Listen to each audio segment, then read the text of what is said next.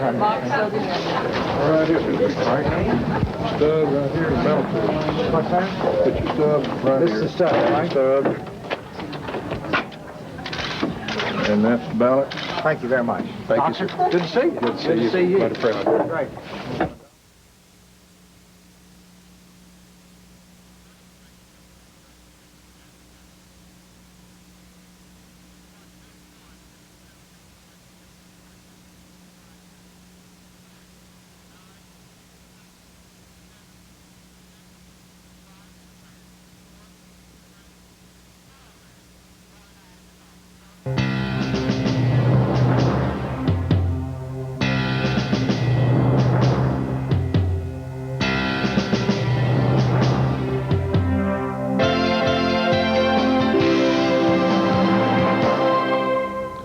Good evening.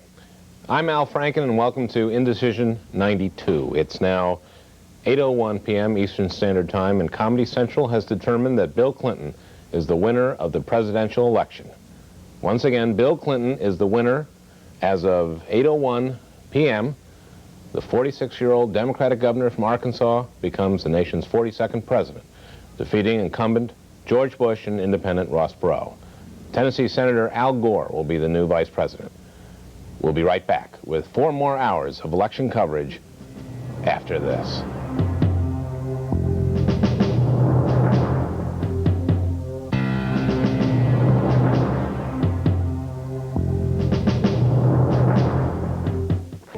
Now back to Indecision 92. Here, once again, is Al Franken.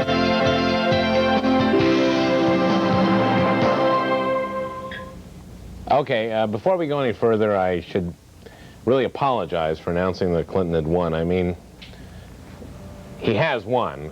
You know, we know some people, he's ahead like 150 electoral votes at this point to 12, and we know people at the networks have all the exit poll data, and Clinton's going to win by a landslide, but we're supposed to wait at least until the polls are closed in enough states that would put Clinton over the 270 electoral votes he needs to win. So that should be by about 9 o'clock. Before Bill Clinton is declared the winner. So again, I apologize for declaring for Clinton before I was supposed to. It was very amateurish.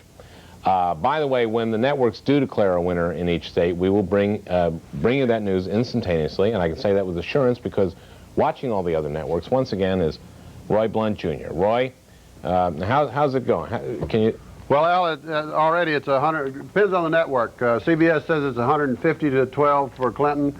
ABC says it's 151 to 12 for Clinton. How they get that, I don't know. But it's the same states. Yeah, well, yeah, apparently, I don't know. But at any rate, here it is Georgia, Maryland, New Jersey, Vermont, New Hampshire, Connecticut, Maine, West Virginia, Michigan, Illinois, Pennsylvania, Missouri, and Washington, D.C. for Clinton, and Indiana for Bush.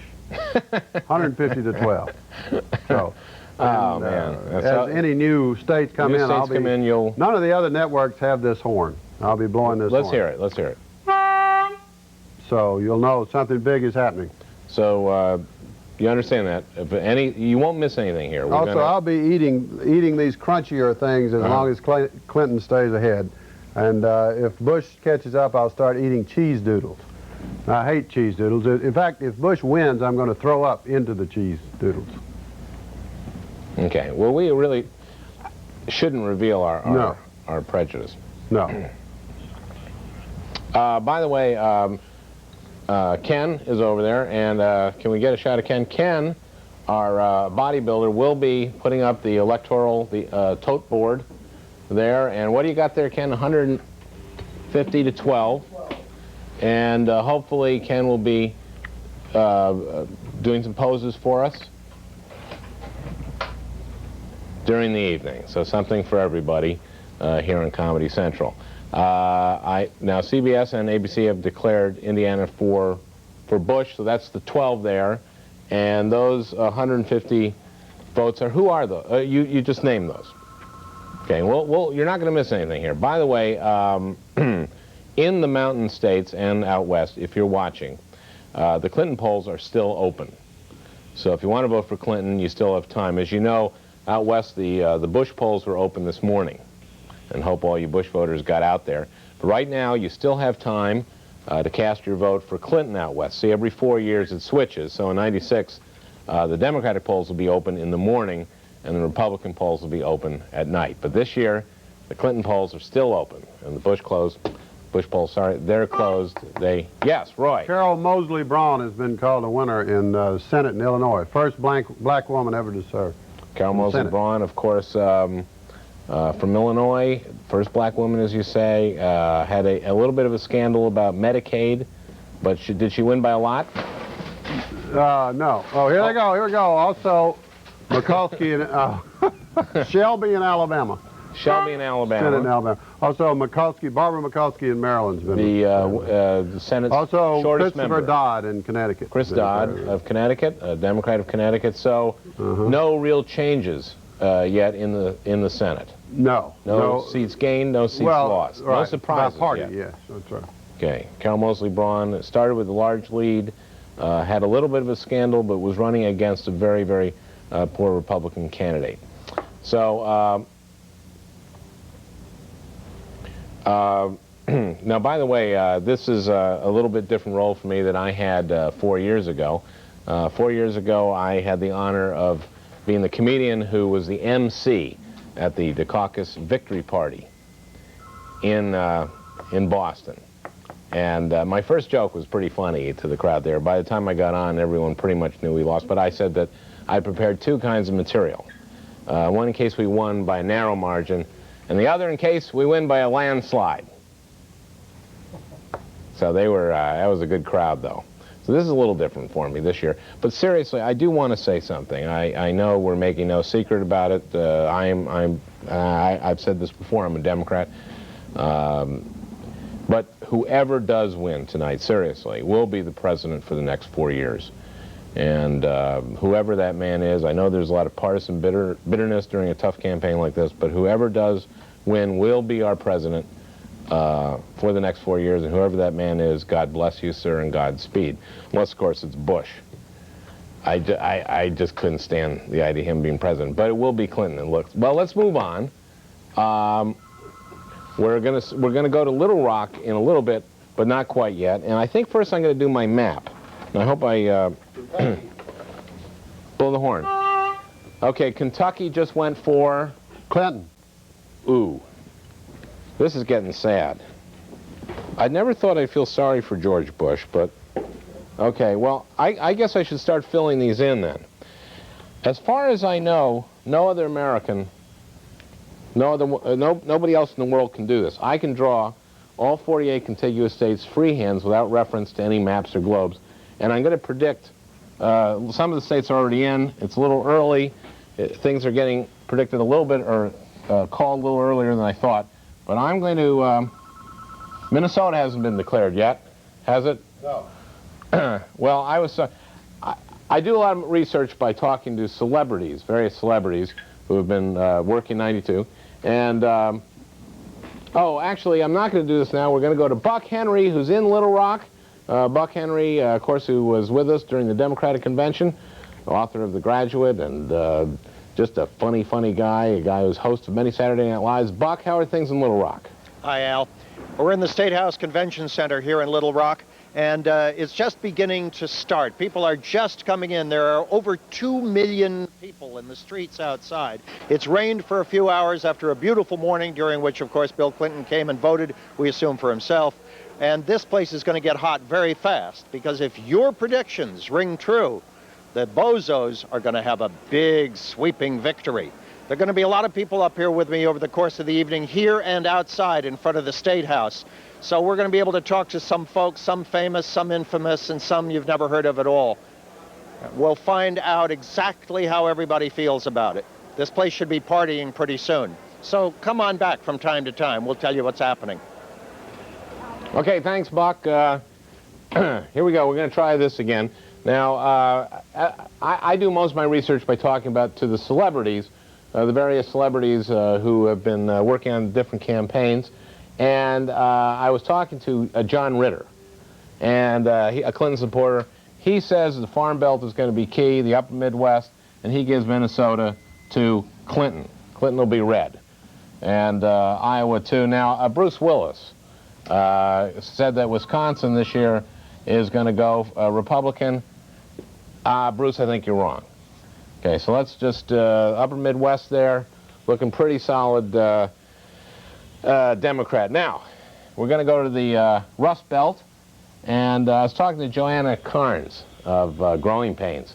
Now, she says that Clinton has a lock in the Rust Belt, and I believe that she's right. Illinois has already been called, right, Roy? Huh? Illinois has already... Clinton, yeah. You got a new one? No. Oh, okay. And Missouri, which isn't really part of the Rust Belt, so it's unfair of me to go on there. Indiana, of course, Dan Quayle's home state. Interesting thing. Michael Bolton was telling me just before we went on the air that they did a little poll in Indiana, which is, after all, Dan Quayle's home state. Who do you think was most qualified of the three candidates to be the vice president? And Quayle came in second to Gore, and but he beat Admiral Stockdale. So that's there you go. That is already in the Bush column. Now, Michigan has been declared, right, Roy? Michigan, yeah. Michigan, okay, yeah. That's Clinton, and that was Richard Gere was telling me about Michigan. And Michigan, by the way, is one of the gerbil capitals of America. And now Ohio. This hasn't been called, has it? Ohio, no. No, Ohio, this is, I'm going to give this to Bush, okay, because Mac Davis, a friend of mine, was saying, well, who was Mac for this year? I think it was for Clinton. But let's, I'm going to give it to Bush. This is a mercy. I'm just giving this as a mercy thing. Let's go quickly more. Kentucky has been declared for the governor. Oh, and speaking of celebrities, Buck is with Richard Dreyfuss. Buck, let's go to you, with Richard.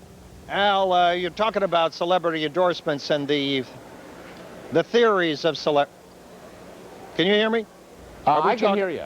Okay. Al, I'm with Richard Dreyfuss, or as George Will in his ineffable upperclassedness calls him, Richard Dreyfuss. And I think he's a much more a barometer of the times than most of the celebrities you've mentioned. Richard, when did you get here and why? I like to come to Little Rock. I usually come to Little Rock once or twice a year, just anyway. You know, it's a vacation home for me. How early on did you make a prediction about this election? Well, seriously, I've been supporting Clinton since last November, so it's been a year. And I was not at all nervous until last week, and then, like yesterday, I decided not to be nervous anymore. But I had a classic case of political spilkus for the last 2 weeks.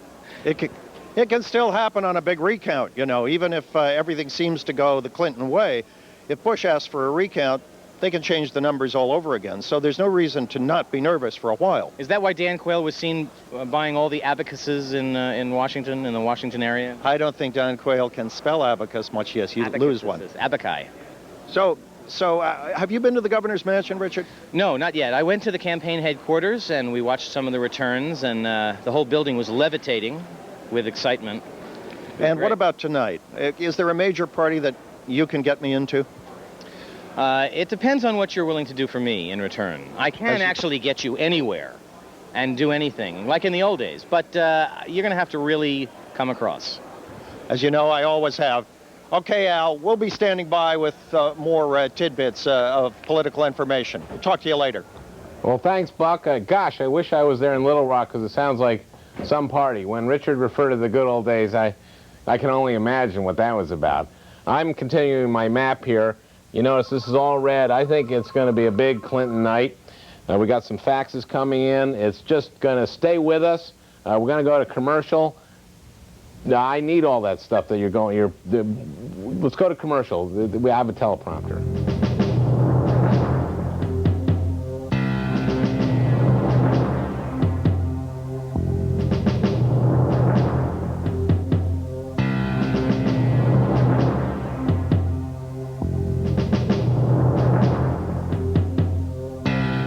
And now back to Indecision 92. Here, once again, is Al Franken. I got a little fax here. I don't know if you can tighten in on this. There we go. It's, what does it say? Hey, Al. Who did Stuart Smalley vote for? And I'll be pushing my book all during this show. Oh, there it is. I'm good enough and smart enough, doggone it, people like me. But right now we got an exciting election. Okay. For those of you who are with us for our coverage of the Republican Convention in Houston, you may remember this, the Republican goatee, which is what I would put on from time to time to help lend an ideological balance to a program like this. Clinton's going to be another Jimmy Carter. Remember those long gasoline lines?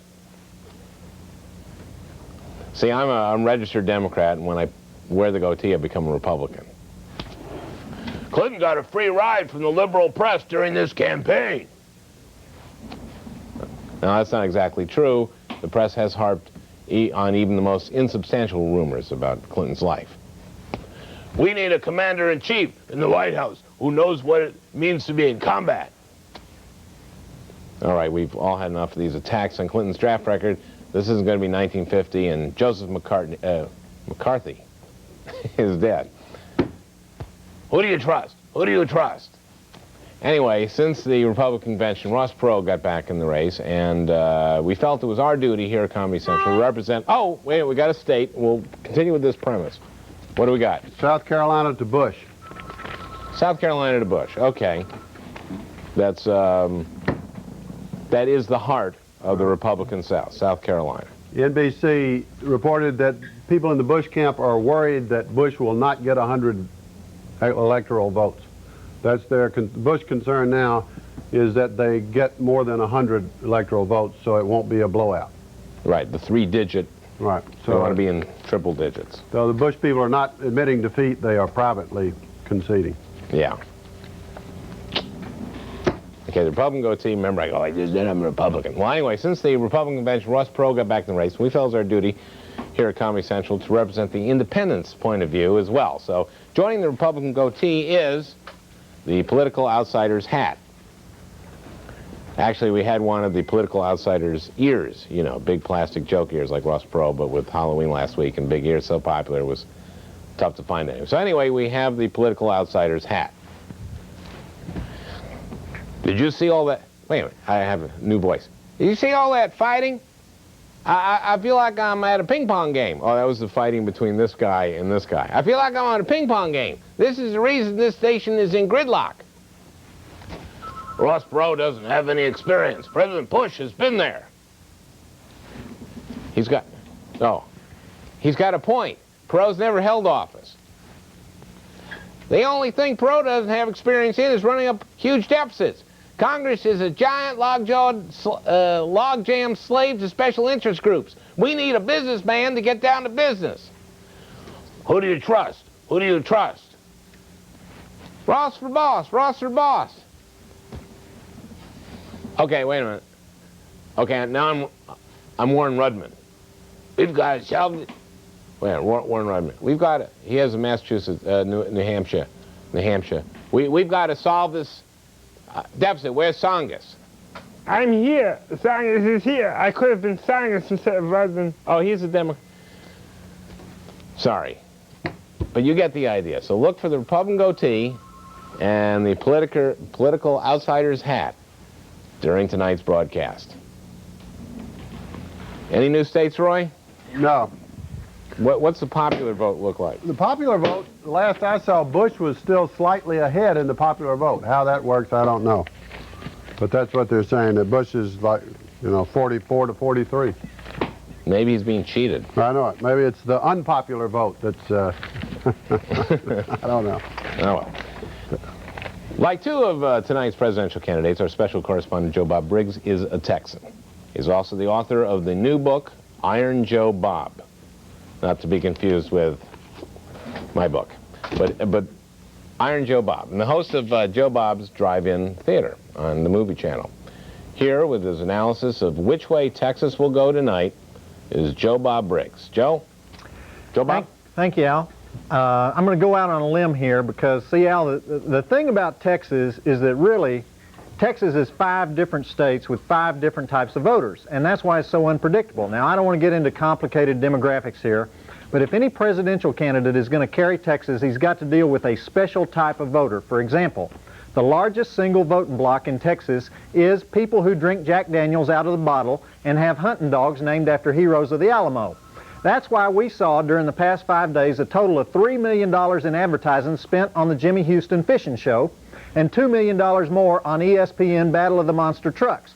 Now, given a choice, surveys have shown that these people will vote for the candidate with the fewest number of syllables in his name. So we have to give the edge there to George Bush with the shorter, snappier two-syllable name compared to that hard-to-pronounce Bill Clinton with that tricky NT sound in the middle, or Ross Perot, which sounds French and led many of these people to believe that Mr. Perot is actually from France and therefore ineligible to run for president.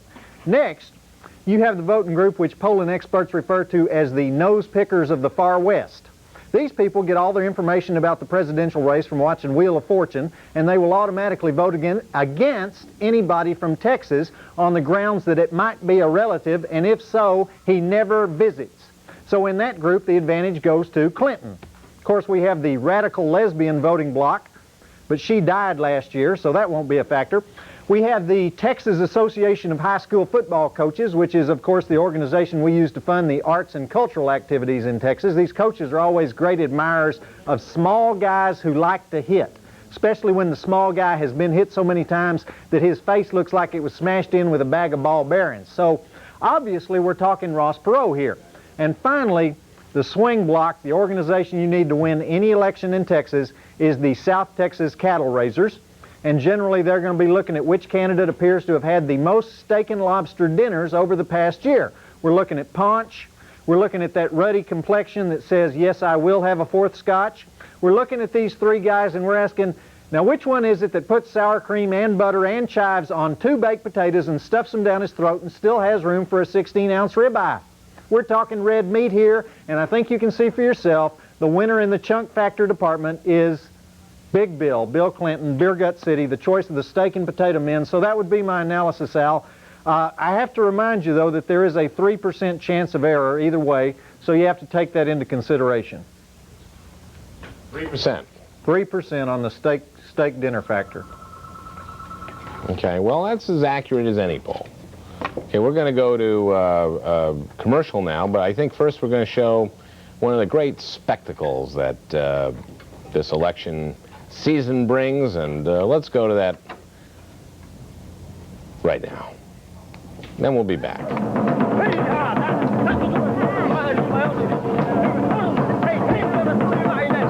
want to go back. You know what I think? My map will now become just the map.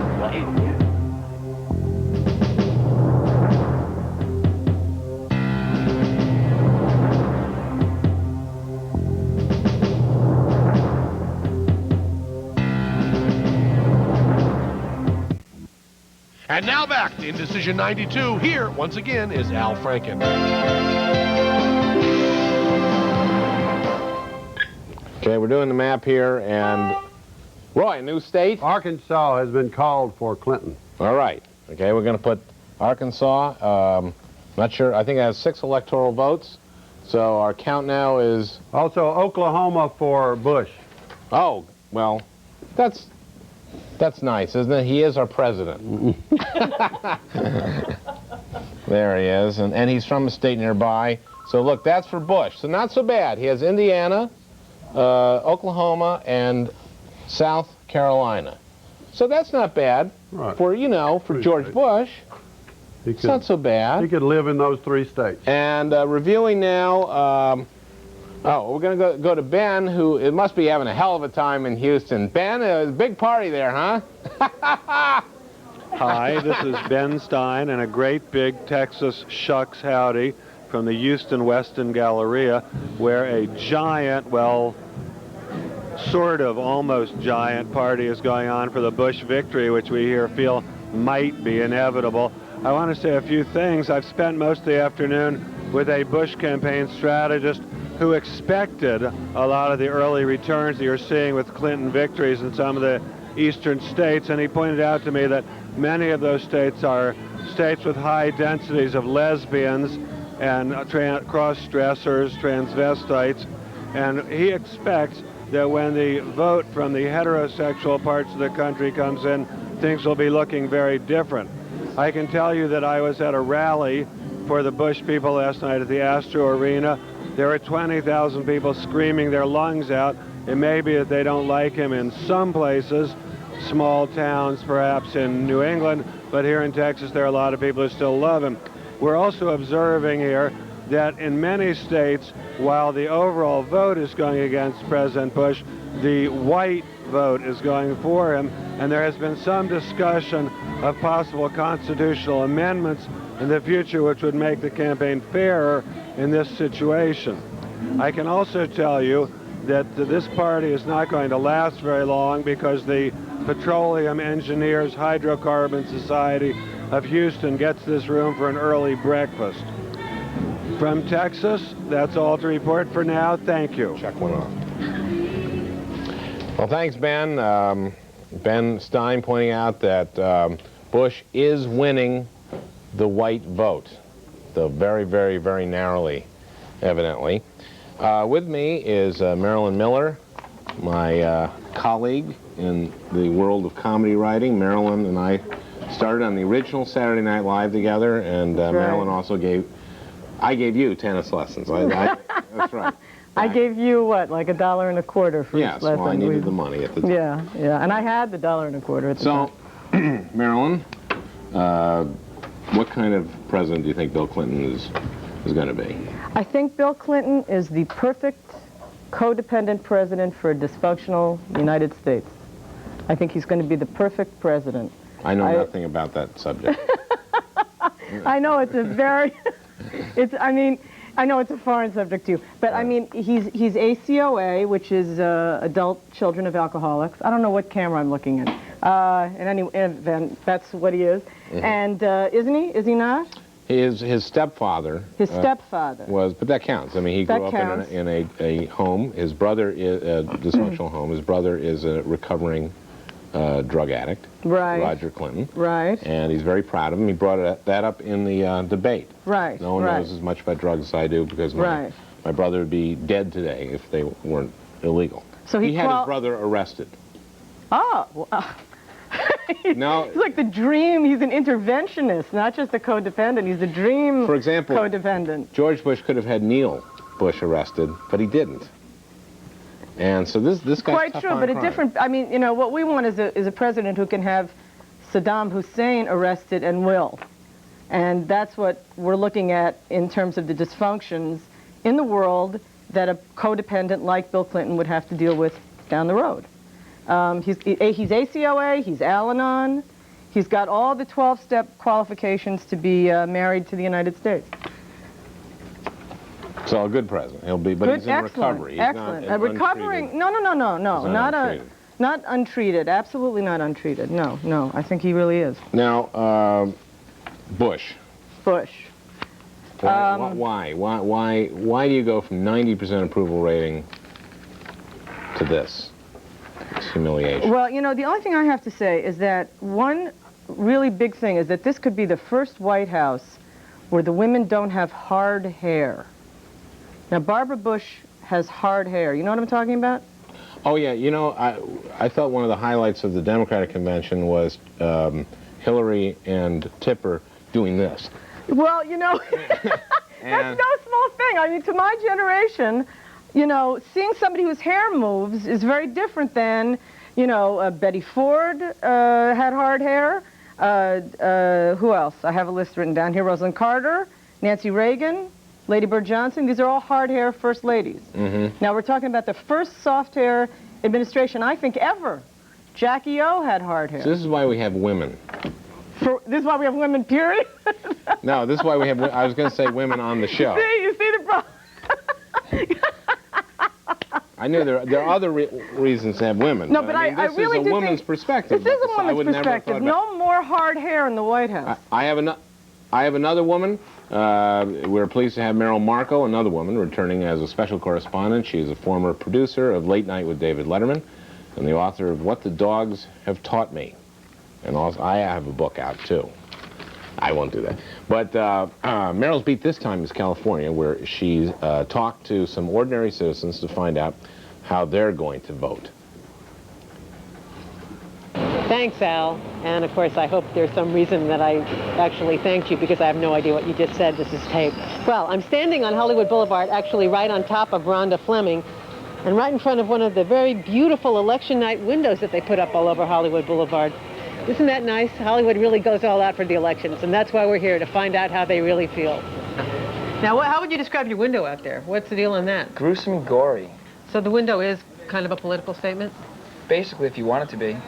All right, then I'd like it to be. All right, it's a political statement. How would you describe what you guys sell here? Just rock and roll accessories for rock and roll musicians and accessories are an important part of rock and roll, aren't they? Yes. It's all in the accessories, isn't it? It's all, yeah, it creates an image. Are you hearing people talk about the election here? Not really. People really don't care. What's the biggest selling item back there? Basically the bondage belts. Who are the bondage people for, do you think? Ross Perot. You think the bondage vote is going with Ross Perot? Because he's the cutest. Well, no, Clinton would be the cutest, wouldn't he? No, that's what you say. Oh, the bondage group would go for Ross Perot. He would be the cutest to them. Yeah. Right. So who are you going for? Ross Perot. Yeah. Okay. Thank you. Next, on to Margaret White at the Mystical Reading Shop to find out where the psychic vote is going this year.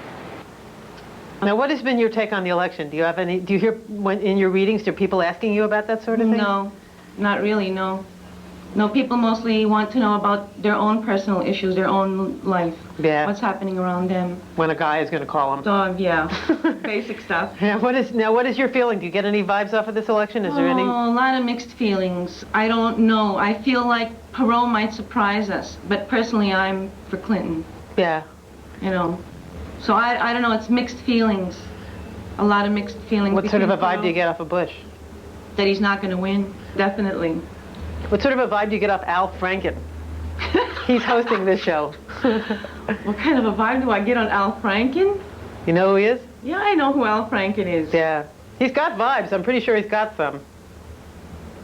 No particular vibes on Al Franken? No, none. Then we stop next door to see where the artificial hair vote is headed. Do you hear people talking about the election at all? No, I think most people are talking about Halloween, but there are some people that are talking about the election, very few. Yeah. But most of them are up on Halloween right now. This is Hollywood, darling, you know, this is in Washington, D.C. Who would you say are your usual clients? Is there some demographic sample that you think is the average client here? We have a lot of Tropicana showgirls. A lot of the dancers in town right. from the strip clubs, you know, really buy these things and they shake them around the stage and everything like yeah, that. You think the wig crowd and the dancer from the Tropicana crowd is going for Clinton? I think they're going for just about anybody they can get a hold of, but Clinton probably would be their best bet, you know. Yeah, how do you feel about the election?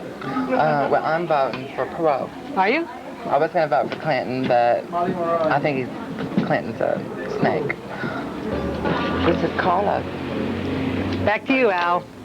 Bye. Thank you, Merrill. Roy? Yes. Anything? Tennessee, 11 electoral votes for Clinton. Okay, Tennessee. Ken, are you adding 11 over there? What do we got? We got one... 64, Bush is catching up 28. Ooh. Okay, well, add the 11 for Tennessee. Did you add that? Bush? No, to Clinton. Clinton got the, yeah, it'd be 175. Right. Ken. Okay. Glenn is one in, John Glenn, re-elected in the state of Ohio.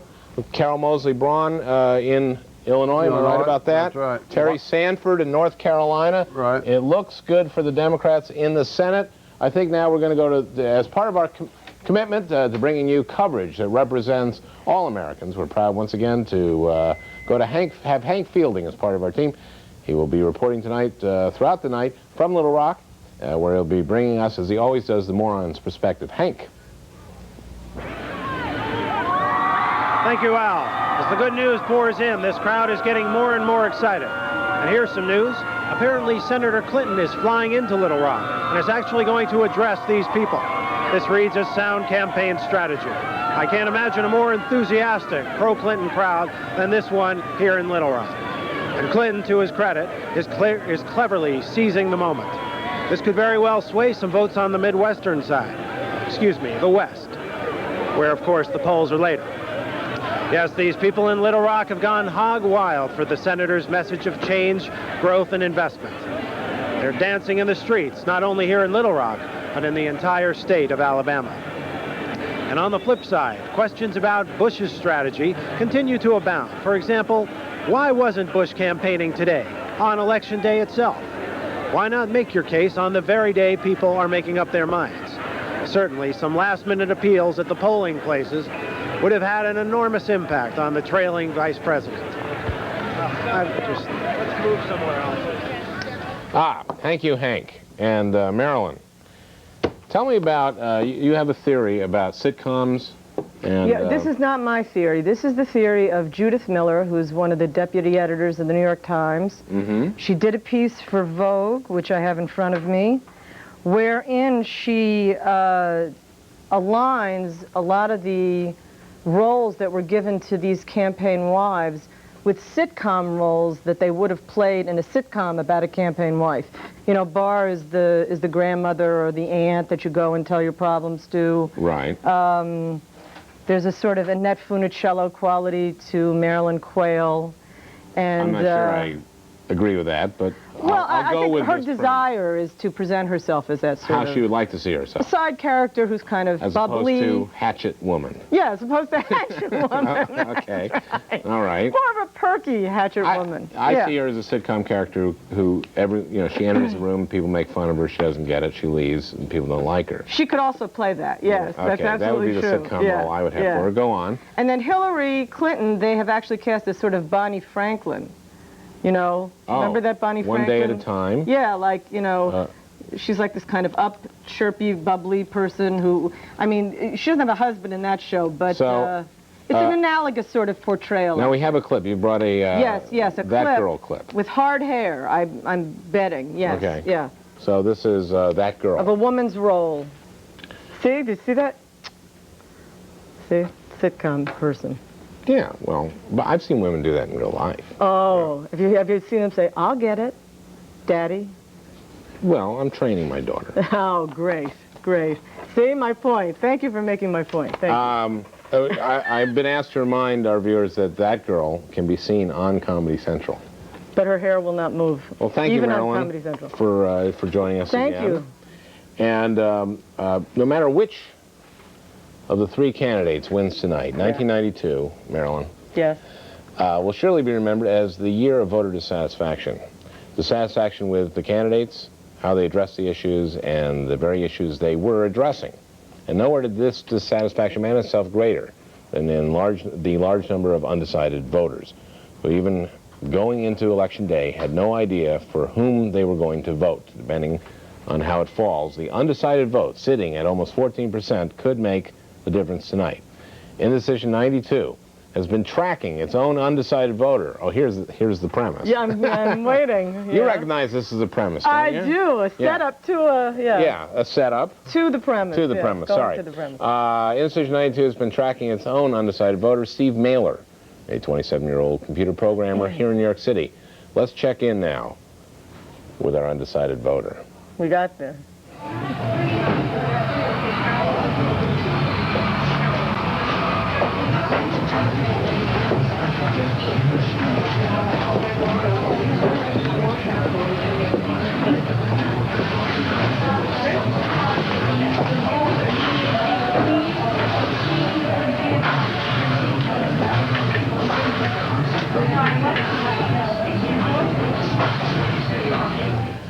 We'll be checking in with Steve all night, examining the undecided vote and studying its effects on the election. We're about to go to commercial. Can we look again at Ken? To strike a... There it is. 175 to 28, pro, 0. Looks like Ken wins. It doesn't really look like any of them are in it. Well, it's looks like a bit of a landslide. I think you're right, Marilyn. Yeah, my girl view. And we'll be right back after this commercial, and we're going to be talking about Mentos a little later, too.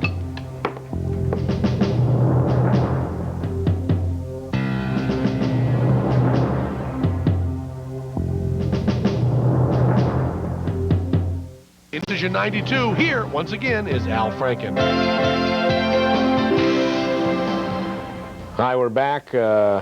there's Ken with our electoral vote tote board, and it's 175 for Clinton, 28 for Bush, and surprisingly nothing for Perot yet, although we hear he may have a good chance in Alaska. And we'll be following those all night, and we'll be here with Roy announcing everything as it comes in. Now, besides Little Rock, Arkansas, we'll also be talking throughout the night with Derby, Vermont. Now, why Derby? After you watch this, you'll know why not Derby.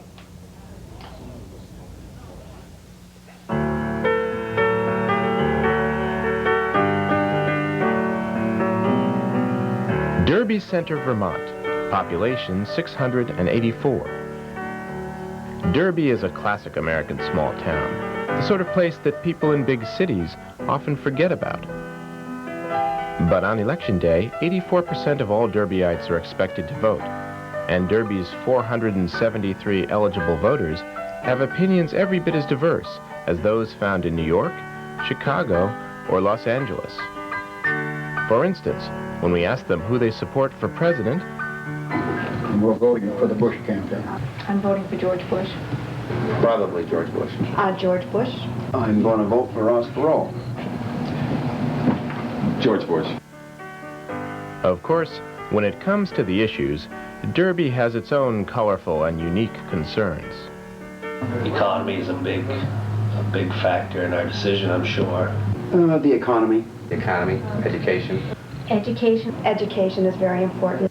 As for the candidates they don't care for, like many Americans, Derbyites are honest and forthright. I think Arkansas is a good place for Bill Clinton. I've never been impressed with Bill. I just don't think the country can afford Bill Clinton. I don't have any feelings about him whatsoever. I think Bill Clinton wants to sleep with Mrs. Gore. That's what I think. Throughout our broadcast, we will be returning to Derby for up-to-the-minute election results. Because, after all, who's more typical of the American voter than the people of Derby, Vermont? A walk, yes, I own a walk. No, I do not. Yes, I own a walk. We don't own a walk. Yes, I have a walk. No, I do not. Yes. No. I own two. You own 2 walks? Yeah. Oh my gosh, this is going to throw the... One electric and one manual.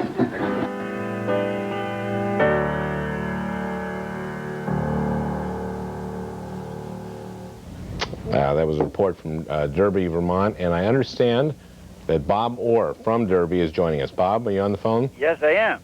Now, you're running for Justice of the Peace up there. Yes. Now, it looks like a very nice town. It looks very bucolic and beautiful. It looks like the kind of place I'd dream about going maybe to retire. Well, we'd love to have you come up. Well, thank you. Now, that said, have you had a vicious race for Justice of the Peace up there? Well, no, not really, because Justice of the Peace up here is not like it is in a lot of other parts of the country. It's almost a shoe-in. Each party has X number of people on the ballot, and there's very seldom as ever any more than what's supposed to be there. I see. And how many are on the ballot then? 12. 12? Yeah. Each party? No, 6 for each party. Oh, 6 for each party. Yeah. So there are 6 justices of the peace, is that it? No, there's 12 justices of the peace. There are 12 justices of the peace. I see. 6 from each party. I see. See, in this town, the justices of the peace, along with the select board, the selectmen of the town, actually run the. They actually run the elections. They're the civil board of authority. Okay. And that's what we're doing right now, is counting votes. Oh, you're counting the votes up there. Yeah. And how does it look? Well, it looks very good for us. We had a 76% turnout of the voters today. We had 2,025 votes cast. Yeah. I meant for the presidential election. How's it look? It's too close to call. Bush, Clinton, and Perot are within 5 votes of each other right now, with about 2% of the vote counted. Really? Yeah. Now, is that unusual? Are you primarily Republican town? Yes. So this is bad news for George Bush, in a sense. I don't really think so. I thought it would be a lot bigger than it is. Wait a minute. It doesn't follow. It's usually a Republican town, and yet it's very even. So that would be bad news for George Bush, wouldn't it? Well, yes, maybe in a way, but not the way the people have been going up here lately. I don't think it is. Well, Bob, thank you. Maybe we'll be talking to you a little bit later. Congratulations on on winning as Justice of the Peace, being one of the 12 people on the ballot who have to be elected. Okay. Congratulations. We should have a complete count by 12:30 for you. Ah, okay. Well, we'll be going up to you then by then. Okay. Thank you, Bob. You bet. Bye-bye. Speaking of which, that's at 12:30. We'll get that Derby count, but the polls close at 9, so we're going to be getting a lot of results. Roy will be watching all the networks.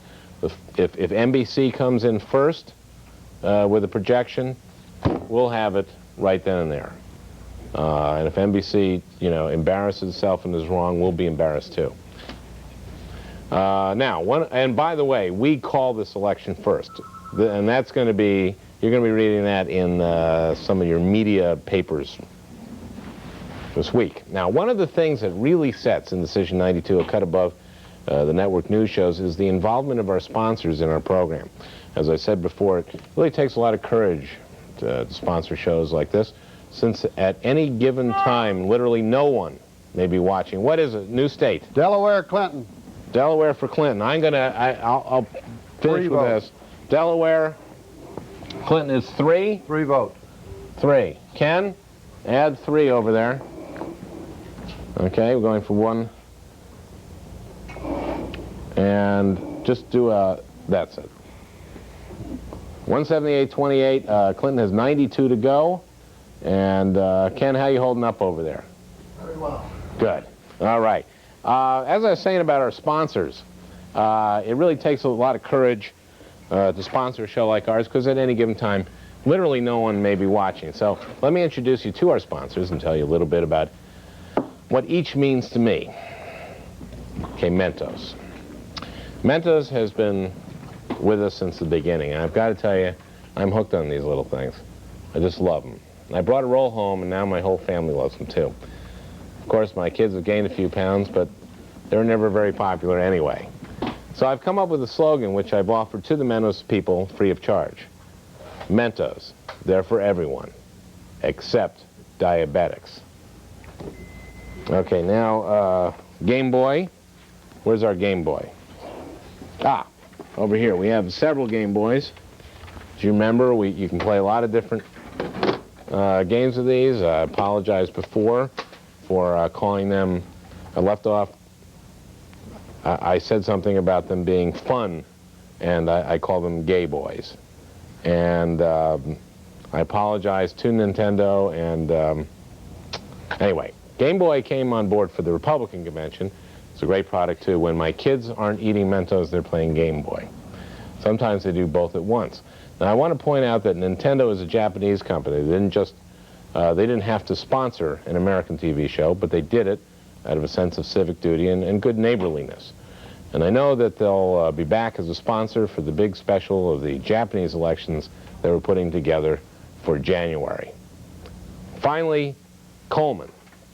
Now, they're a new sponsor, and they make terrific products. I know a lot of you are familiar with the Coleman lamp.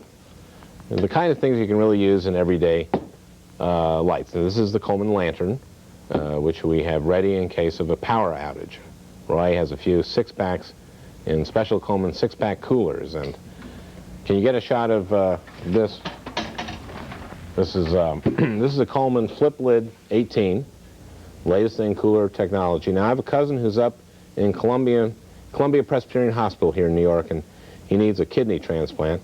Anyway, just before the show, I got a call from a contact in Chinatown, and, well, to make a long story short, it's a good thing that I had the flip lid 18 with me, because I was able to get the kidney on ice right away, and I'm going to take it up to the hospital just as soon as this show is over. Anyway, thank you, Game Boy and Coleman and Mentos, and our other sponsor, Sprint, and the new Eddie Murphy picture. Oh, we'll get back. New York for Clinton. New York for Clinton. Ken, that's 33 votes there. Let's go to the map first before we go to Ken. Minnesota, 10. Minnesota, Clinton, I had predicted that earlier. That's 10 and 33. So now that's... Colorado, 8 for Clinton. Ooh, now that is Colorado. Okay, I've got to do Colorado without drawing Kansas. I'm going to... Luckily, it's a square. Okay, Colorado for Clinton. How many is that? 8? Wait a minute. Okay. Yeah. Nebraska for Bush. 5. Well, good for Bush. Really, good for Bush. He got 5 for Nebraska. Good for him. New Mexico for Clinton. New Mexico for Clinton. So now New Mexico, of course, this is one of the only places in the country where 4 is the, yes. Rhode Island, 4 votes for Clinton. Well, we knew that. We knew that was going. Oh, I'm sorry. Somebody else just, No, we didn't know that already. We didn't know. Oh, yeah. I'm sorry, I didn't mean that we knew that. No. Okay, Nebraska for Bush.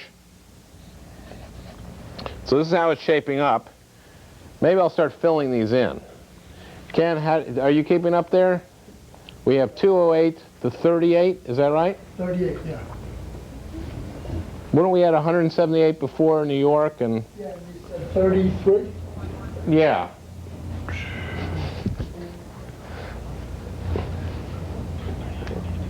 Uh, 238 is what I'm hearing here, but Ken isn't the official U.S. government tote man. These guys will be voting in Congress in January when the new Congress meets. So very good, Ken. So 238, new state. Did I say Nebraska for Bush? I said that, I'm sorry. Nebraska for Bush. It's not a new state, but I think anytime we can announce a Bush state, let's announce them twice now. Okay. You know, he's the president. Oh, no, sorry. False alarm. Okay. Louisiana undecided, is it? Louisiana, which is under, is a neighboring state. Now, here's an embarrassment for Clinton. You know, you got to look for these tonight. This is a neighboring state to Arkansas, and it went for Bush. So I think Bush can take a lot of heart for that. Very good, Mr. President.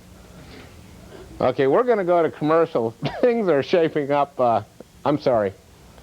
We're going to go to commercial. Be back with our coverage of election 92 after this.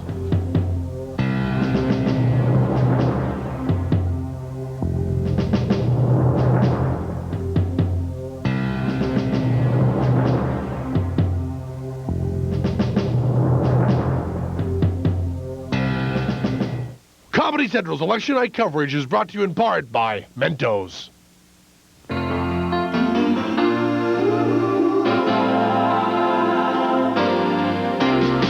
It doesn't matter what comes, fresh feels better in life.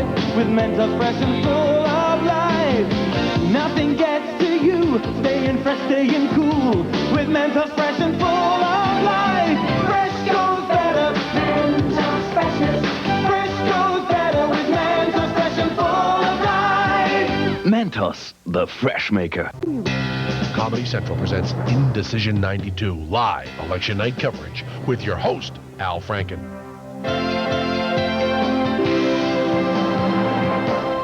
You see Ken over there with our electoral tote board.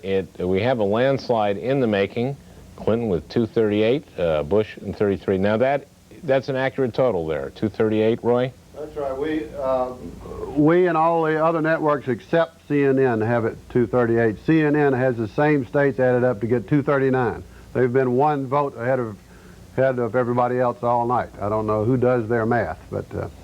Wow. Yeah, and they're not checking against the other networks. See, that's a mistake we would never make. That's right. We're checking. In fact, CBS has been, they all have the same information apparently, but CBS has been the quickest to call. They're number 1 to call races. We're number 2 because as soon as CBS calls it, I call it. Yeah, so we're ahead. Now, except we did call the election. We called the whole shebang. I'm talking about individual states. I mean, we were able, because we're Comedy Central and would not have to be called before Congress and chastised. We called it. So, you know, it is a landslide, and that's what's happening. Here's an interesting note: is that in every state where term limitations for congressmen and senators is on the ballot, people are voting heavily to limit the number of terms they can elect their own senators and congressmen to. On the other hand, they're all re-electing their incumbents, nearly every incumbent in the Senate. So apparently they're voting for this limitation because they can't help themselves but vote for incumbents. They need a little discipline. And but the constitutionality of that has not been right. Has not gone but through it's on the ballot. Clinton is now suddenly, not suddenly, but finally edged ahead of Bush in the popular vote, even. Well, you know what they say, the Republicans vote earlier. Ah, yeah. So, okay, well, we're going to, once again, welcome back to Indecision 92, and we're going to be bringing you live election results all night, so stay tuned. Now, I want to confess that I'm a little nervous about tonight because, let's face it, election night can be, well, pretty dull. It's not like the conventions, which basically were non-stop action. You wait around forever to find out who won, and then that's it. It's just a lot of dead air. Jesus. Dead air. Dead air. Dead air. Al's nightmare. The polls here on the East Coast have been closed for over 3 hours now, so we should be getting some results soon. No results yet, huh? Roy, have any of the networks declared any results yet? Any? Roy? Roy's not here. I'm Dave. Who are you? Okay, that was weird. Look, then let's check in with Buck Henry at Clinton headquarters in Little Rock. Buck? Okay, fine. Do we have anything on tape that we can roll? No, I don't think we should show the Bush vomiting footage in reverse. Okay, look, it's okay. It just gives us a little extra time to chat with Dr. Arthur R. Fleck from the American Policy Institute, who is here to discuss the American Free Trade Agreement. Hello, Al. It's great to be here again. Well, it's good to have you back. So, the North American Free Trade Agreement. Well, Al, NAFTA, as we call it, is really a breakthrough in the macro-level international trade arena. Right, that's as distinguished from the micro level. Exactly. NAFTA not only joins the economies of the U.S., Canada, and Mexico, but also offers the most sophisticated multilateral adjustment process for the adjudication of grievances over non-tariff barriers of the United States, Canada, and Mexico. Okay, and that's good. Yes. Right, of course. You mentioned non-tariff barriers. Yes. Non-tariff barriers essentially are exactly what the term suggests. That is, barriers that a country erects to have the same effect as tariffs. Take, for example, the Canadian softwood lumber industry. You see, softwood lumber, as opposed to raw timber, hardwood lumber, or hardwood products. Al. Al.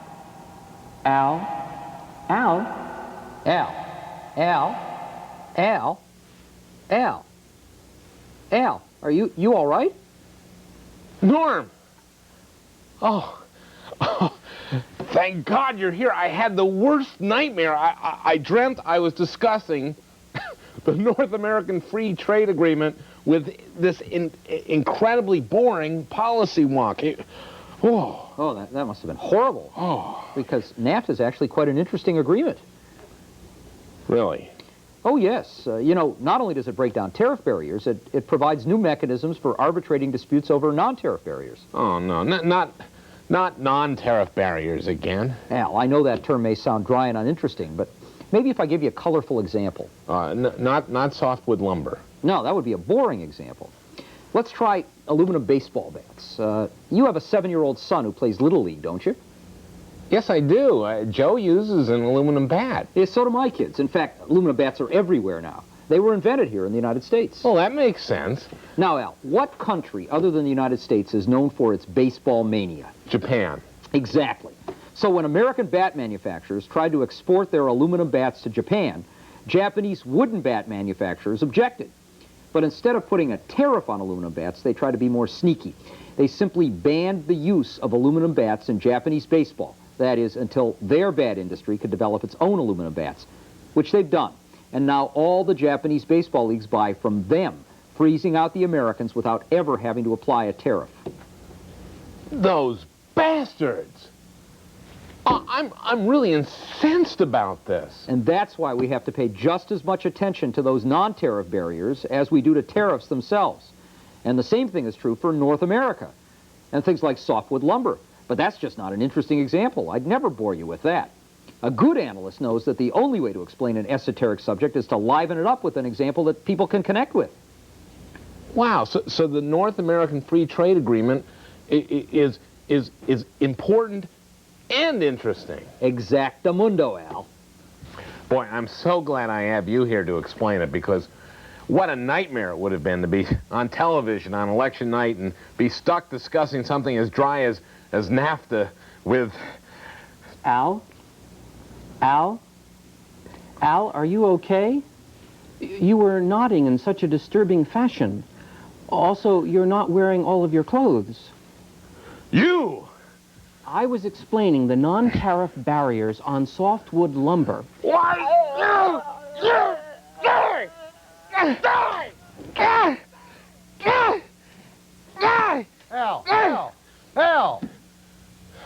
I think it's another one of those nightmares. Oh, boy. Oh, was God, awful. those things must be terrible. Wow. Oh, boy. And with a Coleman... I know, with a lantern. Good thing that thing wasn't lit. I would have been... Coleman, by the way, is one of our sponsors. Right. Coleman Lanterns, makers of Coleman stove, which we don't have with us. Anything new? Oh, that was, by the way, Norman Orenstein who joined us in that nightmare. Right. No, lots of... Ohio is extremely close. Texas is extremely close. Ohio, Texas, extremely close. Florida is extremely close. We're still at 238 and 33. And 33.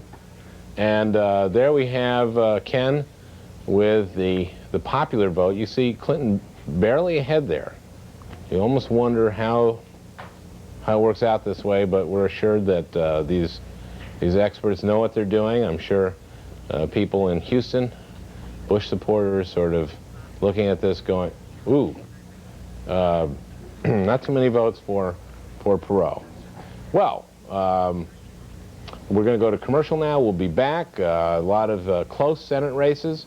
And we're going to go to one of the great spectacles. America is famous for its spectacles, and we're going to go to one of the great election night spectacles right now. And we'll be back. No spectacles. We're just going to go to commercial.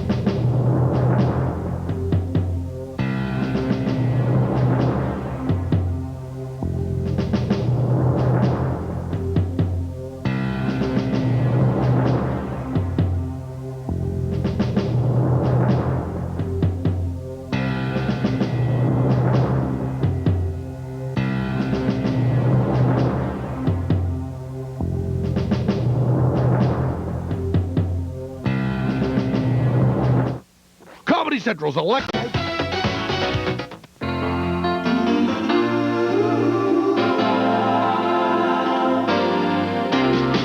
It doesn't matter what comes, fresh goes better in life.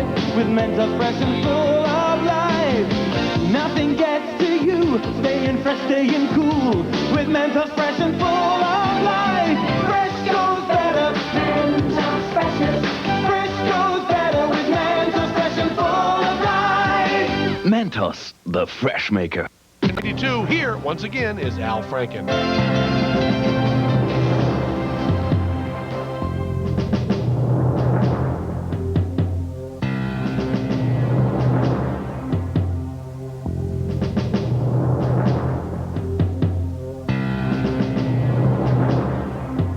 New York, we've already shown that.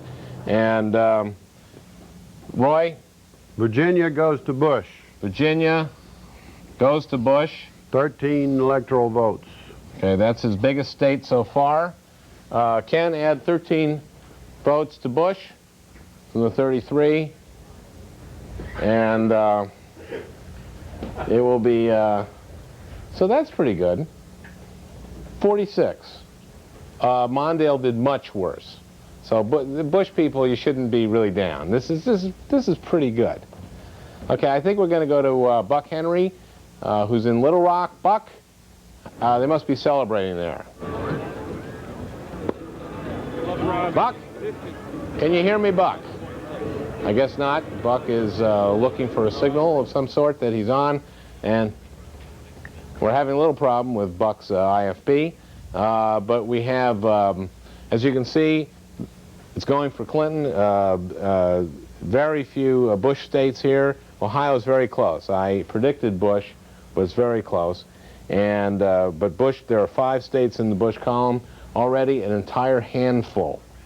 Okay, we're now ready for Buck Henry. We're going to go to Little Rock with Buck. Buck, having a good time there? Al, can you hear me? Yep. This is Buck Henry on Bozo Patrol.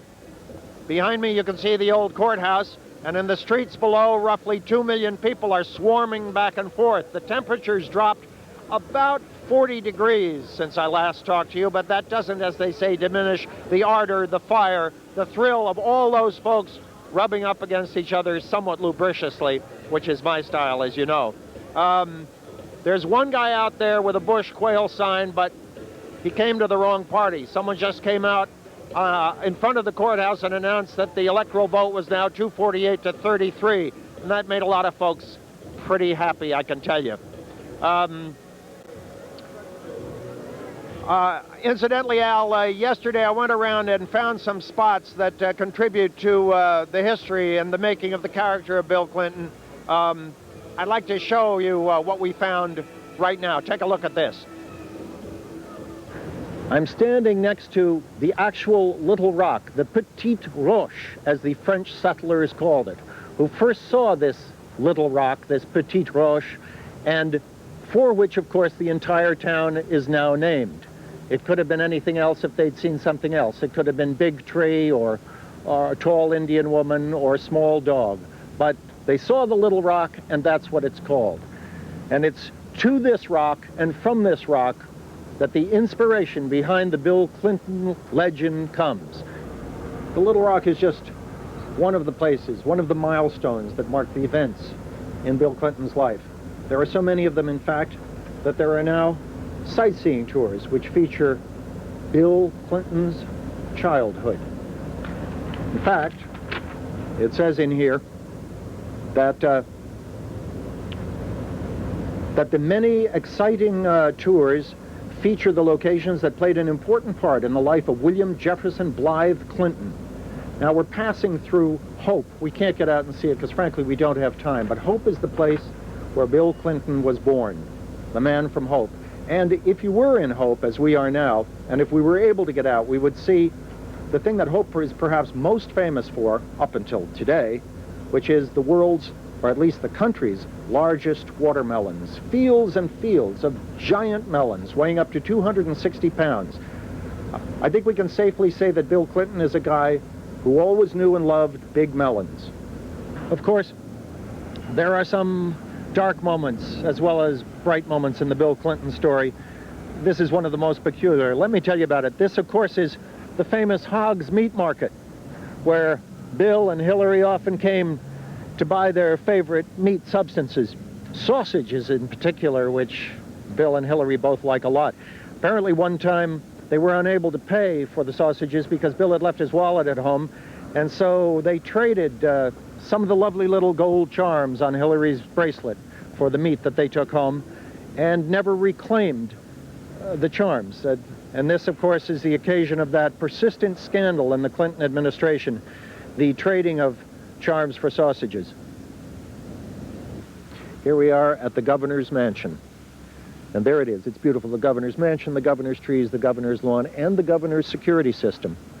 If Clinton becomes president tonight, the Arkansas Constitution makes no provision for anyone to succeed him.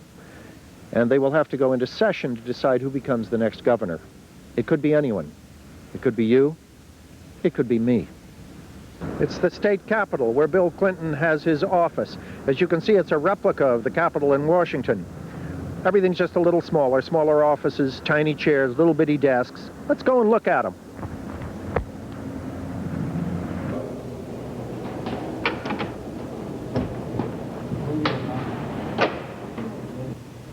And here we are, in the office and at the desk of Bill Clinton, governor, so far. This is where he does his work. This is where he makes his calls. And this is where Some of his loved ones' pictures are on the wall, photographs of events that have meant something to his life, and of course, particularly poignant at this time, a good luck message from a couple of his better friends. And so the Bill Clinton story comes full circle as we're back again to the Petite Roche, the little rock that gives everything around here its name. Because it was here, over the course of the last decade or so, that Bill Clinton came for inspiration. Bill and Hillary and Chelsea, I imagine, all sitting together like George Washington sat on the banks of the Potomac, or in fact like Buddha sat under the yew tree to gain a sense of history and a perspective on where he and his country would go. Right here, on the plaque, on the little rock. And believe me, the discomfort I'm personally having gives some evidence of how determined Bill Clinton has been over the years to gain sustenance and information from the land around him. Thank you, Buck. Buck Henry in Little Rock, Arkansas, where tonight Governor Bill Clinton must be savoring what looks like a landslide victory. Our electoral total is 238 to 46, but let's go to the, that's the popular vote tote. There, Ken has it, and we're looking at 7,112,000 to 7,428,000. Not a big discrepancy in popular vote. With me is Calvin Trillin. Thank you, Ken. With me is Calvin Trillin, writer for The Nation and various, you also have a book out right now, right? Most recent book is American Stories. You have a book out, too. I do. Thank you. Did I say it right? Yes, I'm good enough and smart enough and not going to people like me, but yours is American Stories. And, of course, you were our correspondent in Houston. That's right. And during the Republican convention, got great notices, by the way, for that. Did a great job. Now, why is that? Why is there such a large discrepancy in the electoral votes, but not so much in the popular at this point? Well, Bush carried South Carolina by 8,500,000 votes. And that accounts for a lot of that. They've got a tremendous organization in South Carolina. Strom Thurmond is the head of the organization there. And Governor Carroll Campbell. Yeah. You remember Strom Thurmond from the Thomas Anita Hill hearings. He called the microphone what? A machine. Yeah.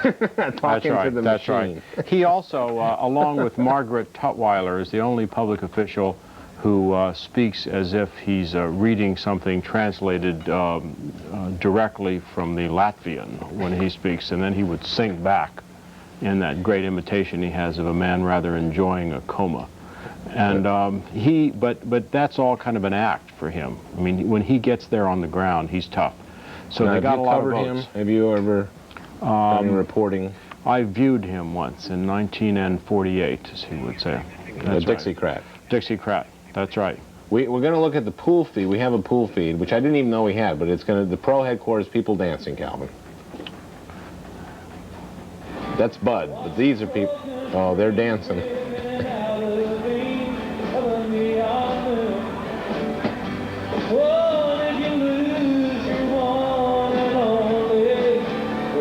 Well, we're looking at, that's enough of that, okay? This is, they love to dance. I saw the Perot's dancing yesterday. I think if Fred Astaire had been available, Admiral Stockdale probably wouldn't have gotten the nod as vice presidential nomination. Now, what happened with Admiral Stockdale was that he was a stand-in. That's right. Originally selected as a stand-in so that Perot would qualify again on certain ballots. In certain states, he needed to have a vice presidential running mate. And the idea was, Admiral Stockdale, I'm going to get somebody else, but in the meantime, I need you to put your name on the ballot. Then he withdrew, which completely frees the process of getting it. Yeah, the Admiral really wasn't at fault. I mean, he believed what Perot said. Next time somebody says, I mean, this is like somebody saying, just hold this for me for a minute, I'll be right back. Or, yeah. Excuse me, Bud. Right. We're going to go to Houston, where Ben Stein has a special guest. Ben. Hi, this is Ben Stein reporting again from the Night of the Living Dead here at the Westin Galleria Hotel in Houston, Texas. I don't know how many of you have seen the Mel Brooks version of Frankenstein or any movie about dead people having a party. You know, it's not like that here at all. Anyway, I'd like to talk to my guest, who is Mr. Brian Barry, who was the director of the Texas Republican campaign for Mr. Bush, and it looks like you have been successful here in Texas. Well, I hope so. It's pretty much been a rough campaign, and I know already if Bill Clinton wins tonight, he's clearly killing my economy because I'm out of a job tomorrow. May I ask you this question? George Bush came into office in '88 with enormous goodwill. He was at 80% plus approval in the polls 18 months to 2 years ago. What the hell happened to this guy? Well, I think I go back to an old line about the people have spoken and damn them. I don't really know what happened tonight. We're going to certainly analyze a lot of things in the next few days, but it's been a rough one for us. There's not a lot of fun here in Houston. Is George Bush just a loser kind of guy who was saved for a while by Ronald Reagan, or did something else happen to him? Do you think he's on drugs? No, I don't think he is. I think he's a good man. I think the loser is the one that was elected tonight. So, you know, we're going to be able to have a little fun kicking him around for 4 years, and I'm looking forward to it tomorah. Well, that will be fun, but do you seriously think that George Bush was not sedated in some way during the campaign? No, I think he was having as fun time as the president could have in a campaign. It's not a lot of fun when you're getting hit all the time, but we're going to take out a baseball bat and deliver it to Bill Clinton tomorrow. We'll talk more about this back to you in New York at the studio. Thank you.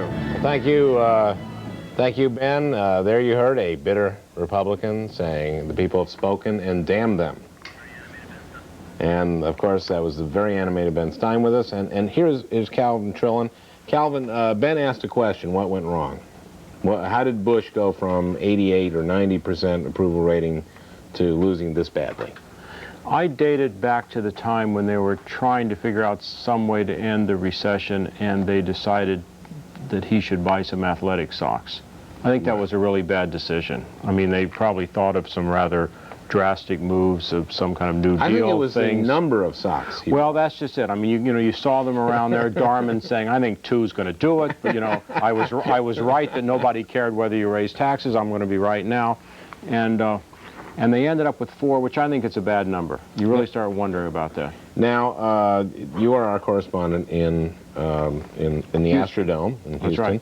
And you had a number of memorable interviews. One was with the president's son. That's right. George. Very upbeat. He was feeling very good at that time. Yes, it's too bad he's not here tonight to talk to him again, but we could see what he had to say. Let's look at that. Let's look at that. Hey, guys. I'm a little embarrassed, Al, because, and I should say this to George, too, because when you said I was going to interview George Bush, I naturally thought, because we had asked the president, and he hadn't said no, and so my questions are questions. My first question, for instance, is, how are you feeling, Mr. President, is the first one. And I have lousy, thank you. I have one like, when you got shot down in the Pacific, were you scared at all? Was the water, you wouldn't know about whether the water was cold, would you, George? Well, I was actually there. Oh, well, there's another one here. Is it true you couldn't hit the curve when you were on the Yale baseball team? None of these probably would be any good, right? I mean, for you. Well, I can try them on. I mean, they are we're happy to have you here. They're very hard questions. That was, I was going to really stop them. And I need to be briefed before you ask those questions. All right. Here's a question I really would like to know. When your father became president, did it get a lot easier to get into restaurants that were crowded? Well, those that I paid the bill at. Right. I didn't know there were any of those. Are there? There are some of those? Yes, those you paid the bill at. I got invited back. That is good. Now, here's another thing, and I don't want to, I know we're not going to have any of this personal mudslinging or anything. Yes, right. But people in Houston say that your father goes to the wrong barbecue restaurant. Now, that's mudslinging. That is absolute mudslinging. No, I would say sleaze. It's not mudslinging. This campaign has dropped to an all-time low. No, wait a minute. I'm about to say worse. Okay, good. Okay, no, they say that... I hope so. They say that he goes to Otto's, right, and that you're really supposed to go to Luling's or Goods, right? You know, you can't do anything right when you're president. The question is this, George. Look, this guy's if he shown some doesn't know courage. where to eat barbecue, how's he going to run the country? Let me just tell you this, Calvin. He's shown tremendous courage going to autos. He's had a vision about autos for 4 years. Oh, that's the vision thing. Auto is the vision thing. Oh, Al, we've had a real breakthrough here with George. People have been wondering what the vision thing was. It's ribs. Eating autos. I'm glad Eating you're asking autos. the tough question. It's ribs, Al. It's ribs. We don't want to descend any lower, Al, so I think we'll go back to you. Hey. Well, thank you, Calvin. And let I me want finish. to thank George. Let me finish one thing. Thanks a million, trillion. I'll say the jokes here, George. Sure. Thanks very much. Well, that was Calvin Trillin, of course.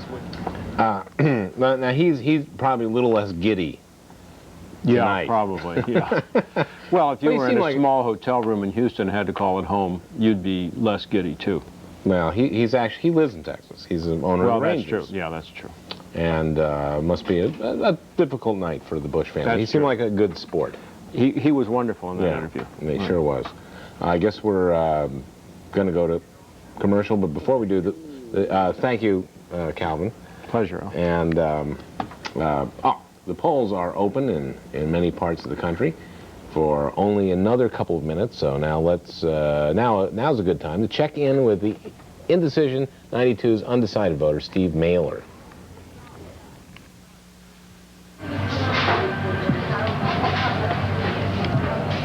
That was fun. Here. No.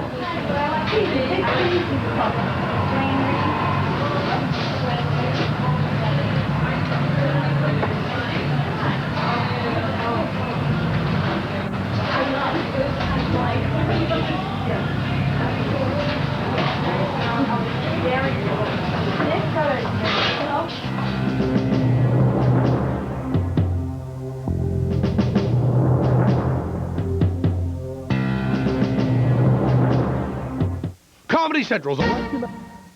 And now back to Indecision 92. Here, once again, is Al Franken.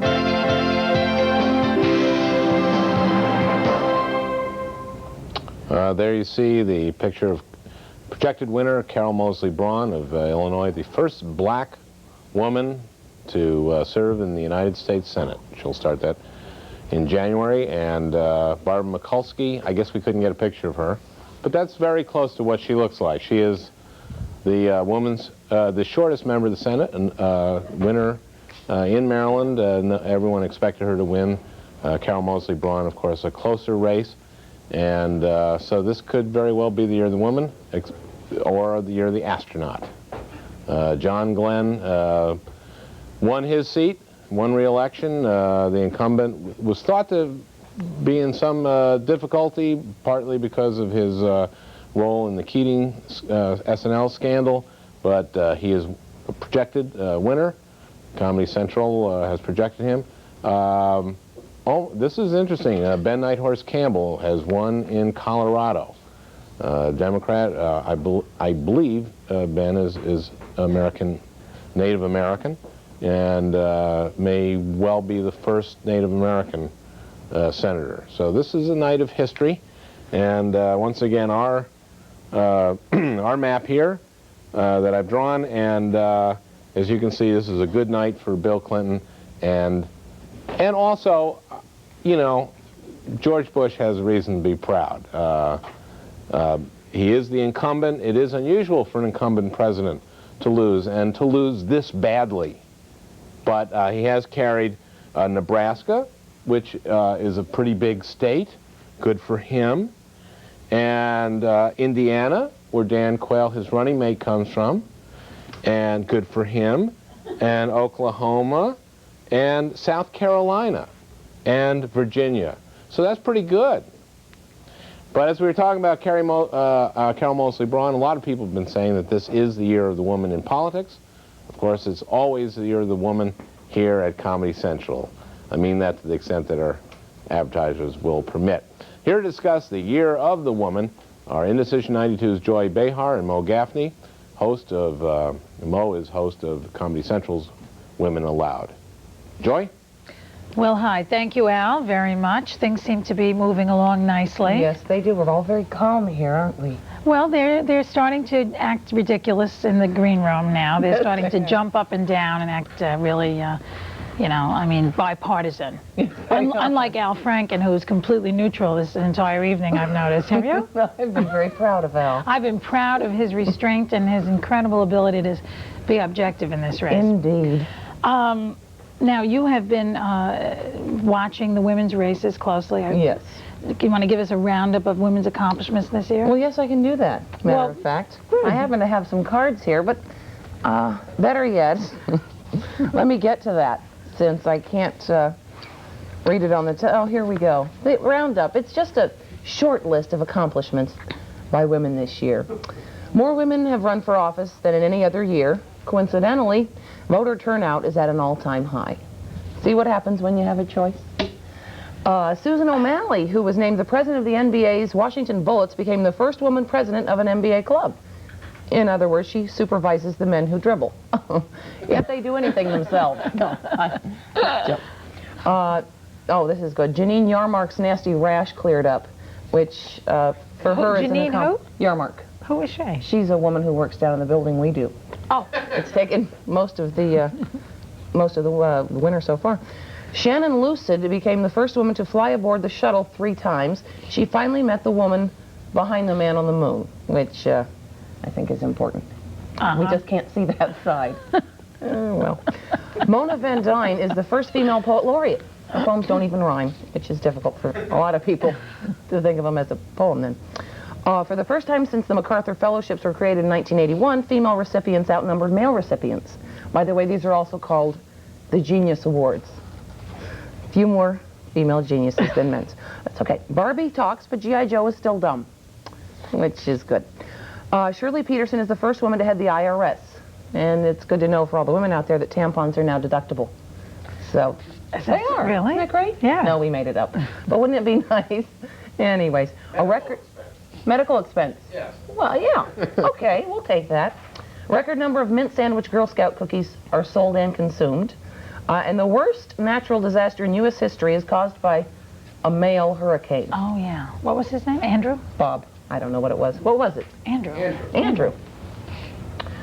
Women can wear their skirts at any length they want, so liberation, here we come.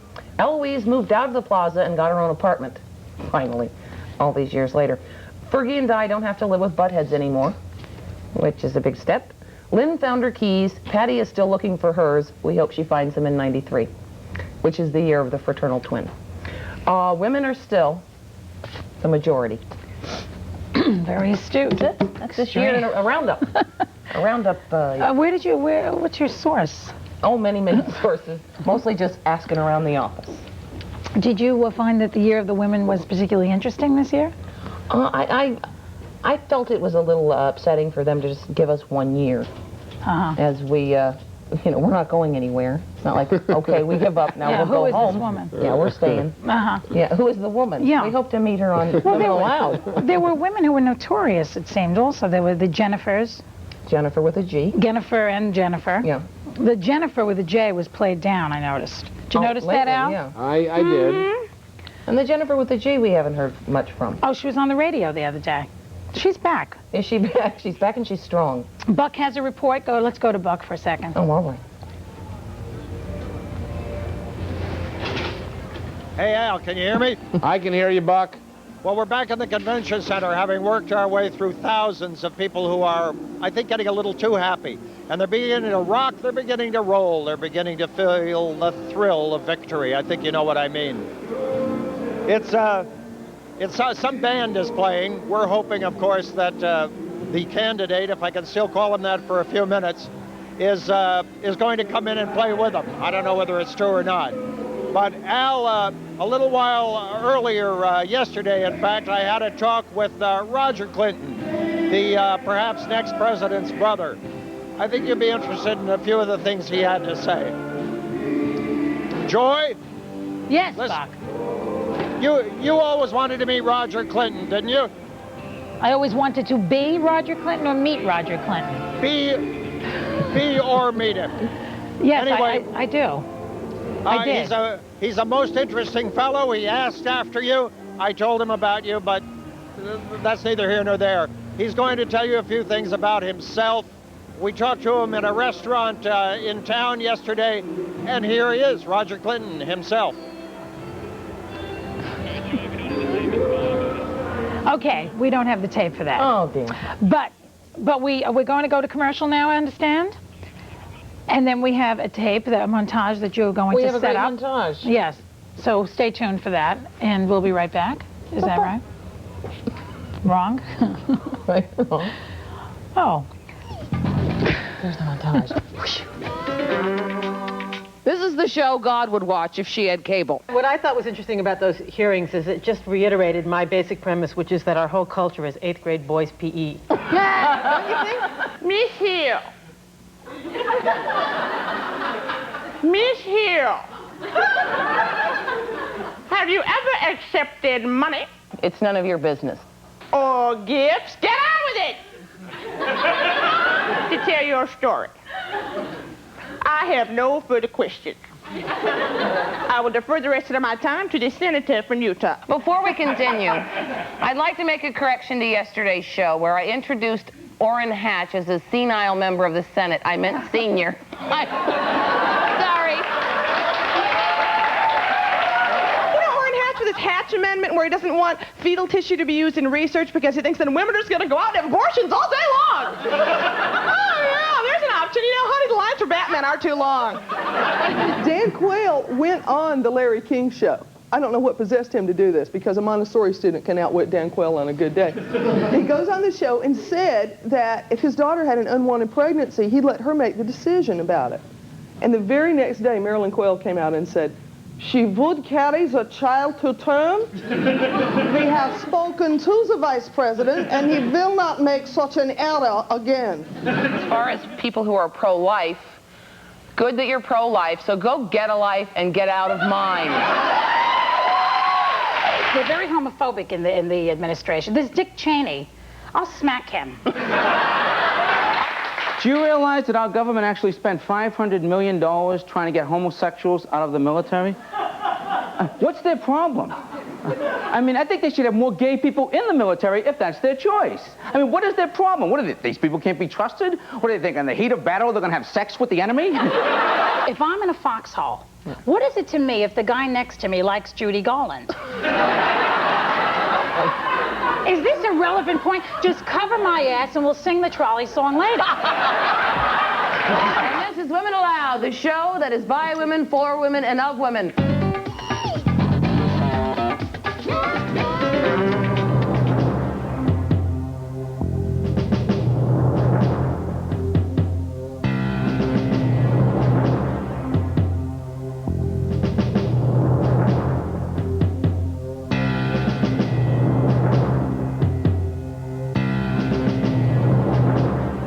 And now back to Indecision 92. Here, once again, is Al Franken. Hi, let's go right to Buck Henry in Little Rock. Buck. Buck. Al, there's some rock and roll going on behind me. For some insight into rock and roll in the Clinton family, here's a little talk I had yesterday with Roger Clinton, the president's brother. Al, I'm sitting here with a fella named Roger Clinton, who is allegedly somebody's brother. I'm not sure whose, but let's find out something about him. Roger, how long have you been that other guy's brother? Oh, for quite a while now. I didn't start off as his brother, but it was I had the opportunity and I took it. And it just evolved. Yeah, and it's real comfortable now because I've, you know, a few other people tried it and I sort of outlasted them, and I'm the last one left. Roger, you're a musical family. Yeah. You sing, you play various instruments. Your brother allegedly blows through the big horn. How did that come about? Was there some musical background in the family? Yeah, I really don't know. Actually, I know that my voice didn't come from my mother. I know that. I got some of the greatest things in my life from my mother, as my brother did, but it wasn't any kind of vocal or musical ability, I assure you. Just a way to get noticed. Yeah, I think so. So, Roger, what about What about the scummy underbelly of Little Rock? What about Jennifer Flowers specifically? Who? Is this Jennifer Flowers? Is Jennifer Flowers' belly? Is that what you're talking about? Her belly? I don't know. Are you familiar with it? No, I had heard that I'd heard someone describe it like that before. I just thought you said Jennifer Flowers' belly. I didn't know. No, I had never actually have ever mentioned that name. Okay. I'm actually not familiar with whom you're talking about. The belly of a flower.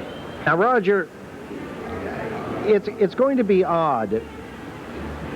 In 24 hours, you may be the singing brother of the President of the United States, which is a kind of billing very few people can get. Have you considered? Right. Can I have a little more of that? You are right, Mark.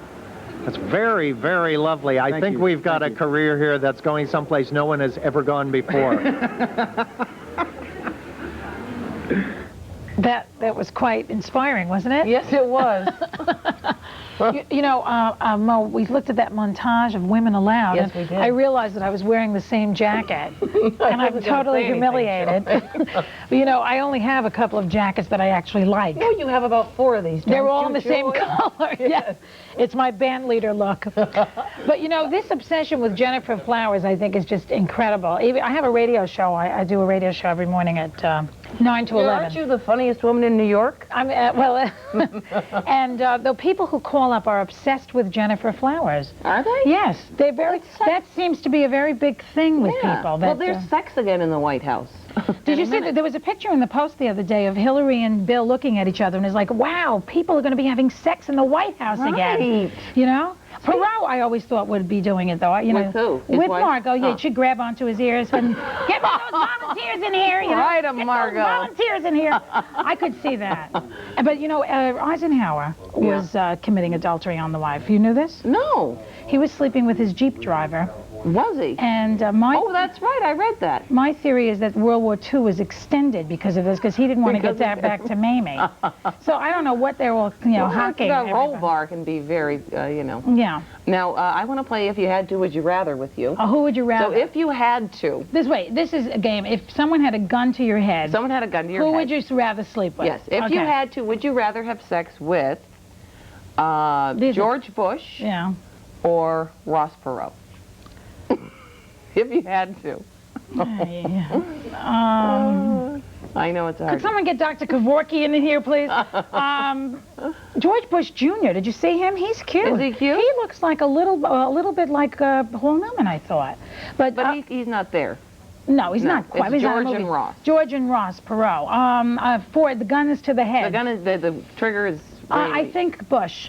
Oh. It has to be. I can't go with the E.T. I can't. Can't do it. George has a certain John Wayne-ness. I could get into that macho part and pretend that old lady thing is not there. He doesn't have any lips. No, thin lips. I cannot go for thin lips. But does Perot have lips? I don't think so. How about if you had to, would you rather quail or Stockdale? Stockdale?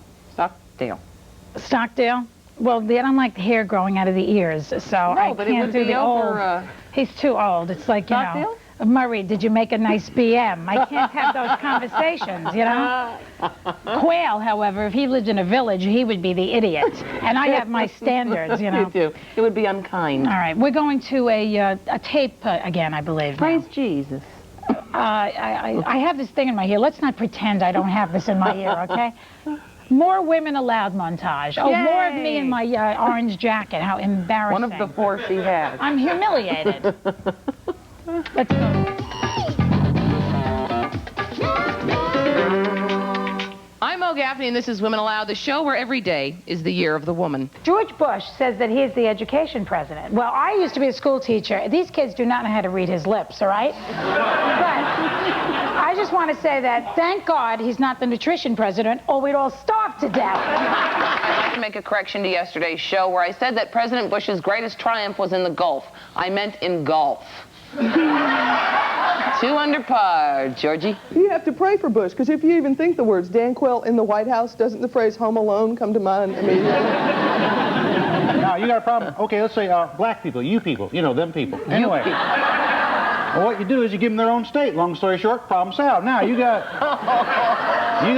gay people, homosexual people. Okay, just put pink bows on them. Then you know who they are, right? Long story short, problem solved. Now you got Jewish people. You put them armbands on them. You know who they are, right? Long story short, problem solved. Now I picture poor Margot Perot at home just telling Ross, the billionaire tinkerer, now retired, going, Ross, just run for president and get out of the house. I read the other day that 1 out of 40 men dresses up in ladies' clothing. Now, we have had 39 presidents.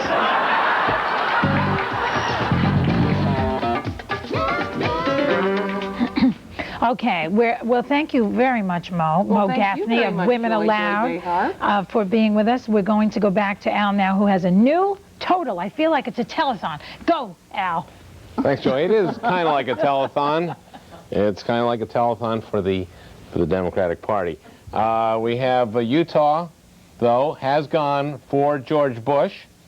It's a 80% Mormon state. Not a big surprise, but that will go for Bush. So now he's got 6.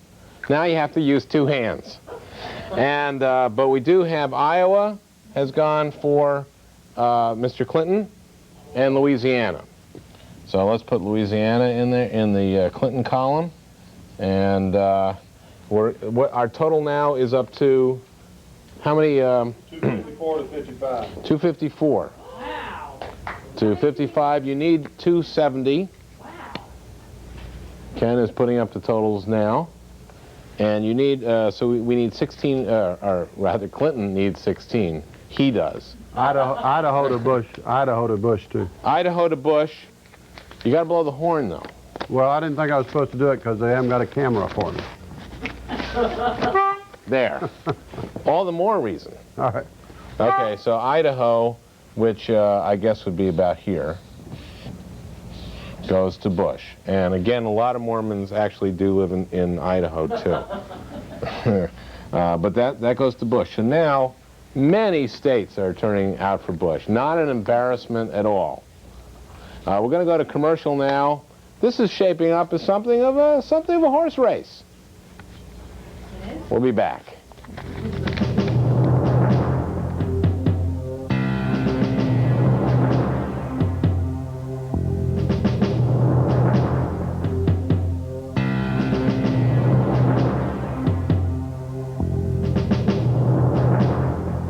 Promo to bring you this special report. We apologize for interrupting the Women Aloud promo. We will try to air that in its entirety later. Disaster has struck the City of Light, Paris, France, as most eyes watched and waited for the results of the United States presidential election. Reports are coming in as we speak that the Eiffel Tower, one of the most popular tourist attractions in the entire world, has collapsed. Roy, what can you tell us? Al, I'll try and put this as simply as I can. The Eiffel Tower has just fallen over.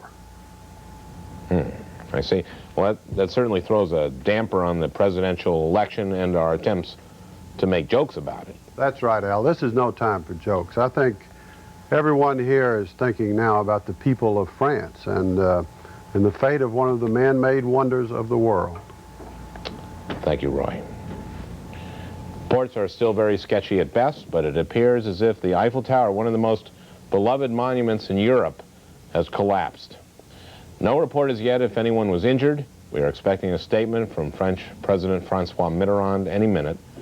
For those of you who are unfamiliar with the Eiffel Tower, I understand that we have some photos. Okay, let's take a look at them right now.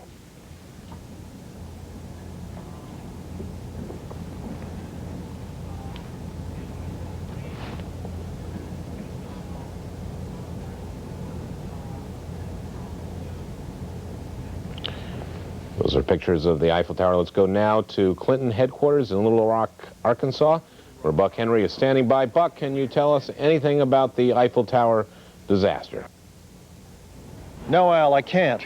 Like many of the people in this room, the Eiffel Tower, proud, beautiful, intensely phallic, gave me great joy during my many visits to France.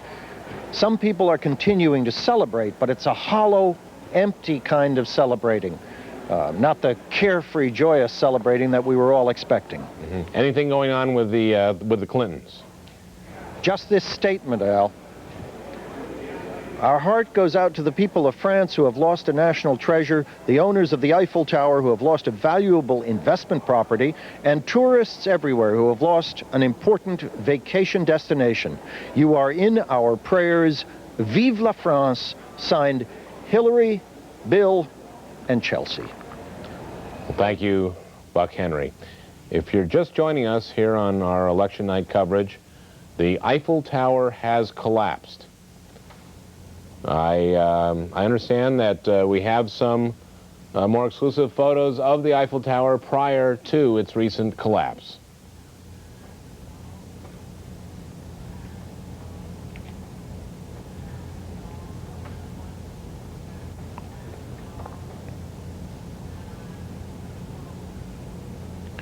Do we have any comment from Ben Stein at Bush headquarters? Okay, now I understand that Ben Stein is unwilling to comment out of fear that his remarks might be misinterpreted by those around him. I don't know what that means. I understand that for those of you who are having trouble visualizing the event, we now have available a news recreation of the tower collapsing. I repeat, this is a recreation and not the actual tower collapsing. Let's look at that.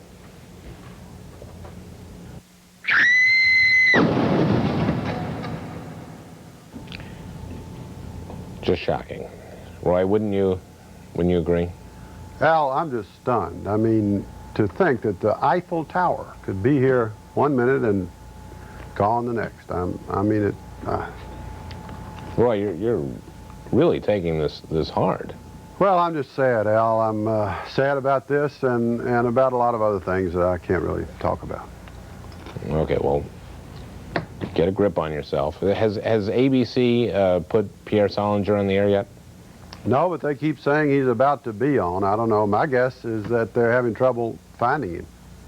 You don't think he could have been in the Eiffel Tower when it fell down, do you? Al, I hope not, but God knows Pierre loved France, and nothing's more French than the Eiffel Tower. Okay, well, thank you, Roy. Well, let's go back to Buck Henry at Clinton headquarters. Buck? Al, I just received this information. The Eiffel Tower is 984 feet high. It was built for the Paris Exposition of 1889, and it's named for its builder, Alexandre Gustave Eiffel, Gus to his friends, who also designed the arch bridge over the Douro River in Portugal. Not much consolation for the children here in Little Rock who've heard of the Eiffel Tower, but now will never get to see it, at least upright. Okay, well, thanks, Buck. Joining us now is Veronica DePadro. Now, Veronica, you actually work here at Comedy Central. That's correct.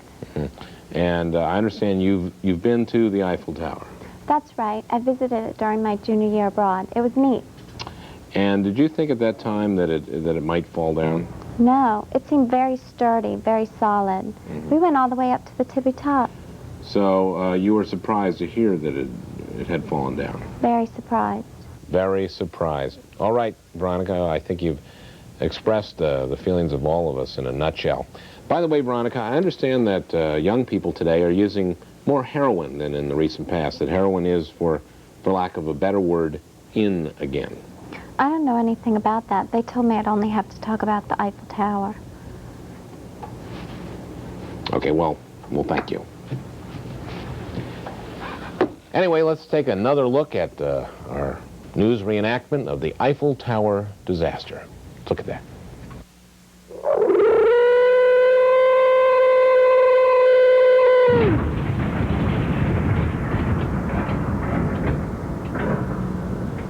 There you have it. It's ironic, really. I think most of us thought that the Leaning Tower of Pisa would be the first to go. We now return you to our originally scheduled promo. And the Hollywood Reporter calls it a smart, funny take on more than things of interest to women. It's time you explored the female side of comedy. Watch Women Aloud weekdays at noon, only at Comedy Central.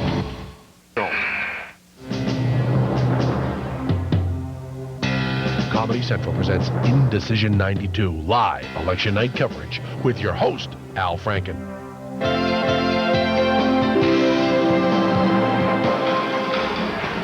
We are looking at Perot headquarters in Dallas, Texas.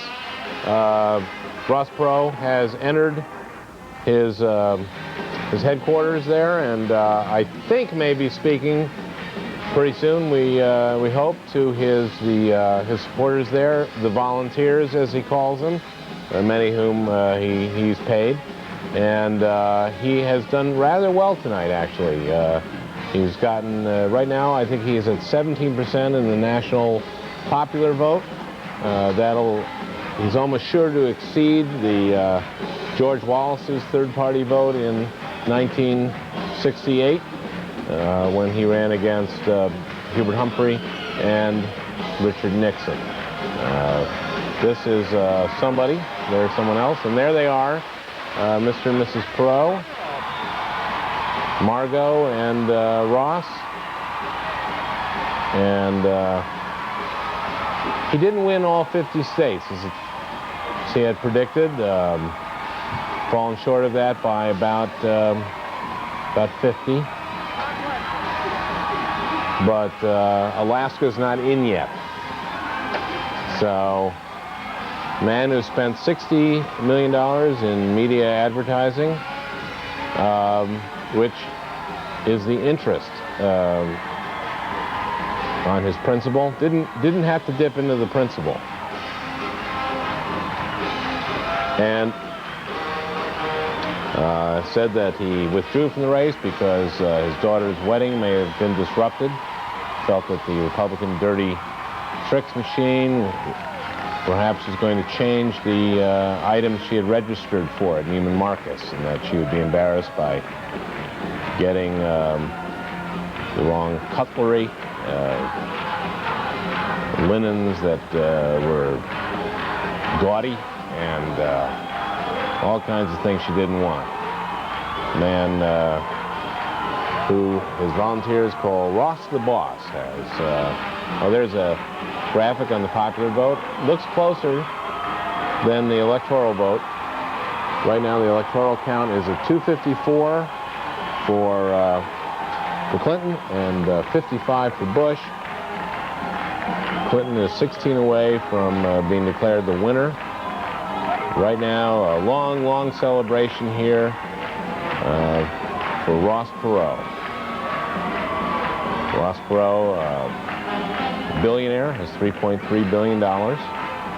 Made it in computer technology. Man is 5'4", and a diminutive man, but a giant, cast a giant shadow this year. Made this race a lot more entertaining.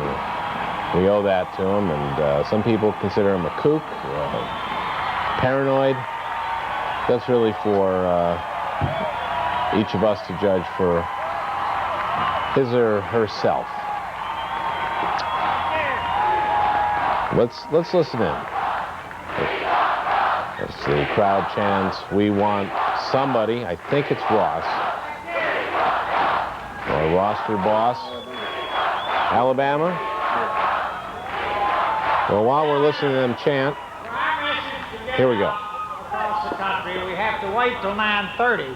What time is it now, please? Man cannot afford a watch. We got about 5 minutes. Now then, Ed, these are the people that did it all.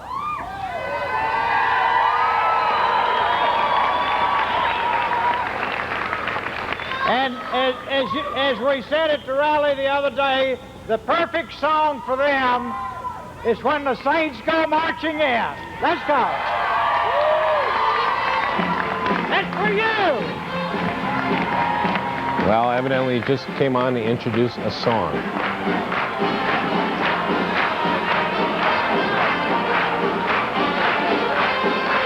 Roy, When the Saints Come Marching In, where did that song come from? Well, they sing it down in New Orleans a lot. I guess it's an old New Orleans jazz song, ragtime, Dixieland song. I mean, He's an old-fashioned guy, Ross. It's a song that all musicians in New Orleans hate to play because everybody wants it. Everybody wants it. Everybody who's drunk wants it. But I'd say less and less. Yeah, probably. I'd say more in the 50s and 60s than people in those ages. Yeah. No, I meant in the 1950s, 1960s. Yeah, don't you think? Days, probably. Yeah. Well, the spirits are high at Pro headquarters, fighting away the disappointment of... Okay, we're going to go to Ben Stein in Houston for a quick comment. Ben, how are things at Bush headquarters? Wahoo! This is Ben Stein again from Houston, Texas, from the Bush election night party. It's not a victory party, it's an election night party. And I just talked to a close Bush family friend who told me that she thought that perhaps Bush did not really even want to win the election, that he was tired of being president. And it occurs to me as a Republican that perhaps the next time the party should choose someone who wants to be president. I'm standing here with Barron Thomas, an airplane dealer in Dallas who can get you a hell of a buy on a used Gulfstream, and a major Republican contributor. Barron, we just saw Ross Perot bow out. Barron, what do you think about Ross Perot's impact in this election? Well, Ben, I think Ross Perot used this election and he used the voters to cost George Bush the election. We hate him for that. Well, it was a personal grudge, and I think it's the first time in history that the voters have been used to settle a personal grudge. You know, if it costs $60 million, so be it. You know, $60 million. That's all you can say. This is television. Back to you in New York now. Have fun. Thanks, Ben. And, now there's Perot again. And dancing. This is very sweet. He and Margot met while he was still at Annapolis. I learned this in one of his infomercials. And a very pious man, I would say, sometimes bordering on moralistic and sanctimonious, but a man obviously devoted to his family. Once again, there again dancing now, I think, with one of his daughters. I can't tell the daughters apart, especially from this distance. Now, Ross Perot, at this point, with 33% of all the votes in the United States counted, has almost 6 million votes. 6 million people in this country have voted for change, voted to reduce the deficit, and sent that message. As the pros dance away, we're going to go to Joy Behar, and who is joined by the Reverend Al Sharpton, I'll throw it to you, Joy. Thank you, Al. Hi, I'm here with Reverend Al Sharpton, civil rights activist and just generally fab guy. How are you? Hi, how you doing, Joy? You know, Al, it's very interesting because last time I saw you at the Democratic Convention, I think that was the beginning of a change of your image. That's right. Because you went from Abby Hoffman to Phil Donahue overnight. And I owe it to you. You owe it all to me, Al. That's right. That's why I came to be with you on election night. We just had that whole thing. We should go into the PR business. That's right. I would have ran even in the general election for the Senate, but I found out that Liz Holtzman had a dirty tricks thing.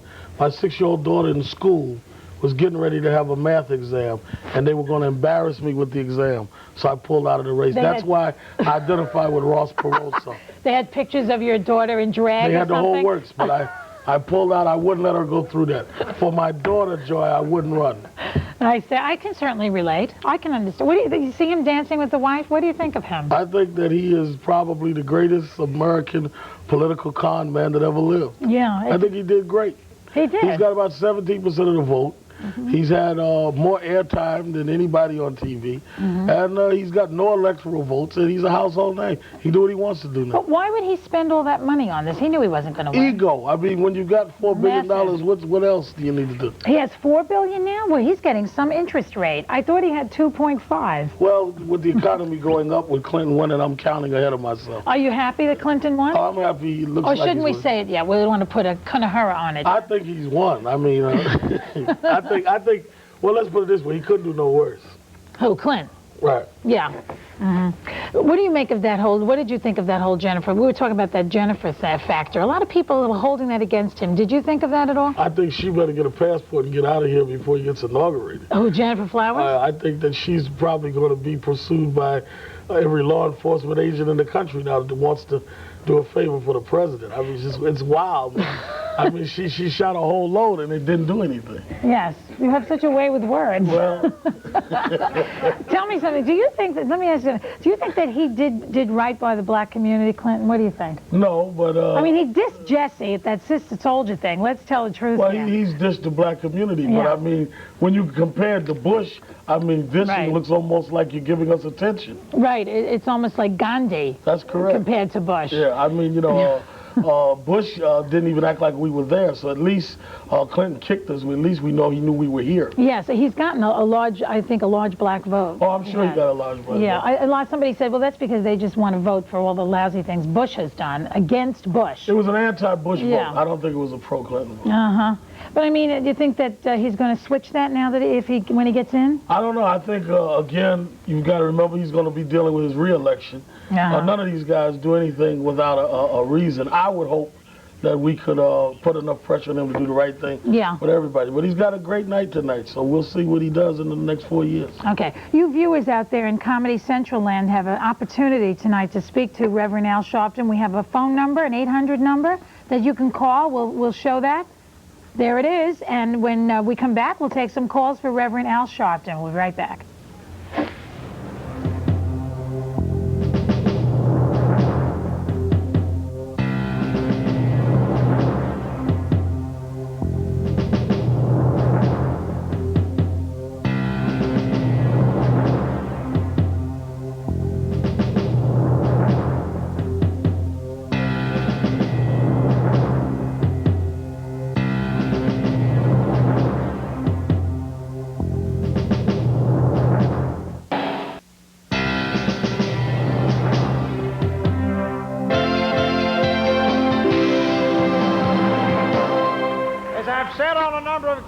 My role in life is that of the grain of sand to the oyster.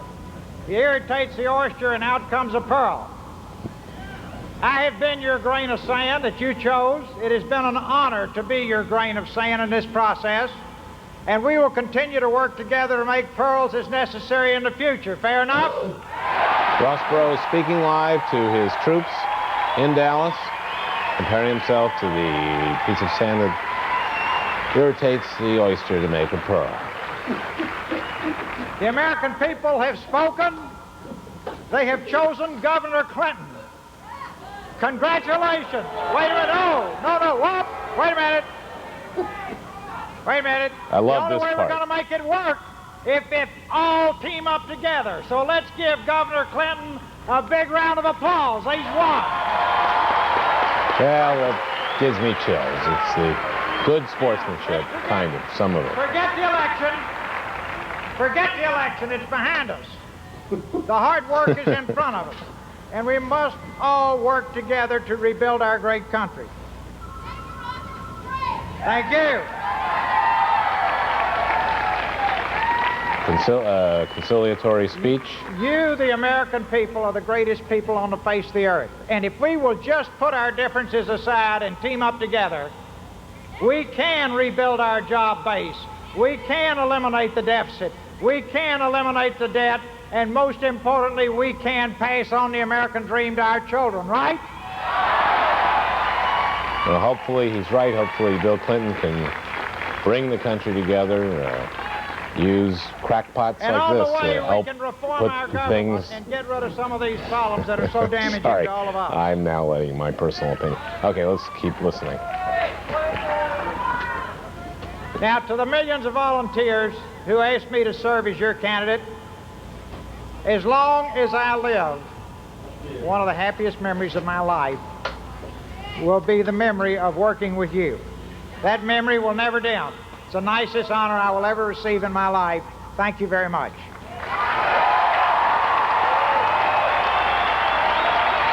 Ross Perot has received so far about 17% of the popular vote. Quite a remarkable showing for an independent, probably the largest independent vote since Teddy Roosevelt ran in the as the Bull Moose Party in There are people here tonight and there are people across the country who literally gave it everything Good thing they Perot had didn't run as 7 Bull days a Moose. week since last February 1916. to take this country back and give it to the people, to pay its debts, to pass the American dream on to our children. What would And I Perot's want party you to have been know if they'd named it after an how animal? proud I am of you and how much Weasel comes to mind. for the tremendous Chihuahua. effort you made. Yeah. So, God bless you and thank you very much.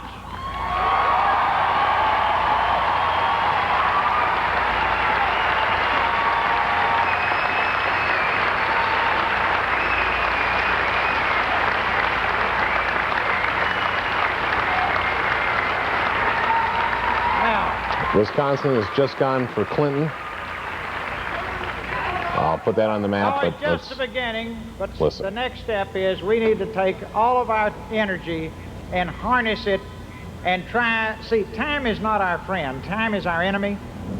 These problems our country faces need to be solved immediately. We need to all work together and work with the new administration and give it a world-class best effort to get these problems solved now. Because if we do, you benefit, the country benefits, your children benefits, and everybody wins. We've got to do it. Wisconsin puts Clinton's total at 265. He's within 5 electoral votes of having the 270 needed Spend to about win. 10 minutes getting over being frustrated that your candidate didn't win. Then take all of this enormous creativity and talent that you've displayed, and let's make our country work at the national, state, county, city, local, and neighborhood level, and at every single school across the country, right? Absolutely. Well, I think Ross Perot did bring up a lot of important things in this election. Now, the fact that we will go anywhere, anytime, and do anything that's good for our country to help the new administration as an organization does not mean that we will compromise our principles or integrity in terms of what this organization stands for. Certainly addressing the huge $4 trillion deficit our nation faces is an important contribution. We will never change that one filter that everything has to go through in United We Stand America, and that is it good for our country, right? Is it good for the country?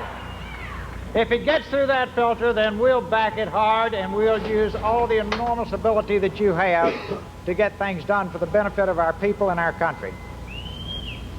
Now, the main thing is don't lose your enthusiasm, don't lose your idealism, don't lose your great love for this country, and please don't feel, gee, I'm powerless again. As long as we're together nationwide, you have enormous voice in this country. So we will stay together, and you will be a force for good for our country and our children.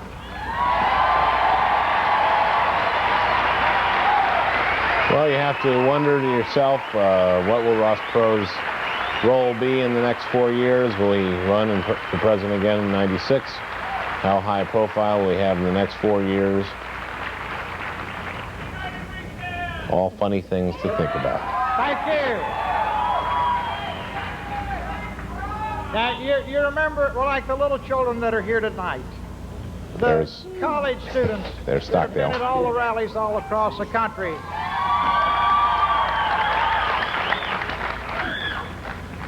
When you look at them, you're looking at tomorrow. And we must give them a brighter tomorrow than any other generation has ever had in our country. And if we keep it that simple and that pure and that clean, then we can make an enormous contribution, and that's what we must do. We will have our organization established. We have a nationwide network, a state-by-state network, a community-by-community network, and we will keep it intact to be a force for constructive good throughout our country.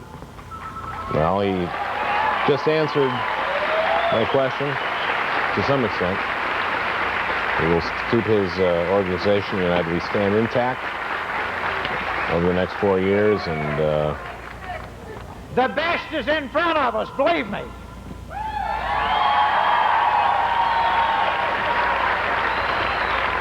Clinton faces a disastrous economy, you might be seeing this is no a different time to get story in discouraged. 4 This years. is no time to throw in the towel. This is the time to redouble our efforts and work with the new administration to make sure that our country is a beacon to the rest of the world, to make sure that our cities are alabaster cities that gleam undimmed by human tears, and to make sure that every little child across America is only limited by his or her dreams and their willingness to pay the price and make the effort to make those dreams come true. That's what America's all about. We just had a real scare here. Roy said D'Amato had won, and the shutter went through the studio. He got it wrong. That has not been called. And that's what you're all about. And God bless you. We love you. And I want you to know I think he's wrapping up. that our love for you and my love for you is permanent. And I will carry the memory of these past few months with me for the rest of my life. And I am available to you anytime, any place, anywhere, as long as I'm around. God bless you. Thank you very much. Well, there you have it. Let's go to Buck Henry in Little Rock. Let's go to Buck Henry in Little Rock for a reaction to Ross Perot's speech of concession. Hi, Al.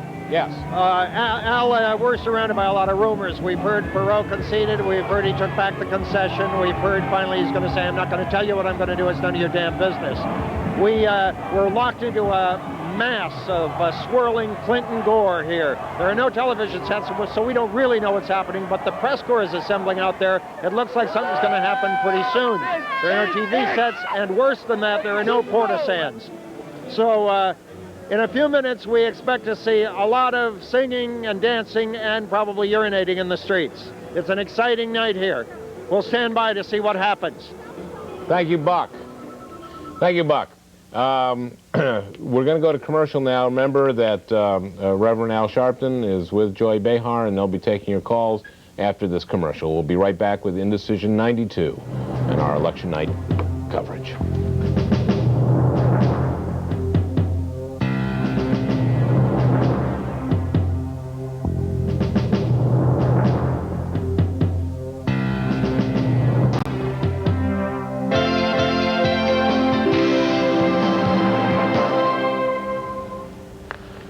You're looking now at some of the projected winners or states. New York, 33 electoral votes, the second largest bundle of electoral votes, going to Clinton. Clinton is now ahead. There's Massachusetts. No big surprise there. None of those are big surprises. There are some surprises, however. Michigan, a big state for Clinton. See, Clinton is receiving 44% of the popular vote, Bush 39, and Perot 17. And Illinois, another big state, 22 electoral votes for Clinton. Clinton is now within 5 electoral votes. Cornhusker State for George Bush, traditionally Republican state, no surprise there. Here is our map. We can push in on this a little bit so you can see how red it is. The red states are Clinton states. Ohio, I made a mistake there. And we're going to go now to Joy Behar, who has the Reverend Al Sharpton, and they'll both be taking your calls. Okay, hi, thank you, Al. I'm back with Reverend Al Sharpton. We have some phone calls, one from Kennebunkport, the place where they're going to have a lot of parking spots in the upcoming couple of weeks. You're on the air with Reverend Al. Hello, Reverend Al. This is Phil Jewell from Kennebunkport. And I want to tell you that I'm real pleased that our President of the United States is going to be back here to help us out in the running of our business, the Kennebunkport Bed and Breakfast. Good. Do you have a question? Or just a plug for Kennebunkport Bed and Breakfast? Well, I would like to invite Reverend Sharpton up to Kennebunkport at the earliest possible convenience, because we do need some black people up here, for one thing. You certainly do. Well, I'd be glad to accommodate you, and I'm sure that I would love to help move President Bush back to your town. So maybe we can give you 2 for 1. What about the little brown ones? Bush's grandchildren, he calls them the little brown ones. Don't they go up to Kennebunkport, or is that restricted? I don't know. He'd have to tell us. Okay, I think we have a bulletin from Al, yes? Yes, I'm sorry, Reverend Sharpton and Joy, but ABC has declared Bill Clinton the winner. Also CNN now. Also CNN. Ohio has gone for Clinton, and it's all over at 12 minutes to 11. 2 networks have called it only about 2 hours and 50 minutes after we did. Ohio, and that puts Ken. Can we get Ken over there by our tote board to put Bill Clinton over the 270? How many votes is Ohio? How many electoral votes? I don't know. 20. He's got 286 now. Okay, this is 286, Ken. Reverend Sharpton, you excited? Oh, I'm thrilled. Do we have okay, we're back. Do we have another call? Orlando? Orlando, you're on the air with Reverend Al and Joy. Yes, hi, good evening. Hi. I just want to say I think it's incredible how well Bill Clinton has done after all the terrible press he got, and I just hope that he follows through on all of his promises.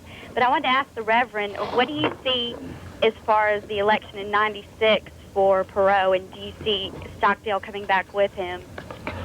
Well, I think clearly we're going to be judging George Bush's return home. We're going to see what Bill Clinton does. If he keeps his promises, or if he makes a great effort at them, then we will have probably a very clear re-election process in '96. If he doesn't, I think Perot or someone like him will gain strength, and we'll have an exciting year in '96. I think now Bill Clinton, you're right, he went through a lot of ups and downs. He survived them. He won tonight. Now he's going to have to fulfill promises, or he could be a one-term president.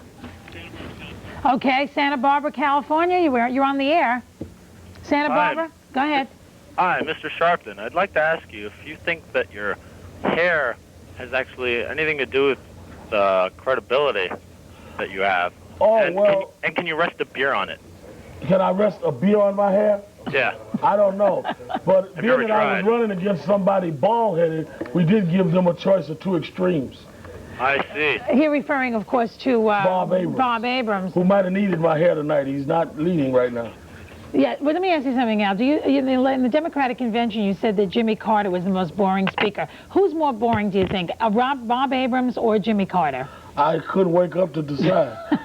I mean, they probably run a close race, but I think Jimmy Carter is slightly more boring. You do? Yeah.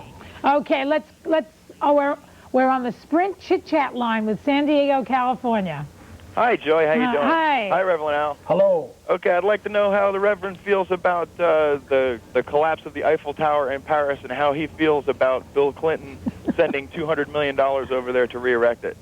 Well, I think that there goes an example of that overspending in the liberal community that's unnecessary. I mean, we haven't even got him in the White House, and already he's spending money like a fool on something that doesn't even occur. So there you go for liberal spending.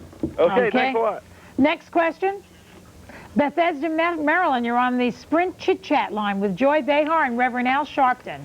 Yeah, good evening, Reverend. I thought this would be a good time to ask, possibly you could give some advice to some of the Republicans that might be on the unemployment line. There may be some tips you might be able to provide to these people. Very good question. Well, I think to all the Republicans that now find themselves on the unemployment line, they should keep their marches peaceful. They should not disrupt traffic. Now that you're on the other side of this, I hope you behave the way you advised us all of these years. Try to abide by what the police barricades at your picket lines, and please don't interfere with rush hours when you protest your unemployment. Okay. What do you want me to do? Who am I going to? Al? Al Franken. Okay, we're going to go back to Al. Thank you, Al. Thank you, Joy. Reverend Sharpton. Back to you, Al Franken. Thank you, Joy. Thank you, Reverend Sharpton. And as you heard here, ABC and CNN and Comedy Central have declared Bill Clinton, the governor of Arkansas, to be the winner of the 1992 presidential race. Bill Clinton will be our 42nd president, and we're going to go to commercial. And but George Bush has done really well. He really has. We're going to go to commercial.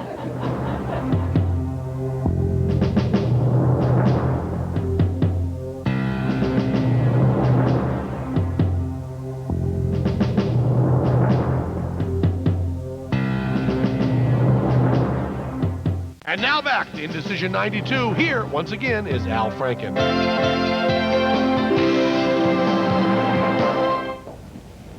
Wow. In Wisconsin, projected winner is Russ Feingold, the Democrat, who came out of nowhere to defeat Bob Caston.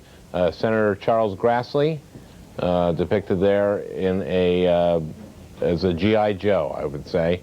Senator Grassley of Iowa, Republican, defeats Gene Jones, I believe was the state senator's name, one of the Democratic women running this year, who has lost to Senator Charles Grassley. Right now we're going to go to Little Rock again for the Moron's Perspective, and Hank Fielding. Hank? Thank you, Al. As the good news continues to pour in, this crowd is getting more and more excited. Here's a bit of news. Apparently, Senator Clinton has flown into Little Rock and is actually going to address these people. This reads as sound campaign strategy. I can't imagine a more enthusiastic pro-Clinton crowd than this one here in Little Rock, Arkansas. And Clinton, to his credit, has cleverly seized the moment. This could very well sway some voters on the West Coast. Yes, the people in Little Rock have gone hog wild for the senator's message of change, growth, and investment. They're dancing in the streets, not only here in Little Rock, but also in the entire state of Alabama.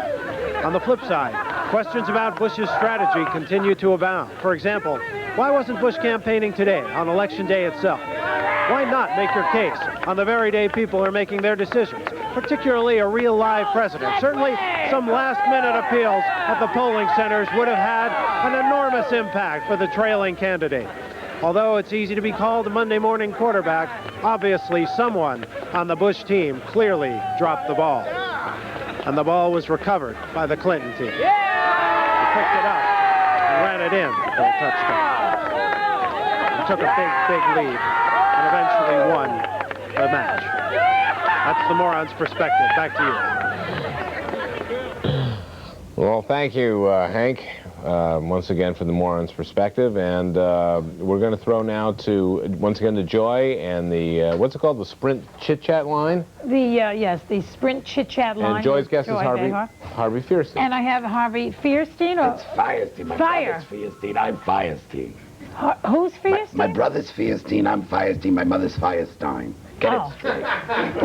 Get it straight. All right. We won tonight. You have to be nice to us from now on. I feel like Can you believe we're winning here? We won. I can't believe it. I feel like I just gave birth. They're running ads. My water broke. They're running ads for Macy's under here. They are? You should know what's going on under your desk.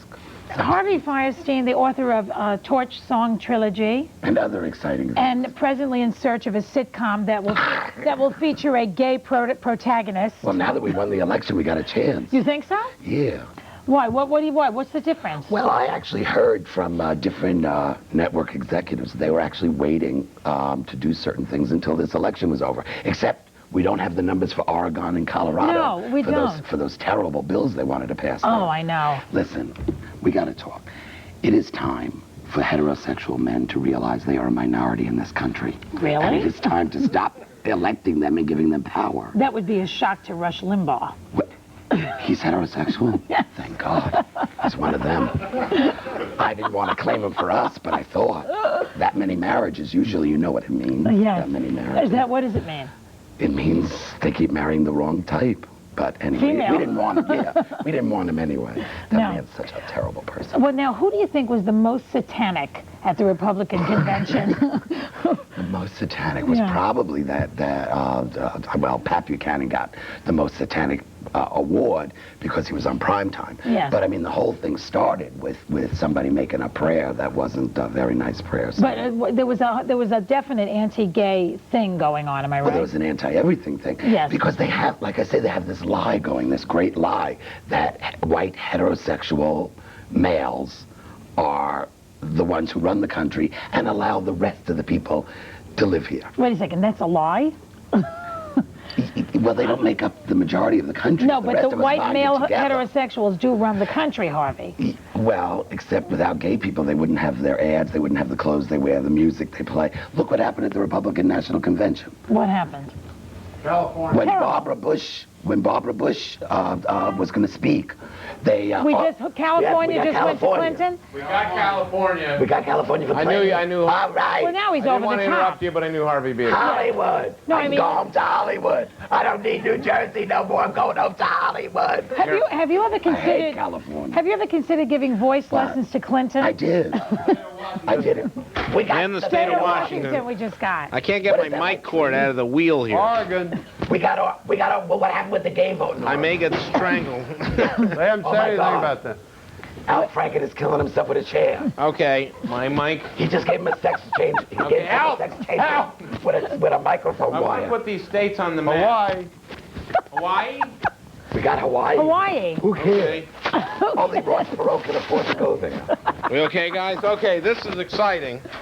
This is really the first physical action we've had here in Indecision 92. It's mine. Sorry, guys. It's wacky. Okay, Brokaw. This doesn't happen to Brokaw. Sorry, guys. But let's get these in. This is exciting. We're talking about California. Okay, that's where Harvey's. That's Hollywood, where Harvey's. You don't want a sitcom though. You want a movie. No, we'll take a sitcom. A sitcom. He wants to work every week. I want to work Okay. every week. All right, every week. I'm tired of looking for a job. Well, how do you make How about something? Love That Dyke. As a sitcom. In I mean, Holland. she's like. Wait, In Holland. we gotta talk. We gotta talk to you. Okay. There's the anti-woman stuff. Okay, did you say Washington or Oregon? Okay, I'm sorry. Yeah. We got Oregon. I think it was Hawaii. Washington. I don't think it was Washington. Yeah, Washington. Washington and California. I don't know about Oregon, but we know what yes, that's going got to be. Oregon. And Oregon, Yes, too. Oregon. And Hawaii. And Hawaii. This is a landslide. Just put a lay. We're going to go to commercial. We'll be right back with Harvey Fierstein, Joy Behar, And phone calls. Phone calls. and phone calls, your phone calls. Boxer, Barbara Boxer won. Barbara Boxer won.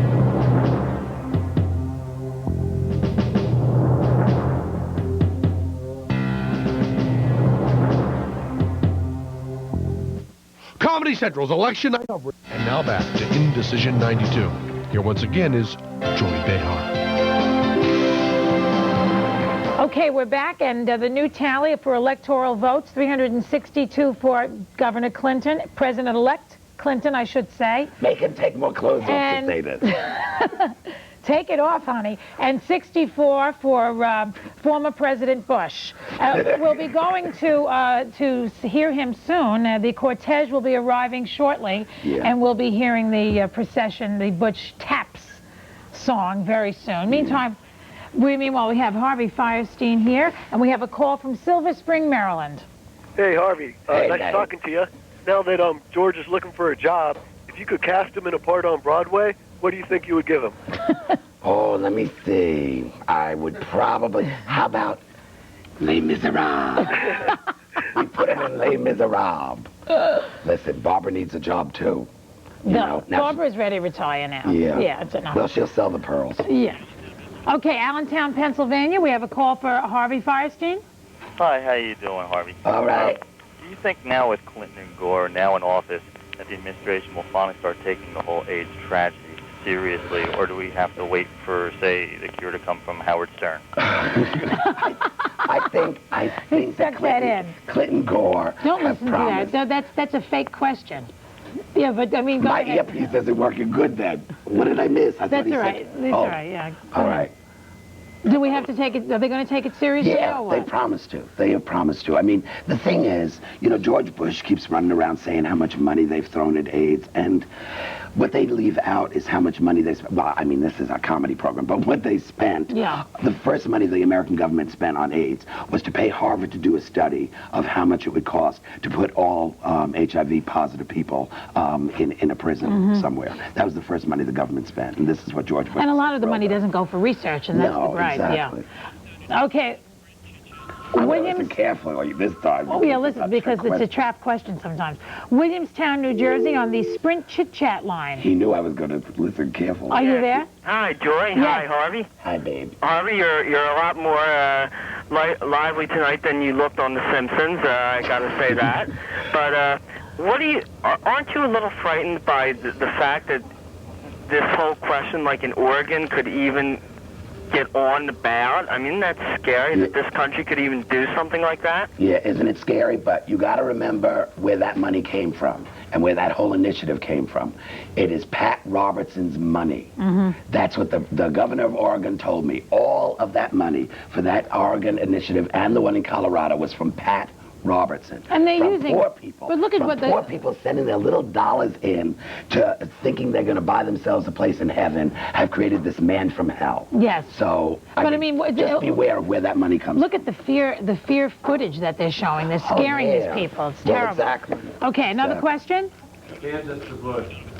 Okay, we're out of calls. Well, then let's dish. All right, let's discuss Phyllis Schlafly's son now. What about that little brouhaha? Well, I guess it's proof that overbearing mothers do, in some cases, create gay babies. So you mean it's not hormonal in this case? No, I mean, you know, I always said about Phyllis Schlafly, yeah, make her stay home.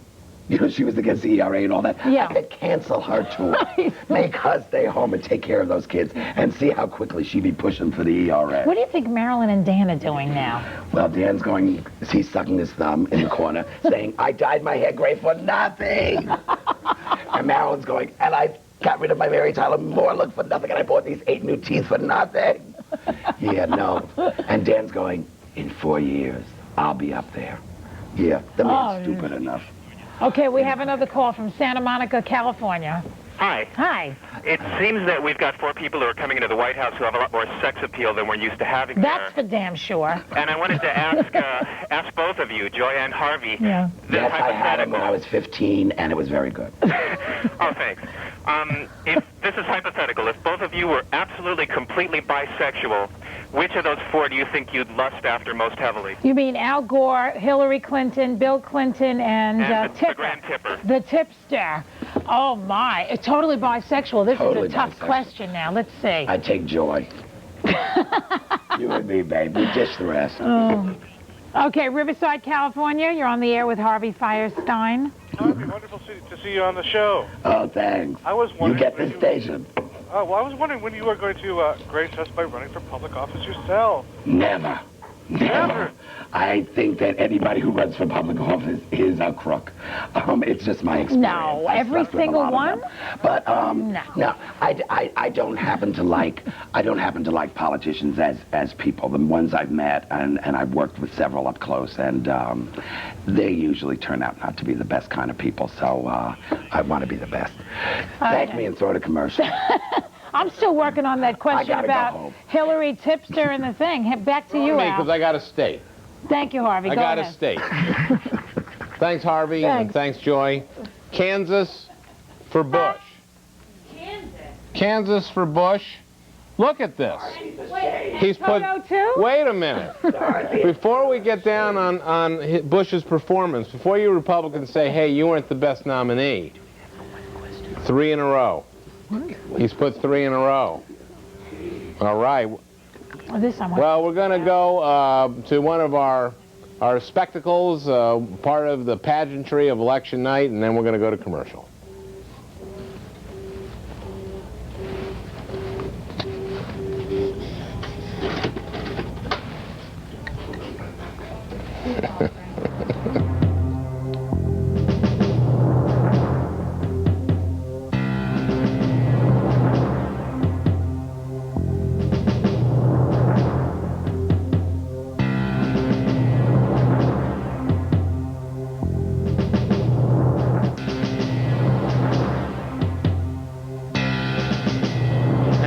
back to Indecision 92, election night.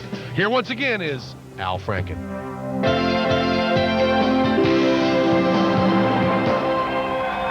Here he is. Thank you very much. This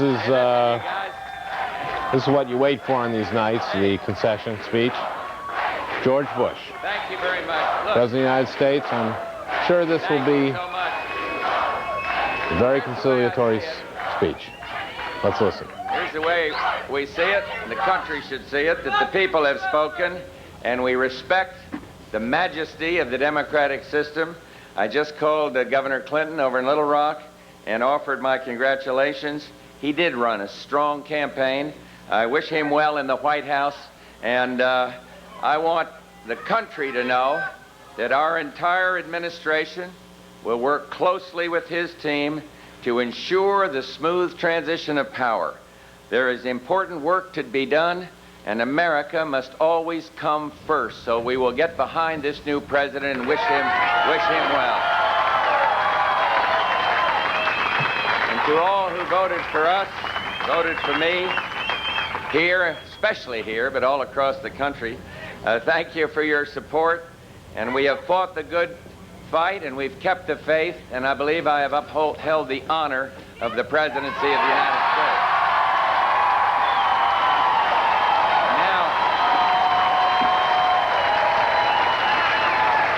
And now I ask that we stand behind our new president, and regardless of our differences, all Americans share the same purpose, to make this, the world's greatest nation, more safe and more secure, and to guarantee every American a shot at the American dream. And I would like to thank so many of you who have worked beside me to improve America and to literally change the world. Let me thank our great Vice President, Dan Quayle. You know,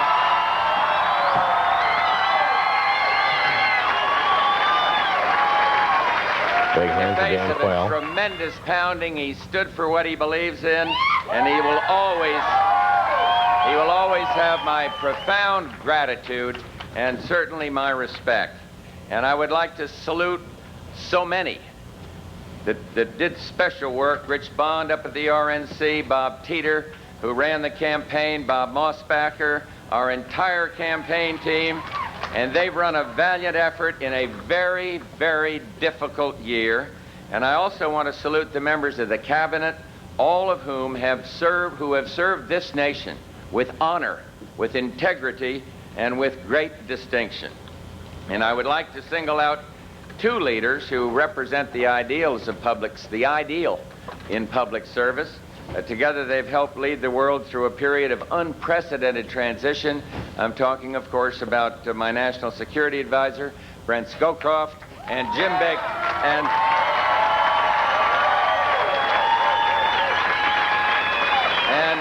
my good friend and fellow Texan, our Secretary of State, Jim Baker.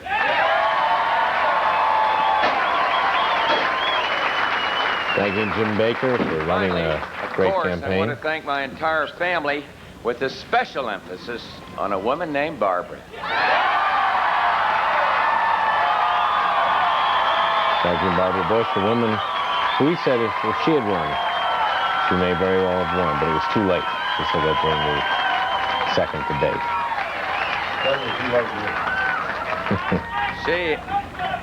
She has inspired this entire nation, and I think the country will always be grateful.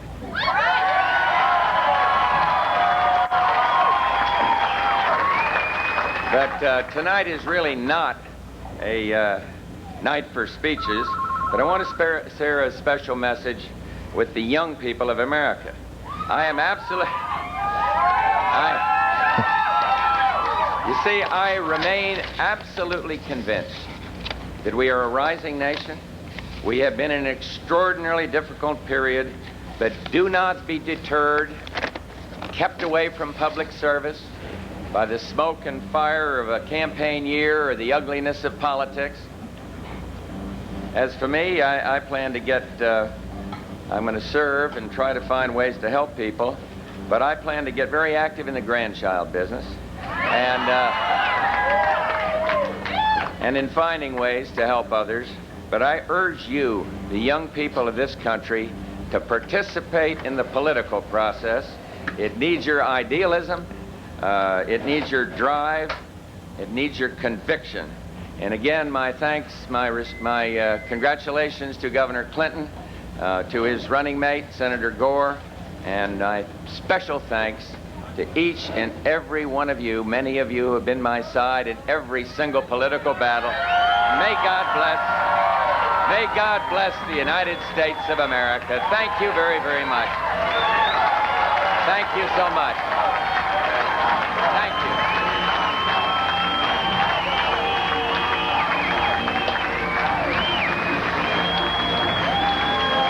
Well, there you have it, sort of a gracious speech by the defeated president. Well, let's go to Ben Stein in Houston, who's there with the president. Ben, what's the feeling there?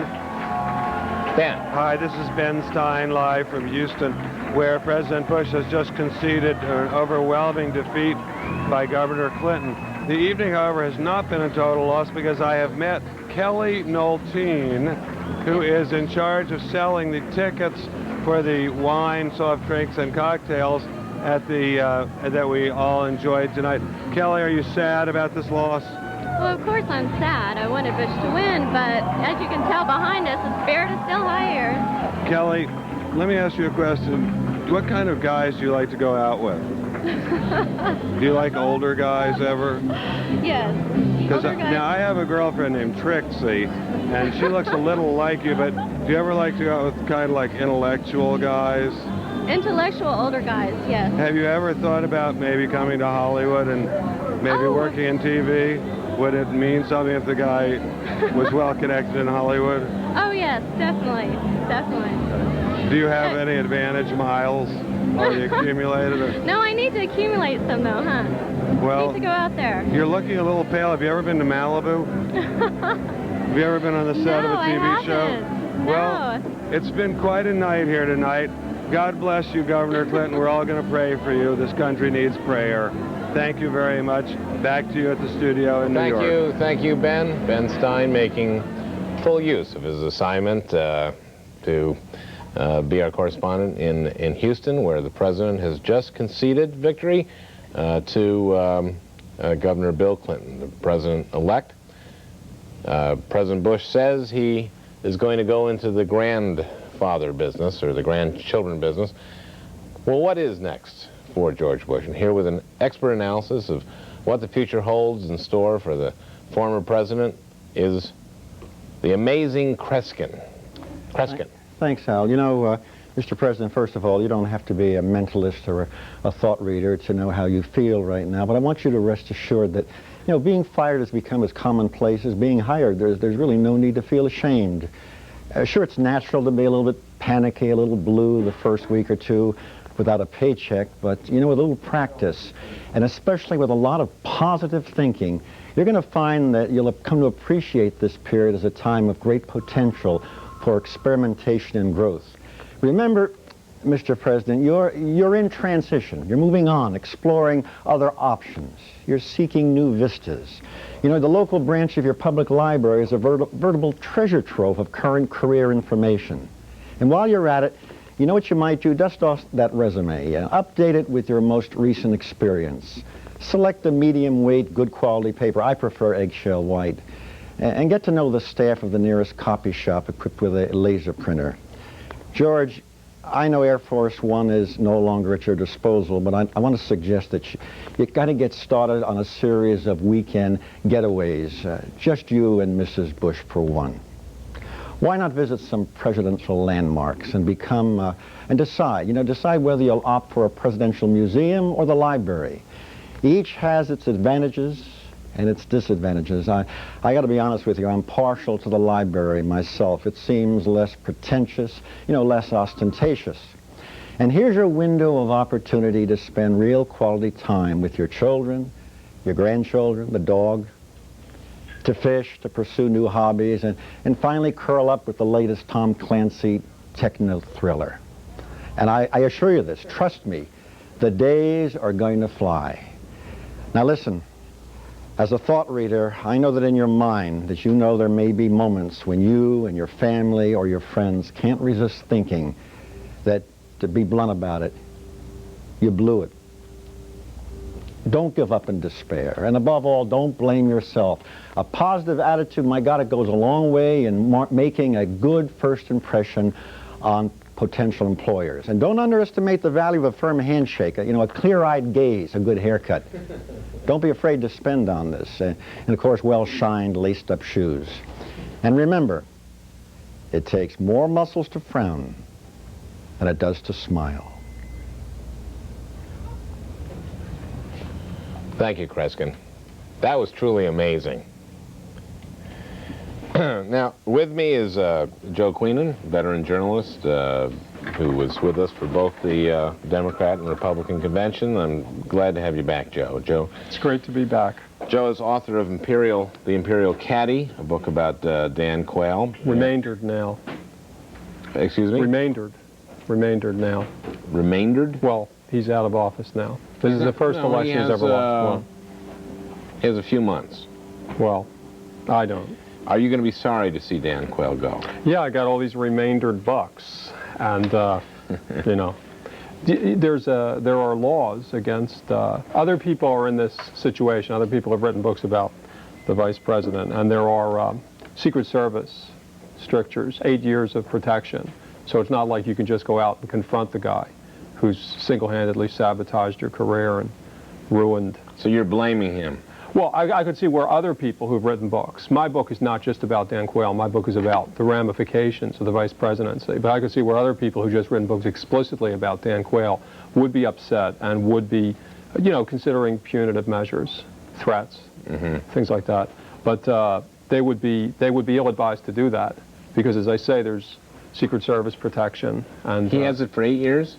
Yeah. He doesn't get a vice presidential library, though. That's true. He gets a there bookmobile. has not been a.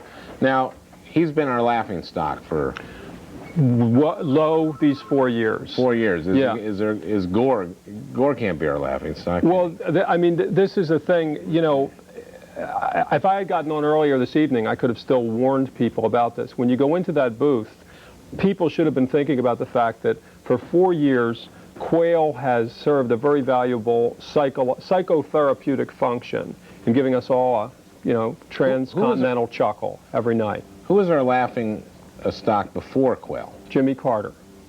No. Billy Carter. No, Jimmy Carter. When was Earl Butz our laughing stock? The same time as Wilbur Mills. Oh, that's a long ways ago. Okay.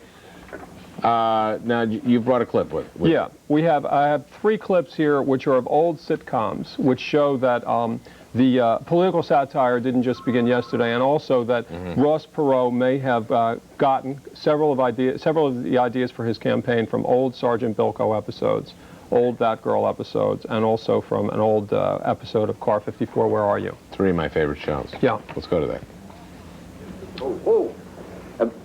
What is the matter with me? Right here in our platoon, the perfect candidate. We got a candidate? We can't miss. We got a guy that's like a beacon of purity. He's got the 3 requisites to run for a mayor. 1, he's never been in any scandal with a woman. 2, his lips have never touched liquor. 3, he's never been heard to utter a political opinion. As a matter of fact, no opinion at all. He's perfect.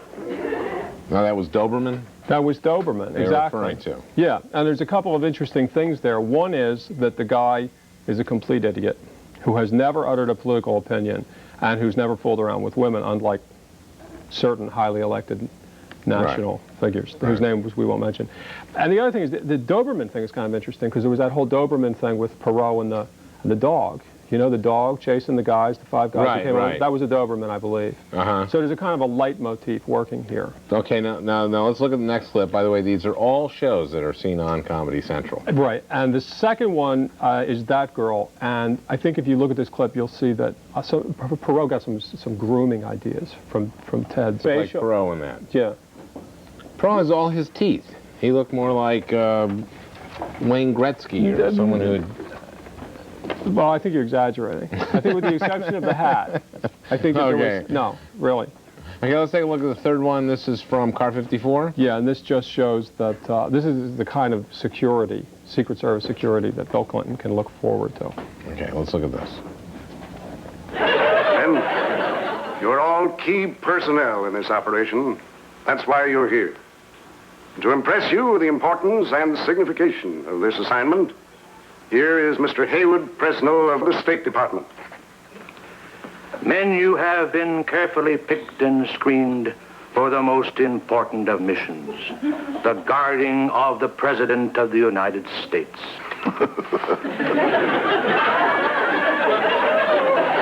With the state that the world is in today, I don't have to tell you the seriousness of the job that lies ahead of you.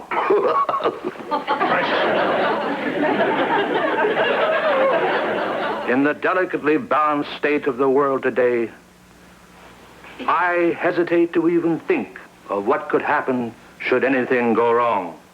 Should anything go wrong? Hurry! I can't help it. Whenever I hear anybody laugh,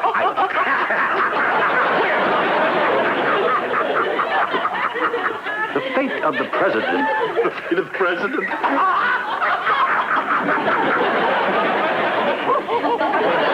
This is the most serious moment in the history of the United States.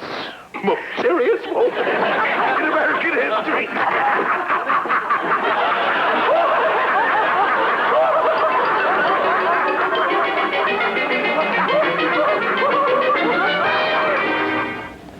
That, of course, was Tootie and Muldoon. Guarding John F. Kennedy. Now, that was a really Tasteless. controversial thing because that aired November 23rd.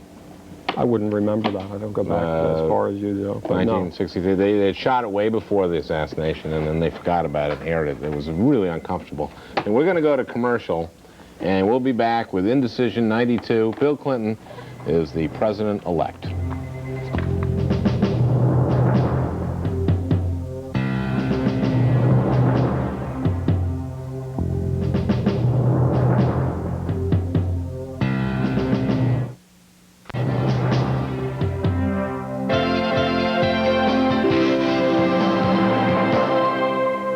Looking at a picture of Dianne Feinstein.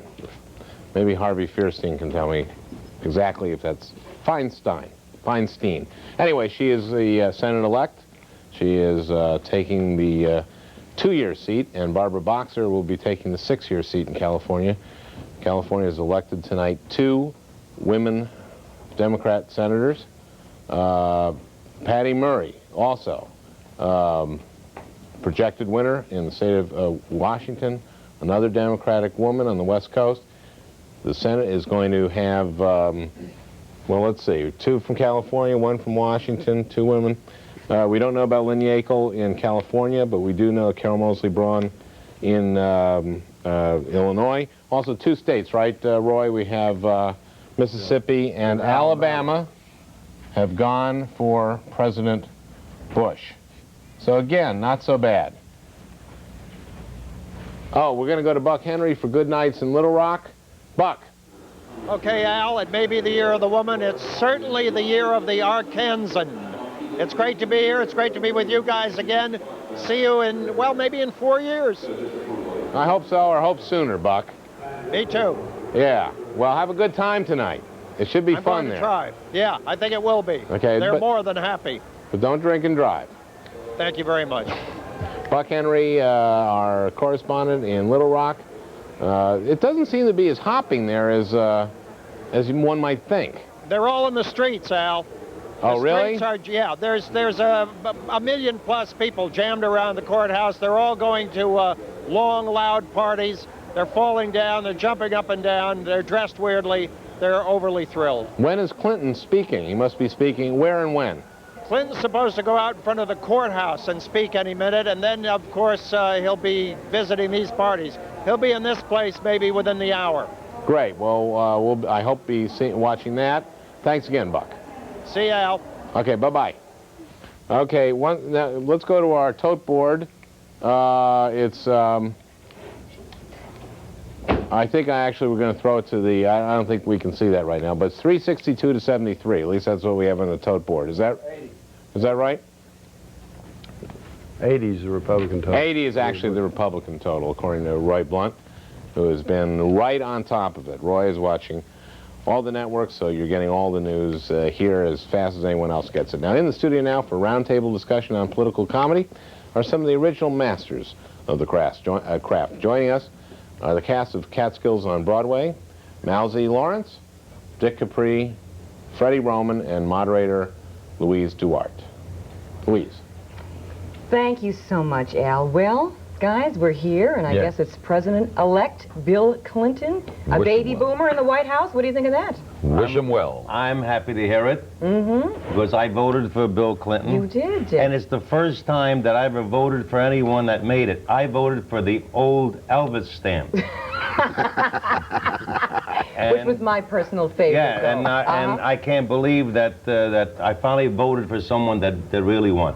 What I wanted, I wanted to vote for all three. I love figured Ross Perot. Perot would be great for finance. Fabulous. Clinton for domestic. And for looks. And for looks, terrific. Yes. A very handsome man, straight nose, blue eyes. Except for his wife, Hillary, who and looks Bush like... for foreign affairs. I think the three of the guys would be just terrific. Perfect, perfect. Mal, what did you think of this? This was Well, to me, it was a wonderful evening because I think the electoral votes are 80 for Bush and 362. And I made a bet with my bookmaker. I took 300 electoral votes with Bush, and so I'm covering my bet, so I'm okay. Is that the spread? The spread is okay. I'm fine now. Thank God Indiana came in, and also Florida, I understand, came through with not only electoral votes, but a couple of bagels. And anything to do with a bet. This man is the happiest man in the world. Freddie, who did you vote for? I voted for Mr. Clinton because I did that benefit, Broadway for Clinton, and I got to meet Bill and Hillary, and I was such a big hit that night that I figured I'd vote for him. In case he wins, I could become like the comedian of the next 4 years. Like Schwarzenegger was right, with exactly. Bush. And, and interestingly enough now that this election's over, this is a terrible thing that's happened. There are so many Republicans now that are out of work, and with the economy the way it is, they're not going to get jobs. Well, they can always have Republicans on Broadway. It's a new show coming in. We could do that. Yes, Catskills on Broadway, Republicans We're on Broadway. leaving in January. Yes, that's right. perfect. So maybe come take over the theater. Louise, who would George Burns vote for? Well, I think I would have voted for McGovern. No kidding. No, McKinley. Oh, that's who it was. Yeah, McKinley was something with a ma. But yeah, something with a ma. But no, I have to tell you, I didn't vote because I am from California, and I was working on Broadway, and I was too late sending my little absentee ballot. Oh, you should have sent it in, Louise. Now, California is interesting. There are actually now the first time in American history 2 women are going to represent a state in the Senate. Yeah, which I'm thrilled about. Yeah. Now, see, next thing now we have to have a woman president. Well, I don't know. No, that could happen. Well, first you start with California with 2 Jewish senators now. That's right. What do they do during the holidays, the Jewish holidays? Yom Kippur, the state of California is going to be closed, I'm telling you now. Feinstein will do all George Gershwin songs and also Cole Porter songs. No, that's Michael Oh, Feinstein. Michael, excuse me. I saw the other Feinstein. I That's knew Michael. Firestein. No, that was Harvey. When he whispers, he sounds like he's yelling. I thought he was opening a bag of potato chips. It was him talking. Yes, it is him talking. All right, so what are we going to do about this? Now, when does he get in? January he goes into the White House? January And he's got a little kid. His booking starts January, I think, 15th. Okay, and he's got He a little daughter. opens the January 1. We close January 3rd. All right, what kind of dog does he have? We have to know this because they had Millie, Well, which was got very Hillary, popular. He's going to have... No. No, Hillary's the wife. Excuse me, I forgot what we were talking Yeah, about. Hillary, who looks like Rebecca De Mornay and Hand That Rocks the Cradle, don't you think? Well, I'm not letting her Think about babysit for no, me. I wouldn't let her in the White House. She'd hold Why? us hostage, I think. No, she looks just... You look at him, same eyebrows. Same, Really? Same eyebrows? Well, you'll never know. It could be the same eyebrows. Maybe she had a makeup job done on her. All right, well, listen, we're going to have to wait and see what's going to happen in the White House. And Al, I'm going to throw it back to you and see what's happening in your court. Oh, thank you, Louise, and thank you, gentlemen. We're going to have more of our cast from Catskills on Broadway, but let's see how the uncommitted voter is doing.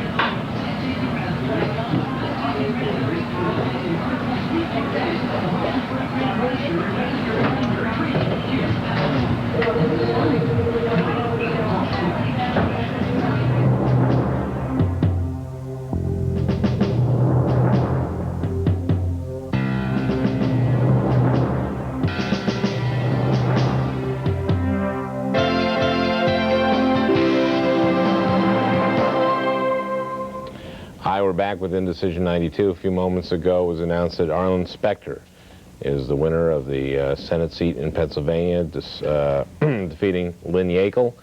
And so another one of the women candidates for the Senate did lose. Barbara Boxer, Dianne Feinstein, and Patty Murray did win on the West Coast. And Bill Clinton is the president-elect. Let's go again to the Catskills on Broadway Roundtable and Louise Duarte. Louise? Thanks, Al. Well, I'm here with Dick Capri, Malzy Lawrence, and of course our creator, Freddie Roman. Yeah, don't make a god out of me. Well, you I'm did a chubby the show. middle-aged Jew, and I got lucky with a show. That sounds like a god to me. I'll tell you That's that. right. That's We all the love gods you I've for ever that. known. Little middle-aged Jew. You should be President, Freddie. No, President Roman. I can't afford to take a cut. What is going to happen now with this economy, you think? I'm a little worried myself. First of all, I have alimony to pay. Oh, you have a now lot I of heard alimony. about raising taxes. Yes. I'm a little nervous. I have alimony to pay. I know. We're paying alimony for your wife. We're all paying. We're all chipping in. Alimony, 2 apartments. You know, so I'm a little nervous. But I'm going to watch it. I'm going to watch everything. And I should be all right. Listen, I made it to this age, and I will make it to another 6 months anyway. I don't mind paying taxes to help him pay his alimony. I hate to pay taxes to see you go into welfare. I want to see somebody go out and get a job. Let them become politicians. We're going to marry him off again. No, he'll never get married again. No. Maybe Dianne Feinstein. I don't think so. Dianne Feinstein. No, I will have a sniper shoot me. You don't have to. One of your ex-wives will do that for you.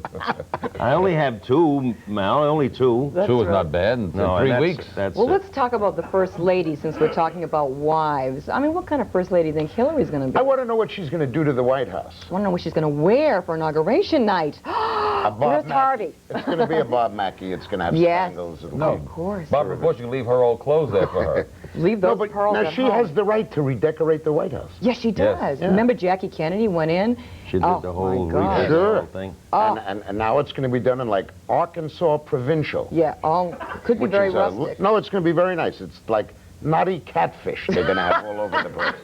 It's going to be really attractive. Can you imagine if there was a Jewish president? They'd have 2 sets of plates. You'd have 2 sets of everything. On that note, we're going to throw it back to you, Al. Well, thank you. Thank you, gentlemen. Thank you, Louise. We have another report from Meryl Marco, Indecision 92 special correspondent on assignment in California.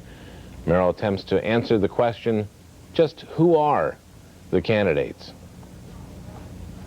Well, who are the candidates? Bush, Clinton, and Pro, right? But like a lot of Americans, I have trouble figuring these guys out. Who are they really? So I thought maybe if we looked at their headquarters, if we took a close look, maybe we could figure something out that we haven't figured out before. That's the premise I'm going on anyway. Tell me about the merchandise for sale here. What Clinton Gore stuff can a person buy, is it? Do you buy? Well, yes, actually, our line of accessories used to be much higher, if you'll come with me. As we're coming closer and closer to Election Day, however, we're beginning to run out of things like sunglasses and pendants and cute little lapel pins and, of course, the Clinton Gore slippers. Are you serious? Were there? No, I'm joking. I'm joking. Over here we have one that's a particular favorite because it sort of has an off color to it. You can look at it 2 ways. This one goes fast. Very popular. Show me through the merchandise. Well, it's not merchandise. Okay. It is basically issue papers, the President's Agenda for American Renewal. This is our most popular sticker, by the way. Yeah. So if you Now, are... who said that originally? So Meryl, I've heard if you him are say that a annoyed, lot. I mean, I understand that you're kind of annoyed, and I'm happy that it's working. I'm kind of annoyed or annoying. You're both annoyed and annoying, and it's working, I can see. Thank you. I'm very proud of that. It's kind of my calling card, the most annoying person ever. This is a slenderizing black Clinton shirt, which reads, The Cure for the Blues. Up here we have a smart local favorite. It's the Clinton Gore tank top. Very convenient for showing off a nice physique. Is this the kitchen? This is just, coffee, stuff like that. Now, what's the snack policy here? Does everyone bring their own snacks? Help yourself, no. Does the Bush campaign provide snacks for anyone? Right, we provide coffee, cookies, soda, mineral water. What seems to be the cookies a favorite? The Belgian butters. Did you select these? No, it was one of our volunteers brought this in. Uh-huh. And then we have a couple of Joan Jett? No, I didn't know that. No? You do remind me of her. Huh. So this is these are these for anyone? The Diet Colas? Would you like one? You can have one. No, no, thank you, but they're warm. Would anybody like?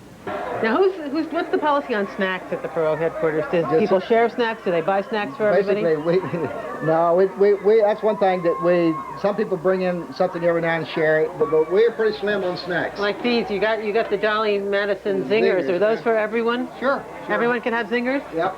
Also, this is starting to sound like a good campaign. To be fair, we also have granola bars and fruit over here. Yeah, well, these are not granola bars. These are taco chips.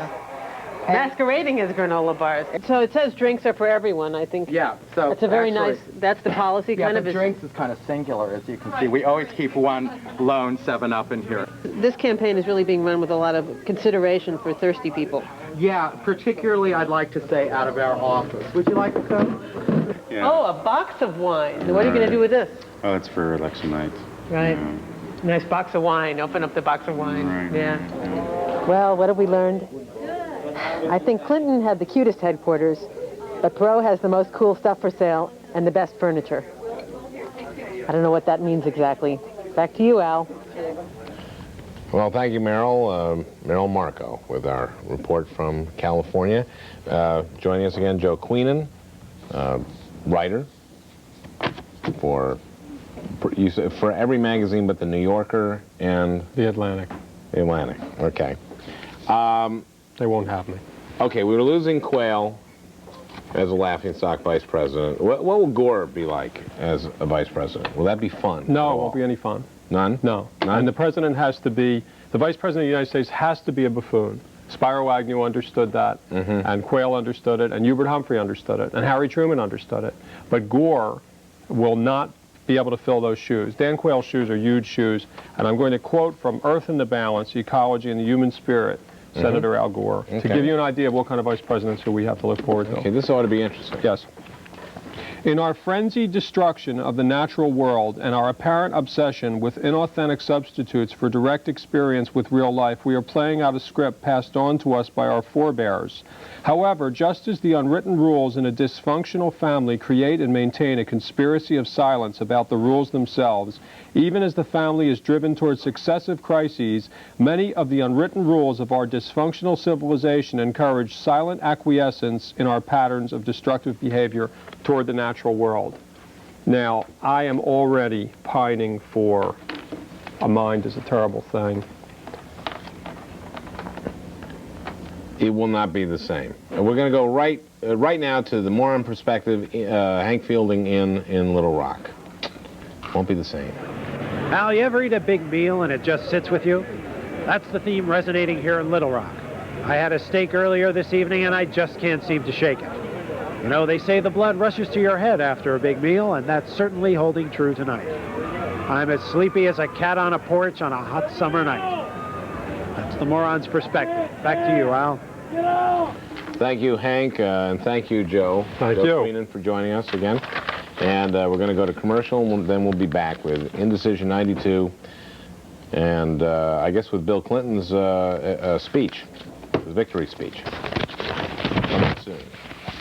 I want you all to know we're going back many years to the days of long ago when songs I sang were popular, a treat to every ear. So now we'll start with one of the best. She's a lass from Lancashire.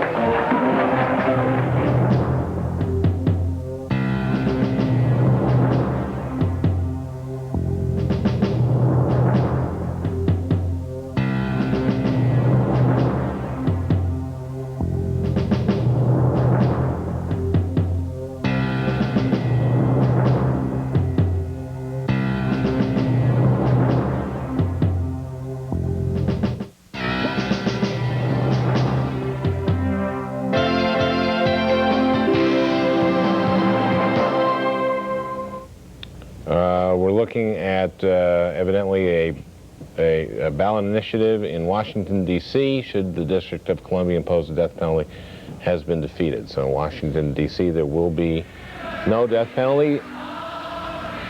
We're looking at Little Rock, Arkansas, where there's music in the streets.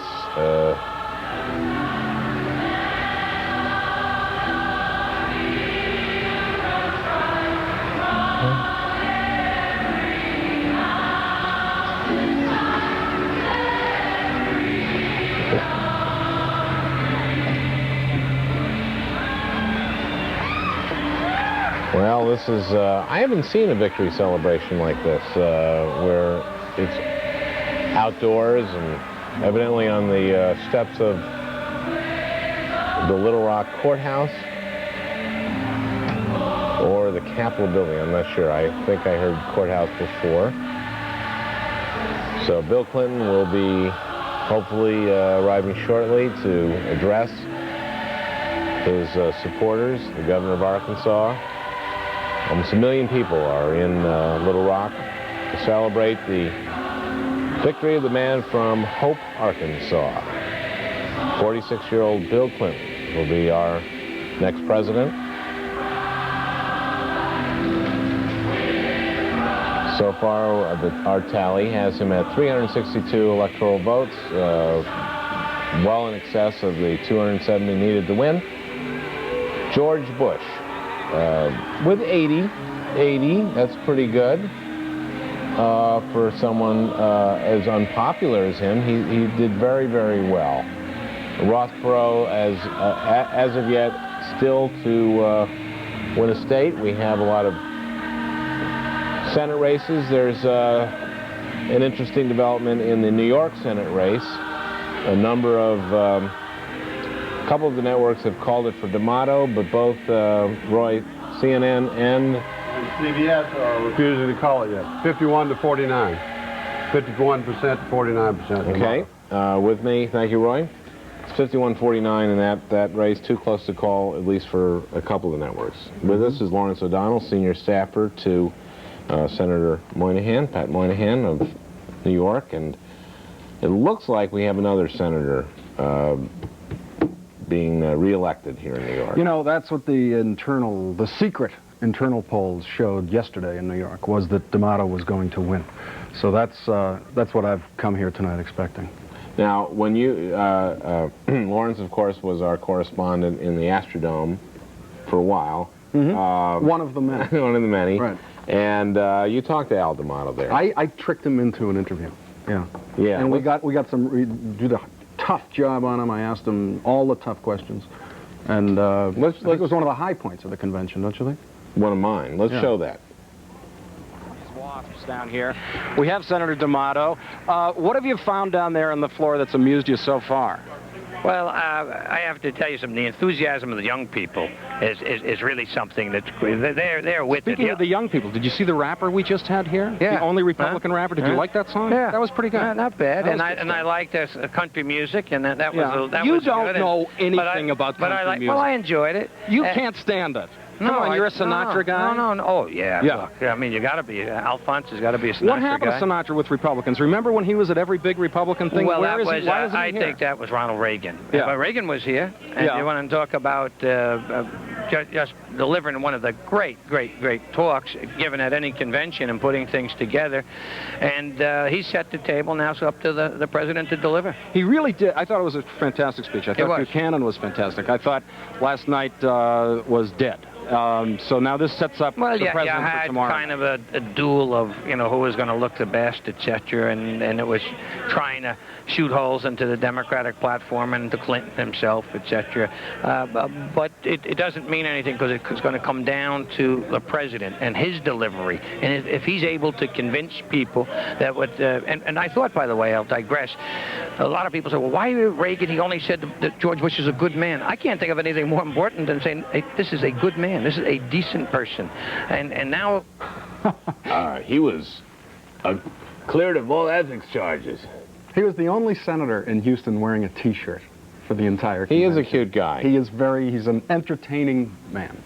Yeah, a bit sleazy.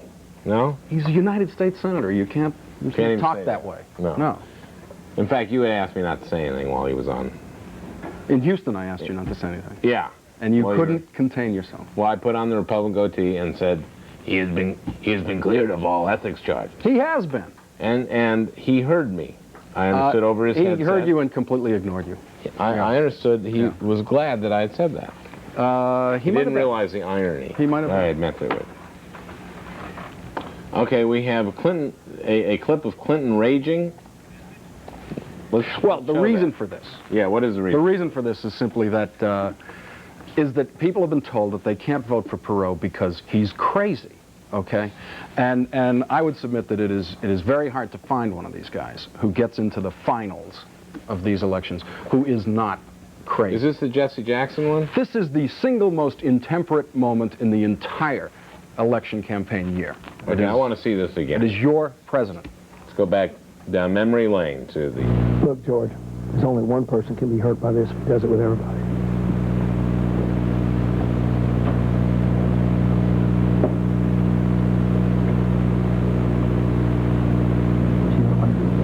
No.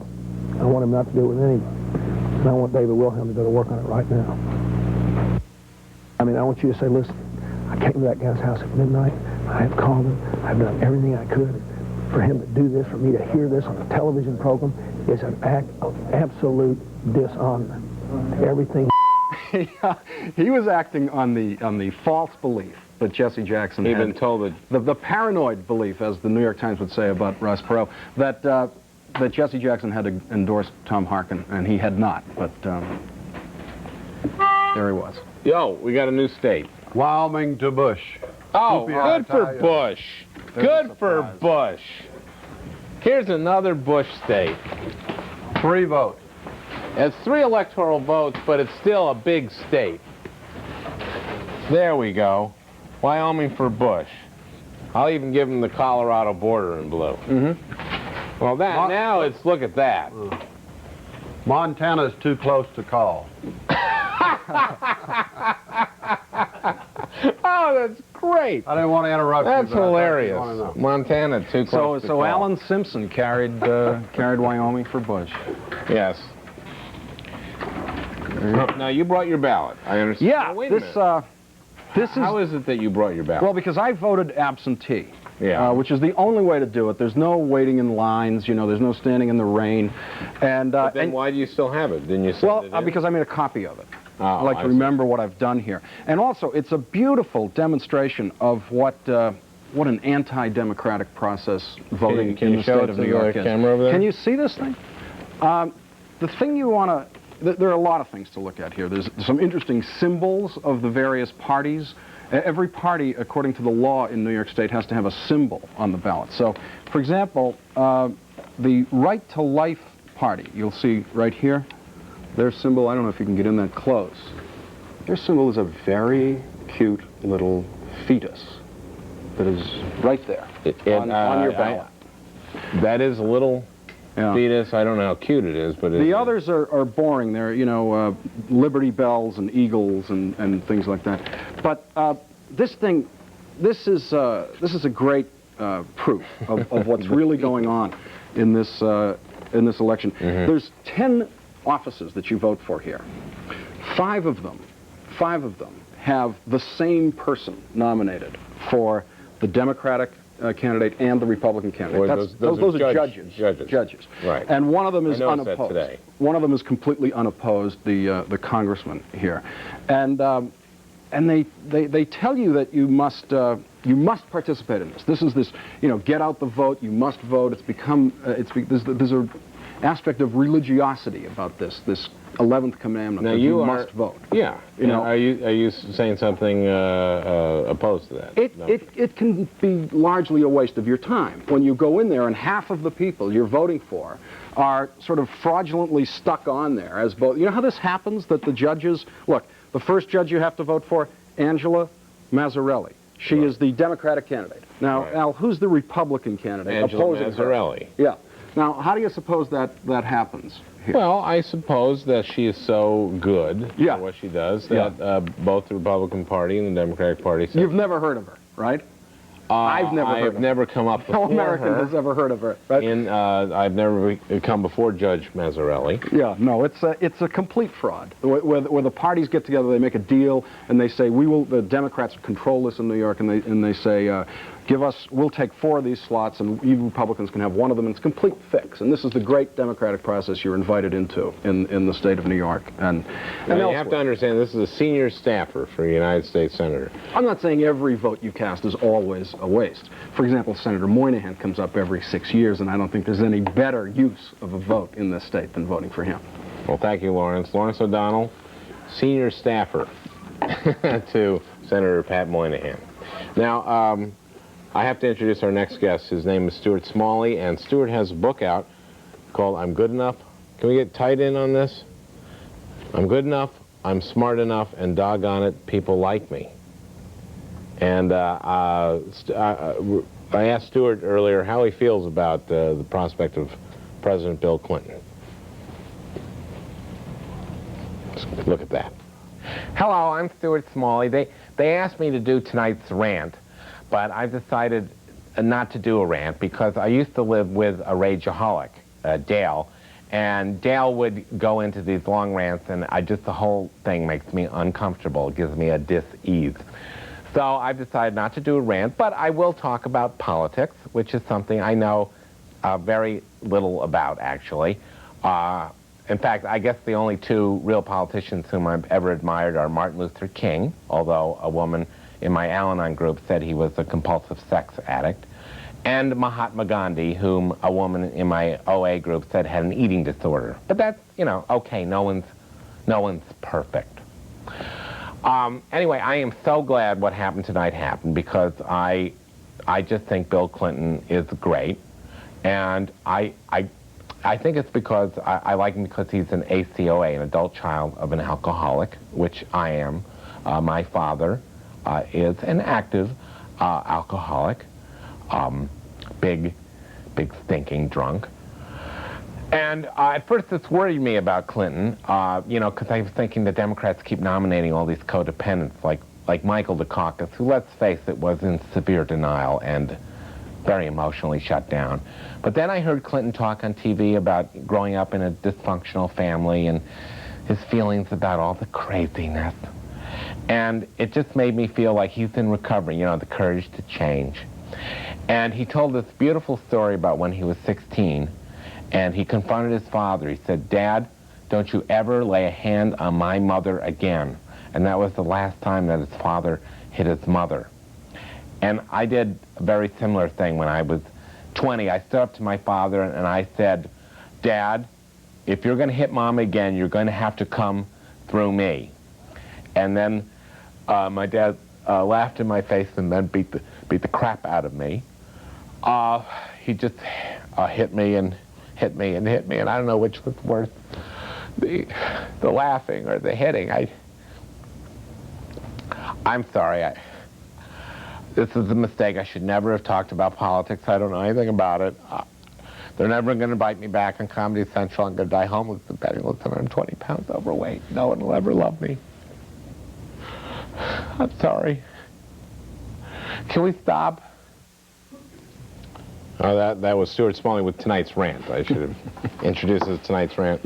Well, Lawrence, are you happy that we have a Democrat in the White House? You were there in New Hampshire during the primary when I swore that it would be impossible for Clinton to be elected president. You were incredibly wrong this year. I was very wrong, yeah. I remember when we did the State of the Union address, you came here and said Bob Kerrey will be the nominee. I didn't think I wasn't sure he'd be the nominee, but I thought he'd be a stronger candidate, let's say, than he was. You were saying that Clinton had no chance. Yeah. And look what our tote board says. 362. Well, let's not get carried away with this landslide talk. You are going to notice at the end of all of this that a majority of Americans will have said that they want someone else to be president. But that was This true. is electoral votes. This is not real votes. That was true in 1860. Mm-hmm. It's happened before. Lawrence, thank you. Thank you, Al. We're going to go to commercial. We'll be right back.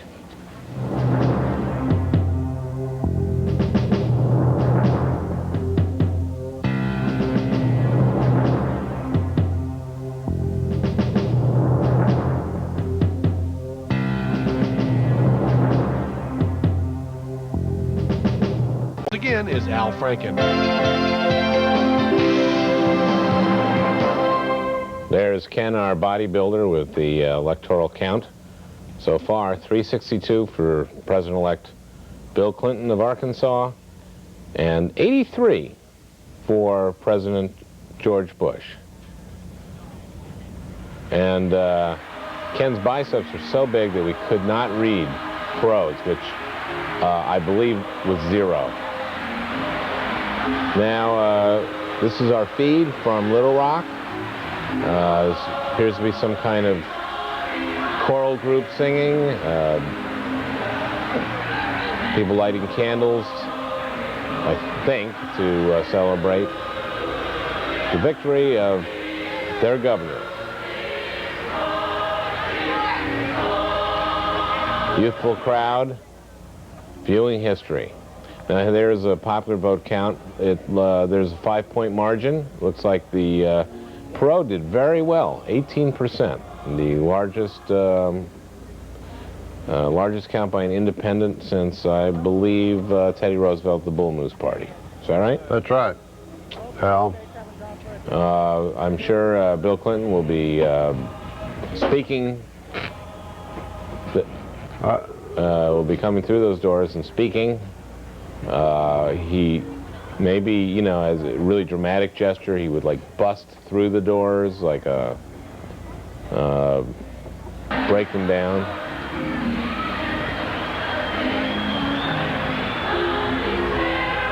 So Roy, what are the other networks saying? What's Americans want change? Are they? Yeah, they're talking about how the vote breaks down and everything, and they're running out of things to say, just as we are. I'd like to say that somebody said to me, I guess you'll be satisfied if George Bush loses. And I said, no. I'll be satisfied if George Bush loses and then is impeached between now and January for his involvement in an illegal arms deal. And 45 minutes before the inauguration, he has to resign rather than to be put into prison. And then Dan Quayle takes over for the last 45 minutes of the Bush-Quayle administration and has to pardon Bush, and therefore nobody ever forgives Quayle either. But I can live with Bush getting beat. Right. So you can't always get what you want. No, that's right. But you get what you need. Right. I feel pretty good. I feel pretty good. A big night. I guess we're just sort of killing time now before Bill Clinton. Chevelle, let's go over to the map because now some people have asked. Okay, well actually we're going to go to one of our Indecision Decision 92 contributors, pollster Norman Ornstein, was not available for a live broadcast because of a prior commitment he made with CBS to control Bob Schieffer for the evening. However, I spoke with Norman earlier today, and he revealed the results of a remarkable new poll done exclusively for Comedy Central. Let's look at that. With us is Norman Ornstein of the American Enterprise Institute. Norman, what do you have for us today? Al, all during this campaign season, probably the most repeated phrase uttered by the three presidential candidates. Bush, Clinton, and Perot. Yeah. The most repeated phrase is, the American people are not stupid. Right. Now, that's really an assumption, and one that certainly has not been proven empirically.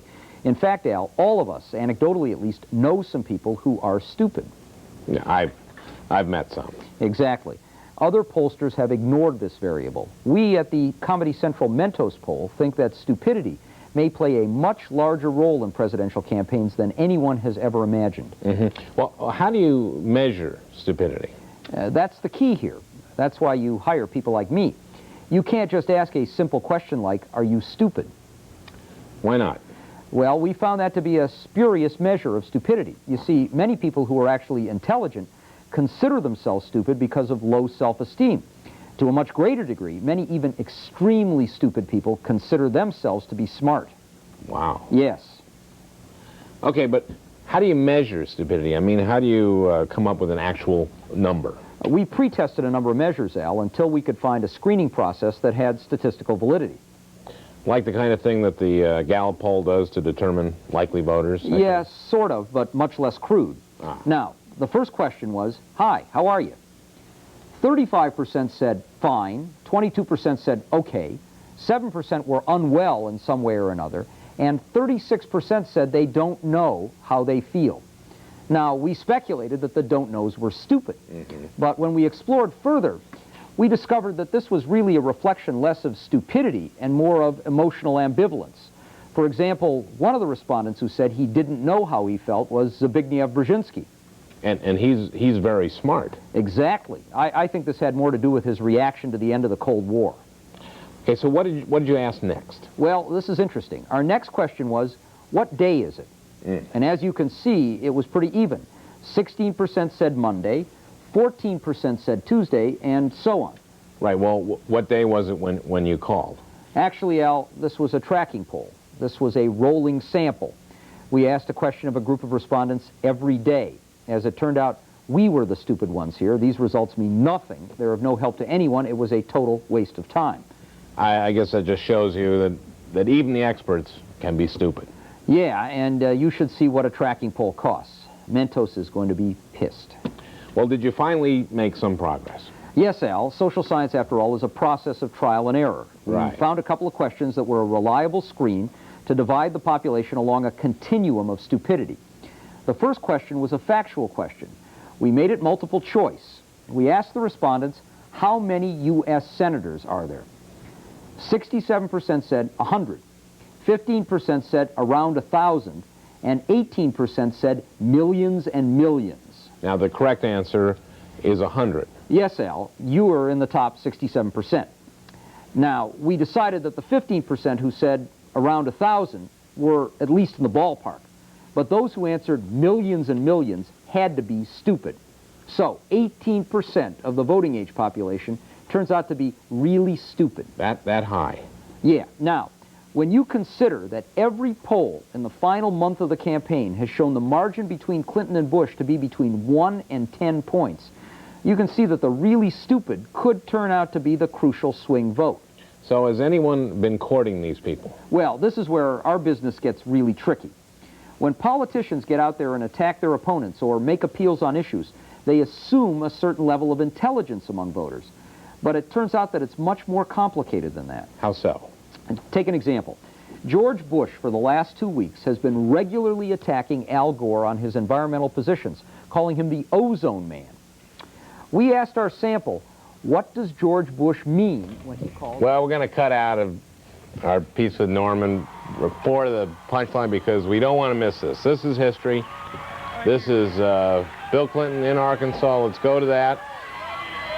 His victory speech. Americans.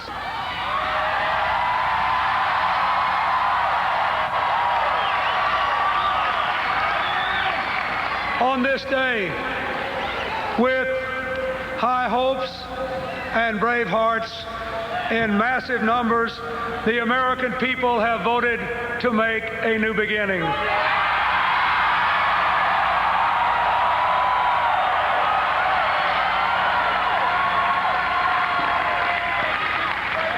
This election is a clarion call for our country to face the challenges of the end of the Cold War and the beginning of the next century.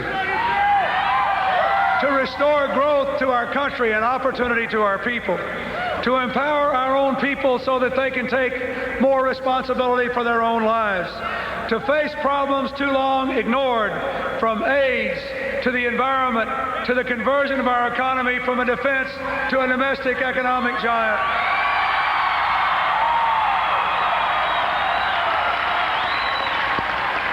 And perhaps most important of all, to bring our people together as never before so that our diversity can be a source of strength in a world that is ever smaller, where everyone counts and everyone is a part of America's family.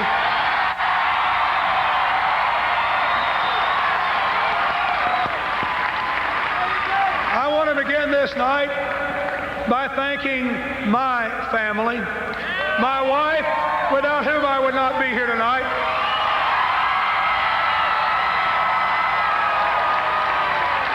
She looks overwhelmed. I believe will be one of the greatest first ladies in the history of this republic. We were the first to call this election. We're 1 for 1. We've never been wrong. Perfect record so far.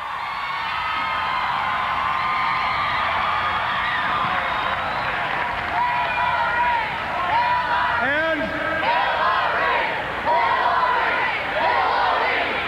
you can cheer for her. What are they chanting, Roy? 8 more years?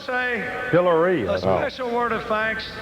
I didn't think Hillary was going to smile for a minute with our absence, for supporting our effort, for being brave in the face of adversity, and for reminding us every day about what this election is really all about.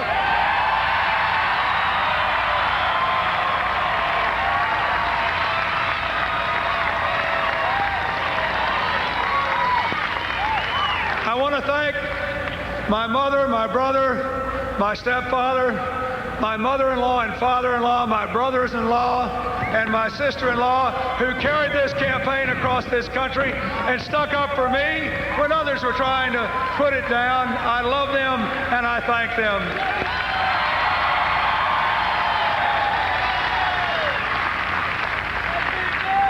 I want to thank the people of this wonderful small state.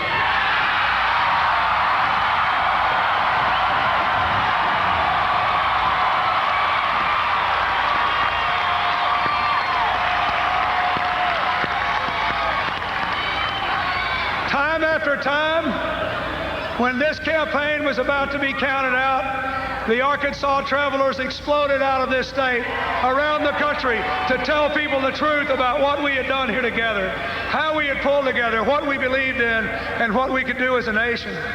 I had the best staff and cabinet you can imagine.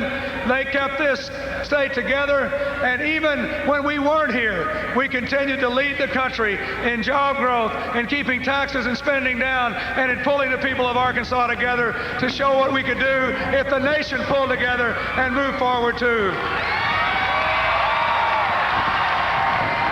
I always like the part where he congratulates his opponent. Infamous group, or not congratulates, but says a nice thing. Bill and the Friends of Hillary.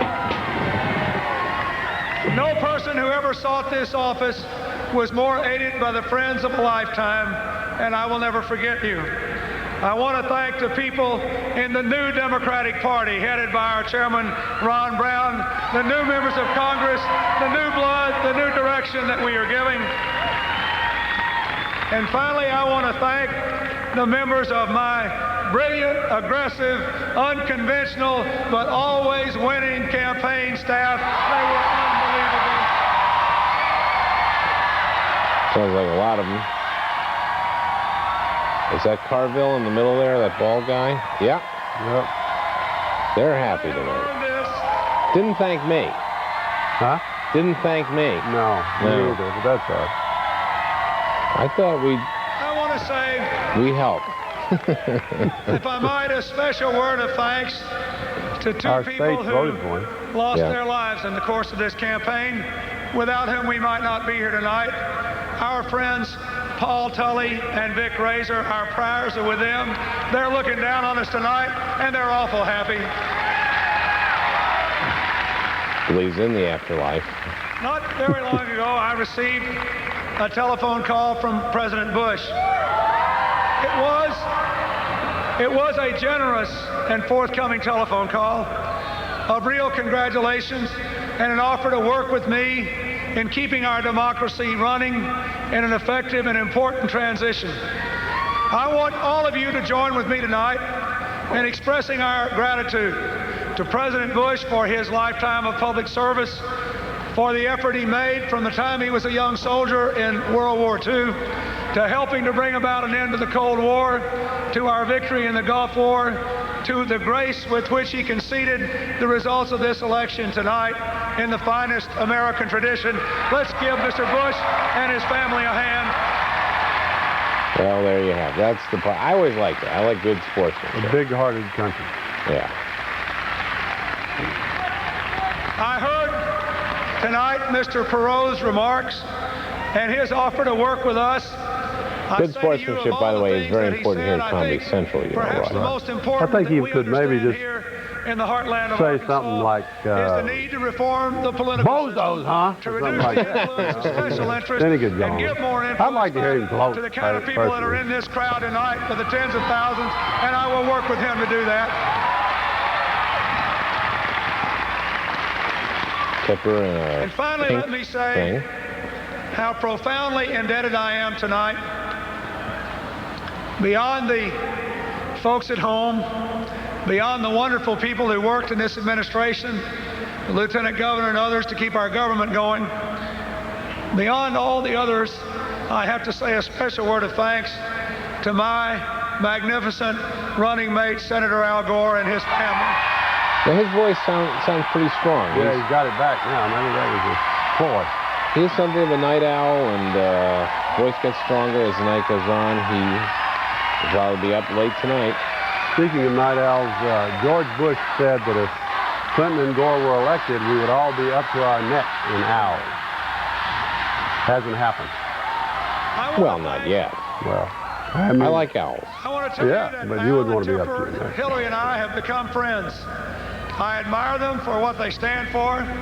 They're enjoyable to be with. They believe in our country. Al Gore is a man of almost unparalleled combination of intelligence, commitment, compassion, and concern to the people of this country, to our obligation to preserve our environment, to our duty to promote freedom and peace in the world. And together, we're going to do our best to give you a new partnership for a new America.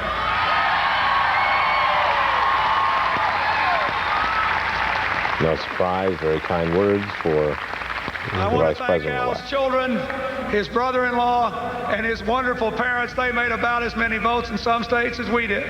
I think we carried every state that Senator and Mrs. Gore campaigned in. Their percentage was the best of all. I want to say that we have established a partnership in this campaign that we will continue into this new administration. I don't think he mentioned it. He said something about President. He said that they'd become friends with Tipper now. By teamwork, by working together, by bringing out the best in all the people that we seek, and we will seek the best and most able and most committed people throughout this country to be a part of our team. We will ask the Democrats who believe in our cause to come forward, but we will look too among the ranks of independents and Republicans who are willing to roll up their sleeves, be a part of a new partnership, and get on with the business of dealing with this nation's problems.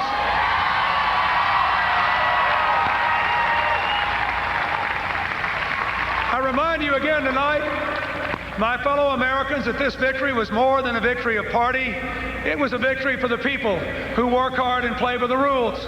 A victory for the people who feel left out and left behind but want to do better.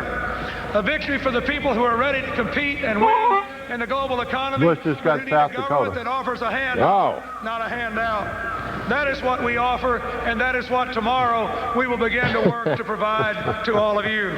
Well, I'm going to go to the map, then. The steel worker and the stenographer, the teacher and the nurse had as much power in the mystery of our democracy as the president, the billionaire, and the governor. You all spoke with equal voices for change, and tomorrow we will try to give you that. You can trust us to wake up every day remembering the people we saw in the bus trips, the people we saw in the town meetings, the people we touched at the rallies, the people who had never voted before, the people who hadn't voted in 20 years, the people who never voted for a Democrat, the people who had given up hope. All of them together are saying, we want our future back, and I intend to help give it to you.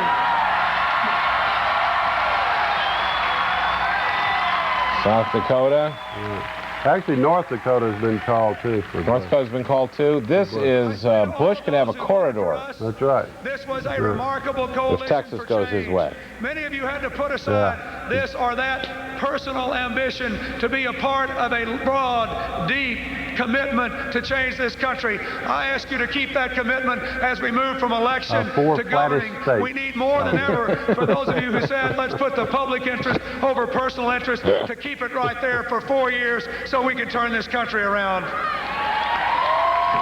I say to all those who voted for Mr. Bush or Mr. Perot, those who voted for the president, those who voted for Ross Perot, I know you love your country too. I ask you to listen to the voice of your leaders. I ask you to join with us in creating a reunited states, a united country with a new sense of patriotism to face the challenges of this new time. We need your help too, and we will do our best to deserve it. Now, how late will he sleep tomorrow? I don't know. He'll be up and bouncing. He probably. When we seek to offer young people the opportunity to borrow the money they need to go to college, Gore, we know, will be up running. I don't know what. Service, when we challenge the insurance I think they should let him sleep till 10. The providers, Clinton will never run again. Will never jog again. Now he's won. When we offer those jogging's all over. welfare, I think that Clinton's going to make the world safer. When we ask companies to sort take of the incentives we offer substantially, to put American people to work and export gentlemen with who are not too anxious about their waistline. Waistline respectable again. To lift our people up. He's a kind of round person. To the fullest of I our don't know if that's good for me, because I'll just let it slide then. I accept tonight the responsibility that you have given me to be the leader of this, the greatest country in human history. I accept it with a full heart, and a joyous spirit. But I ask you to be Americans again, too. To be interested not just in getting, but in giving. Not just in placing blame, but now in assuming responsibility. Not just in looking out for yourselves, but in looking out for others, too. In this very place, 1 year and 1 month ago today, I said, we need more than new laws, new promises, or new programs. We need a new spirit of community, a sense that we're all in this together. If we have no sense of community, the American dream will continue to wither. Our destiny is bound up with the destiny of every American. We're all in this together, and we will rise or fall together. That has been my message to the American people for the past 13 months, and it will be my message for the next 4 3 years. or 4 hours. Together, we can do it. Together, we can make the country that we love everything it was meant to be. I still believe in a place called hope. God bless America. Thank you all. Well, still believes in a place called Hope, Arkansas, of course, where he was born. The man from Hope. Sounding themes that he had been talking about all during his campaign. I would like to wait a minute, he's not done yet. come up here and say a few words as we begin our new partnership for a new country. Please welcome him to the platform. Here's Al Gore. I think he's about to speak. Two men hugging, that's good to see. Thank you, President-elect Bill Clinton.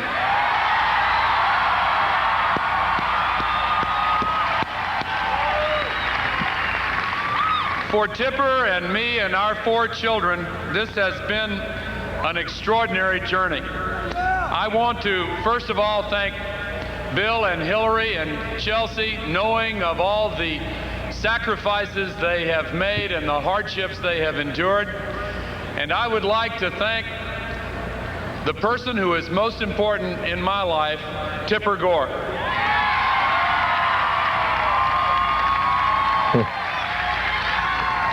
To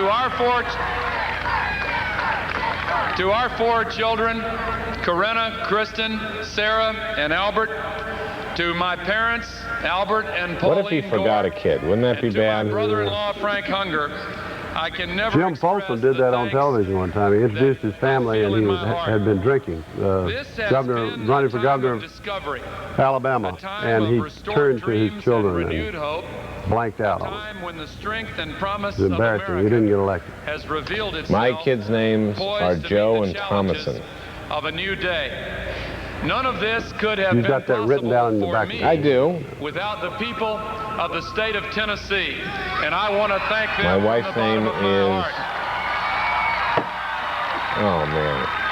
Well, my kids' names are Innocent John. The wonderful men and women on Franny. See, I covered for you. Thank you. secure this victory. You saw me squirming I there. want to say to all of you who have helped us reach this moment that I look forward to the high challenges of national office, and I consider it a matter of tremendous honor and pride to work in behalf of Bill Clinton to be successful in leading this nation toward a new and brighter future.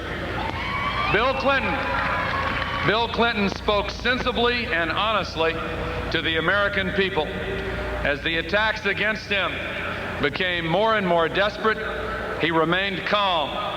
He believed in the American people and kept faith that hope would indeed triumph over fear. Bill Clinton won because he was willing to lose. He refused to mislead voters. He stuck to his beliefs.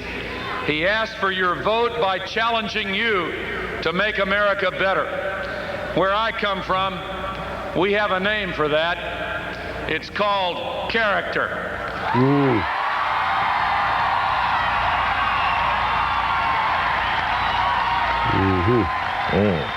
Very fine tribute. Bill Clinton will govern this nation in the same way. He truly is a new generation of Democrat. He believes in the rights of people, but he believes in the responsibilities of citizens as well. Talking about responsibility. Our government's policies must be changed. The promise of America depends upon a commitment that under freedom we will enable the strong to prosper, but we will not abandon those in need of help. While we give supreme value to the rights of the individual, we expect that freedom to be exercised with respect toward others and with decent restraint. We respect the values of community, and among them is our obligation to protect the environment in which we live. He'll be the environmental vice president. We feel good tonight having won an election, but think of how we're going to feel when we change a country. There is a sense of excitement and possibility this evening. We have won, and many of you will be able to tell your children about it one day. But if we change this country, if we restore it to greatness, then we will have given them something much greater than the memory of this evening. We will have restored the basic thread in the American dream, the responsibility of one generation to the next. We will have given them back their future. This election is not simply a change of leaders. It is a change of generations.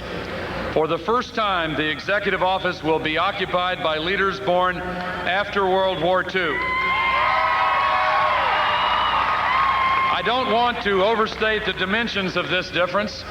After all, neither Bill Clinton or myself are as young as Teddy Roosevelt or John Kennedy when they took office, nor does that change of generations represent a difference of belief.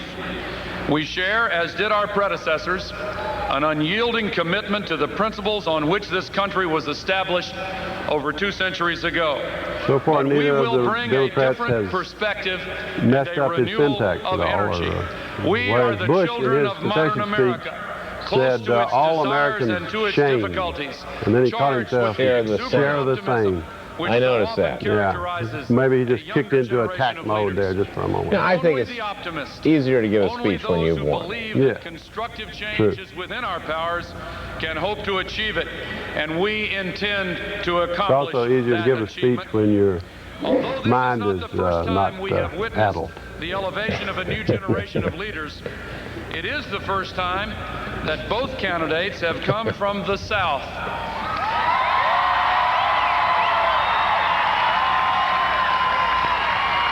It is symbolically an expression of the reality that sectional wounds of the past are finally and irrevocably healed. We are one country now, and merit, I bet Bush not wouldn't have gotten through that, geography, for instance. will Sectional from this wounds time of the forward past. He would be have- the only test Yeah, for the turn that into highest something. offices our nation has. And we pledge to you to work toward the day when gender and race will also be totally irrelevant to the selection of our leaders.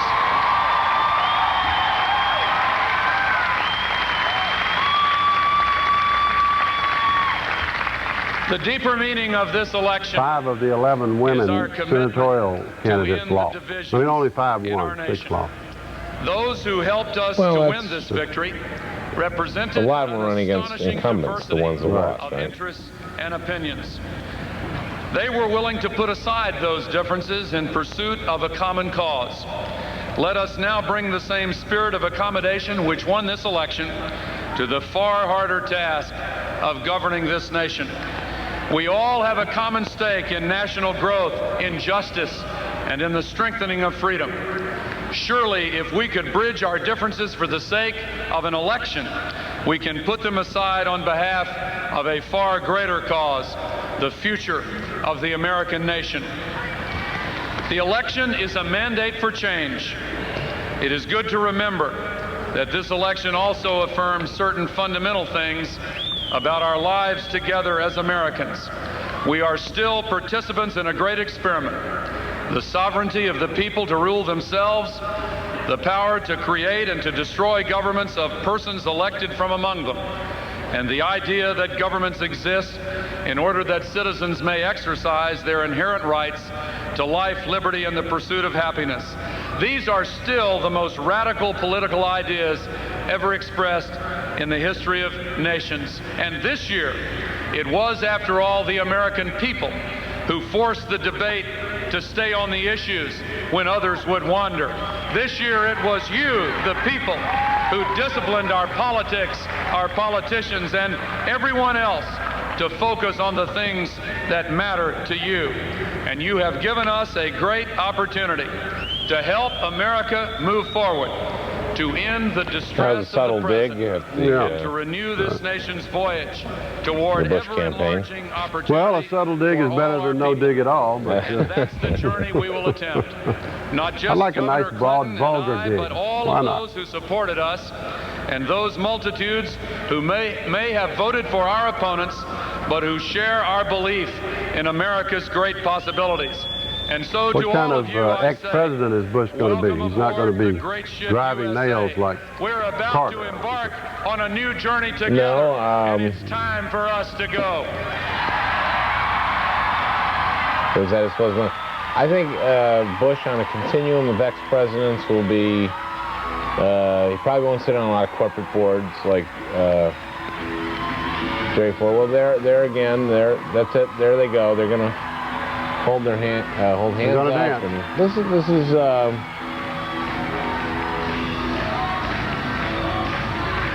We'll be showing more of this in a few minutes. But we're going to go to Derby, Vermont to see how they did there, what their count was. Bob? Hey, how you doing? Good. How are you? All right, fine. We're all done.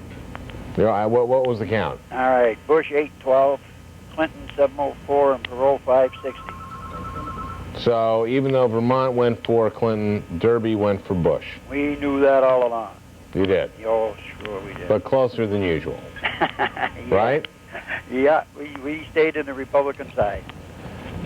Well, thank you, Bob, and maybe we'll talk to you in 4 years, or maybe I'll get up to Derby a little sooner. Well, I hope you can, and on behalf of the town of Derby, I want to thank you very much for putting us on the air tonight. Well, you're very welcome, and congratulations on winning as Justice of the Peace. If I get picked up, can you fix a ticket for me up there? I might be able to.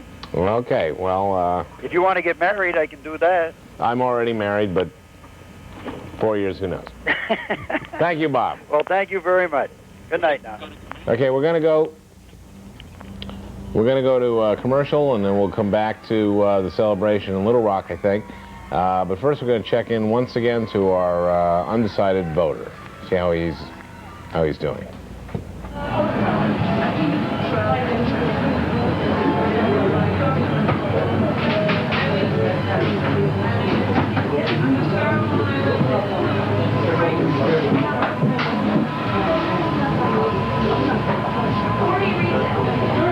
Cash or charge?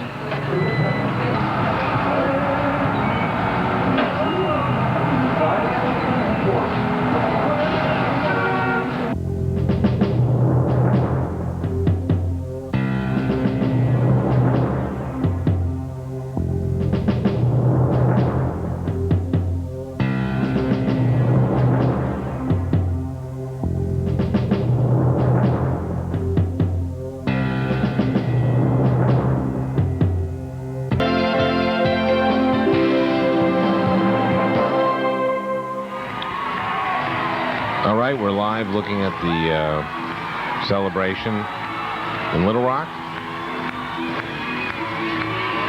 I think they're playing the same Fleetwood Mac song. Don't Stop Thinking About Tomorrow. He's shaking hands with James Carville. They shake hands all the time, every day. By the way, there you see the totals. Bush has gone over 100. He got Texas. But they're celebrating there in Little Rock.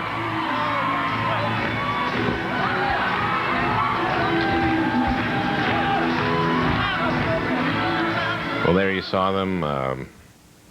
It's all over. Bill Clinton, president-elect, Al Gore, the vice president-elect. And, you know, it is kind of sad. The election year is over. Happy ending. Bush is gone. But it's bittersweet in a way because I'm going to miss all this. And also, Bush won Texas. But, you know, if I've said it once, I've said it, I believe, 6 times, that this year the wall between news and entertainment has been eaten away like the cartilage in David Crosby's septum. And I believe that. I wouldn't say it over and over again if I didn't believe that. And if I had more material. Anyway, I'll be back in 4 years because, well, I like to think I'm not, or that I am uniquely suited to this new medium, a little thing I like to call infotainment.